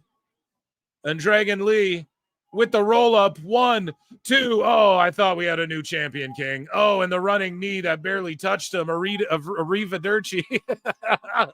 The Kami Goyae. No. By God, he removes the elbow pad. Oh, and the hidden blade. Or whatever you want to call it. Kick out. Corey Graves, good to have you back, my friend. Back on commentary. I know shit's all messed up.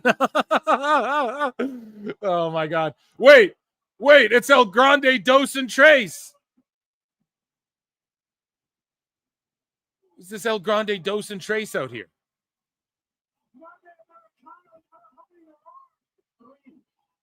There's 3, Conan, with the there's 3, bro. Oh, the blockbuster. Oh, whoa! And JBL's call on that. He just won the championship. Brian Alvarez. They ruin it every time. It's a spoiler every time.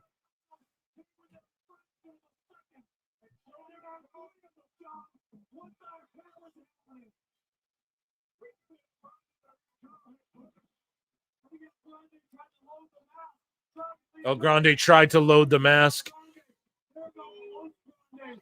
So who are the Los Grandes then? Is it, Dragon Lee. So it's Pete Dunne, and who's the other one? I completely forget. Oh, Operation Dragon. They're booing. Yeah, they don't want that. And then Vikingo makes the save, and they're like, well, we don't want that either.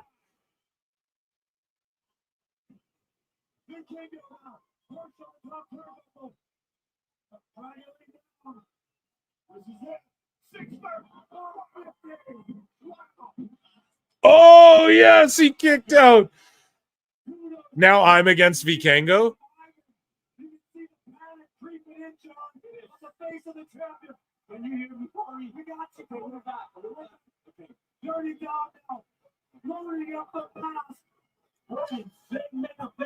The mask being loaded up, Dirty Dom just stole his shit.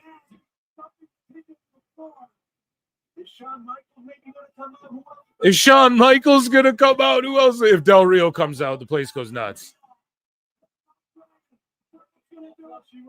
Dom's gonna do it, man. He's gonna do something his dad could never do. JBL just perfectly. Who's got him? Oh my God, is it Del Rio? Bro, I'm telling you right now. I'm telling you right now. Who is this? Who is it? Oh, it's AJ Styles. Oh my God, that's crazy too. Listen to the fucking reaction. Oh my God. Styles before he retires in AAA. Styles versus Dom for the fucking Mega Campeon. They're just booing though.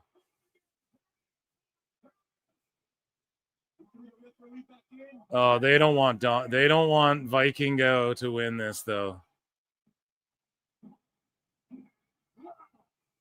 Oh man, they're gonna riot. Dude, if that was Del Rio that took the mask off, man, it'd have fucking broke the internet.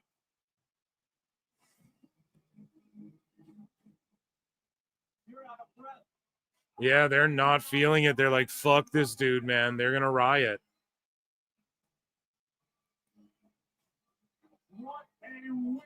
It couldn't have been Del Rio, though, because it would have made him like a god. Like, you wouldn't have been able to... He would have to be on every show and shit, you know? And they're really pushing Vikingo. And maybe WWE's just like, fuck it, we're running with him. Like, look how invested they are. It's making everyone he wrestles. And sorry, who are the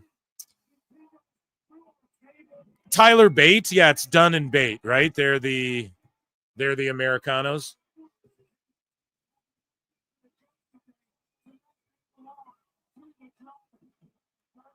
I for real thought that was Del Rio under that mask, and I was like, bro, fucking stay off Twitter. You know, it's about to be fucking crazy, but it was AJ, and they erupted for that because fucking AJ rules, and everyone loves him, and AJ Styles was in AAA, and we might get a AAA match between them, you know, the rematch in AAA or something. It's all good stuff, folks.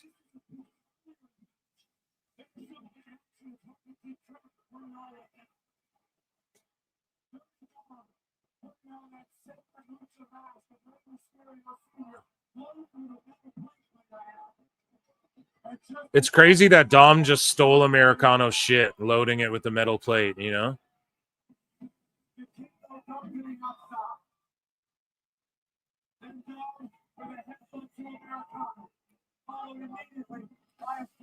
They're just replaying like the whole end of the match because so much happened. Frog splash.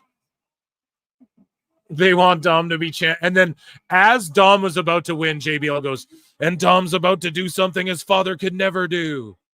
Like just that little, he gets it so well, just how to heal and get that. Fuck. It's just so good. It was brilliant. The call was brilliant. The commentary is brilliant throughout the evening. I give this show an A+.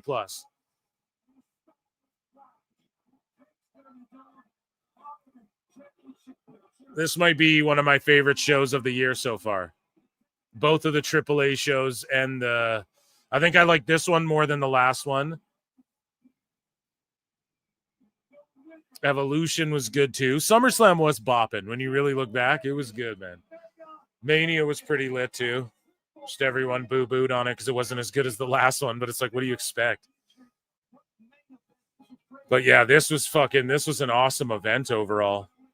Or if Del Rio comes out now and they all just fucking.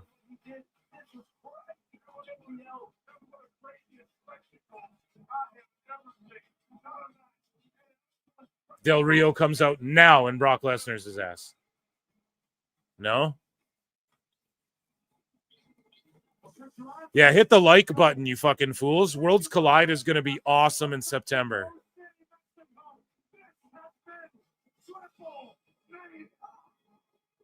There you go, folks. The WrestleMania of AAA. Round of applause. What a fucking event. What a 7K celebration. I loved it. It was such a good time. Man, I'm surprised that they stuck the belt. Well, I'm not, because they're so invested in Vikingo. And yeah, man, it's basically there's going to be people melting down saying, oh, they just had WWE wash AAA and shit, but it's all the same company now. So what do you care for, right? And man, the way that they turned on Vikingo is something else. Yeah, dude. I'm not like well, I kind of was. I was like, dude, if they bring Del Rio out, but it's the only thing they could do that would just break everyone's minds that they didn't already do. AJ coming out is the right call. They don't need to be wrapped up in more controversy, but they fucking hate Vikingo, and you can't even address why because it goes back to Del Rio. Right. So it's quite a peculiar situation, but either way, man, you have Dom and Vikingo one-on-one. Like that's something that can happen down the line. I give this show a fucking A+. Honestly, the opening battle royal through everything was fun. There was a bit of, they took you on a good ride as well. Like they booked the matches correctly in the right order. I feel like just the placement of matches on this card we're in a great order to the point where it's like it may have masked for some of the slop we got in some of the street fight action, you know? It's not like that. It was there was no one match that was like, that's the greatest match of all time. That main event was pretty solid. That ladies in the triple threat was awesome too. But just overall for what they were trying to achieve, again, to me, that's an A+ event. Like what else could you want? That crowd was white hot. And yeah, they were fucking pissed at Vikingo. So it'll be interesting to see what comes of all of that. And I'm sure it's just Dominic Vikingo one-on-one down the line. That has to be what it is. Again, I'm sure that there's going to be some meltdowns. Like, let's really look at the card and see who won what matches. So Vikingo retained, but they're so invested in hating him that that's a win regardless. You either make someone there or you just have them so invested in wanting to see him lose, and that's good for business. Los Garza retained, correct? Or did Psycho Clown and them win? And then we had El Messias take on Wagner Jr., and Wagner got the W. I mean, he could be in WWE right now. Hopefully the main roster would get it. The women's three-way was awesome, and Flammer pulled it off with a dirty finish with that dirty ref. That was funny. And then the six-man tag match, I mean, that was super over, and that hamburger guy was awesome. And then that battle royal, whatever the fuck it's called, that thing ruled. So all the characters in it, what was the one dude's name? Pimpin'? Or the one they's name? Pimpin' whatever. And then you had Mecha Wolf. That guy fucking ruled. And then, yeah, of course, Octagon. Who else was in that thing? The new La Parka was amazing. And then Omos came in and won the goddamn thing. Otis was cool. And then you had Micro Man. I mean, come on, dude. Pimpinella. Yeah, that's the people erupted for Pimpinella. Like, that was one of the loudest pops of the whole night. And that crowd was white hot invested the whole fucking time. Just perfectly paced, enough gimmickry, enough just like one-on-one shit. And to me, yeah, I give it an A+ for what they were trying to achieve. And I'm legit pumped for Worlds Collide in Vegas now. Like, holy shit. And they're saying it's AAA WWE. So it'll be like more main roster people and stuff, or what? I'm here for it, Eric, as the kids say. Yeah, AAA+, you know? So guys, let's just see what you guys are saying. White hot Phil, typical of a MAGA crowd. Yeah, what a MAGA crowd. Am I right? Holy shit. Nula Parka to Raw. Yeah, let's see him on fucking everywhere. We need to see that entrance on Raw. Almost winning was a shock. Yeah, absolutely. They flipped the tag belts and the Latin America titles. Yeah, there you go. So Psycho Clown and them won. That's good for them. And then the Latin America title went to like a Wagner guy who's like a Wagner guy, rather. Wagner, who's like a WWE guy more. Like, well, not more. Like, he's one of the fucking guys that everyone's like, they're investing in him. They signed him to a deal, but like they got his merch going. And you know what I mean? So he's more leaning that way as far as how he's going to be pushed going forward. So maybe you could argue, oh, that's, you know, them burying AAA, but I just don't think so. I think this is perfectly booked. I think NXT and the TNA relationship is like, fuck. But in comparison, but obviously they're just building up to BFG. George Capture says 100 likes at the wire. Round of applause for the PWT.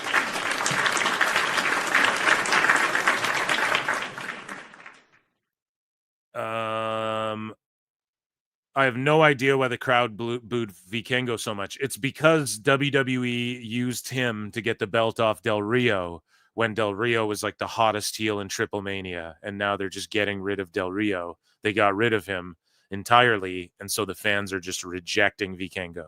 That's why, just to sum it up, if anybody doesn't understand. They're just lashing out on Vikingo, and they love Del Rio. If he were to be the guy under that mask, the pop you saw for AJ, it would have been times 10. It would have been fucking insane, man.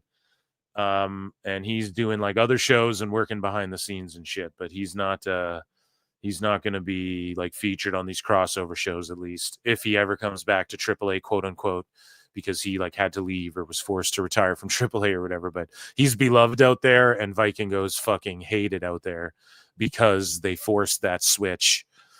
And yeah, I know people on Twitter, ooh, how dare they fucking, I don't know, go to Mexico and take it up with those fans. See how far you get crying to them, you know? And yeah, I thought that was an awesome show. AAA+.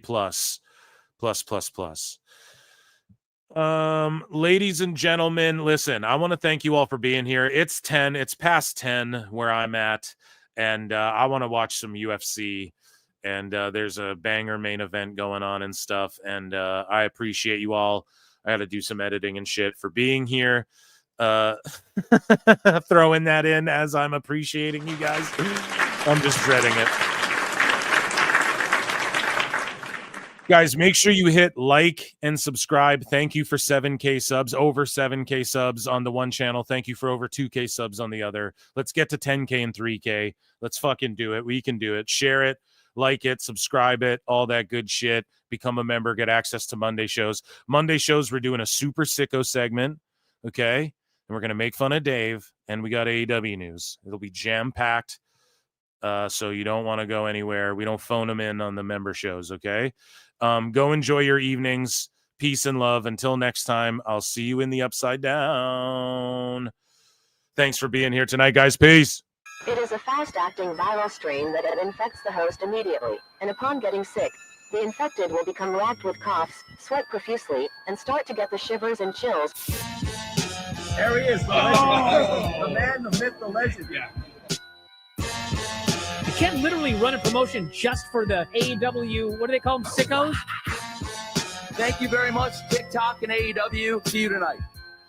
Tony Khan started telling people there's no such thing as long-term booking anymore. It's week to week. The best guys, Tony Khan. We just secured the bag. It's not like I tried to be a character. It was just sort of happened naturally. But it was never something I intended. It was just something that happened because the wrestlers asked me to do things in matches, and I do them.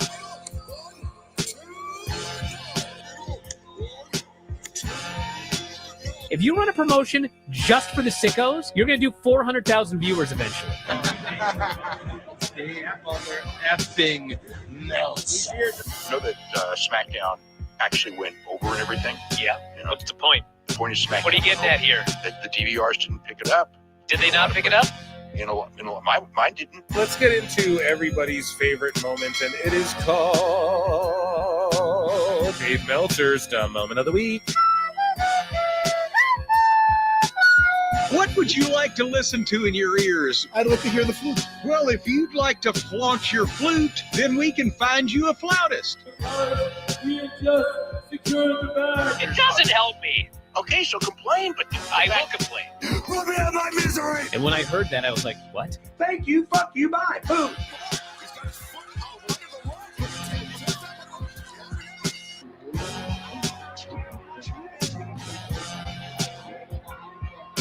You gotta run a promotion for everybody. The sickos can be the ones that buy tickets first and spend the most money on the merchandise. Because we just secured the bag. But you gotta promote for everybody. Then you'll have a lot of viewers. I think we proved a lot of so-called experts. We made them look like idiots. We're not going anywhere. Tony Khan's not going anywhere. You'll also be there on TNT. You'll be in 2 places at once. You'll be watching my favorite movie. Time. It's so great, Pittsburgh. It's not like I tried to be a character. It sort of happened naturally. The best guys, Tony Khan. To keep themselves safe.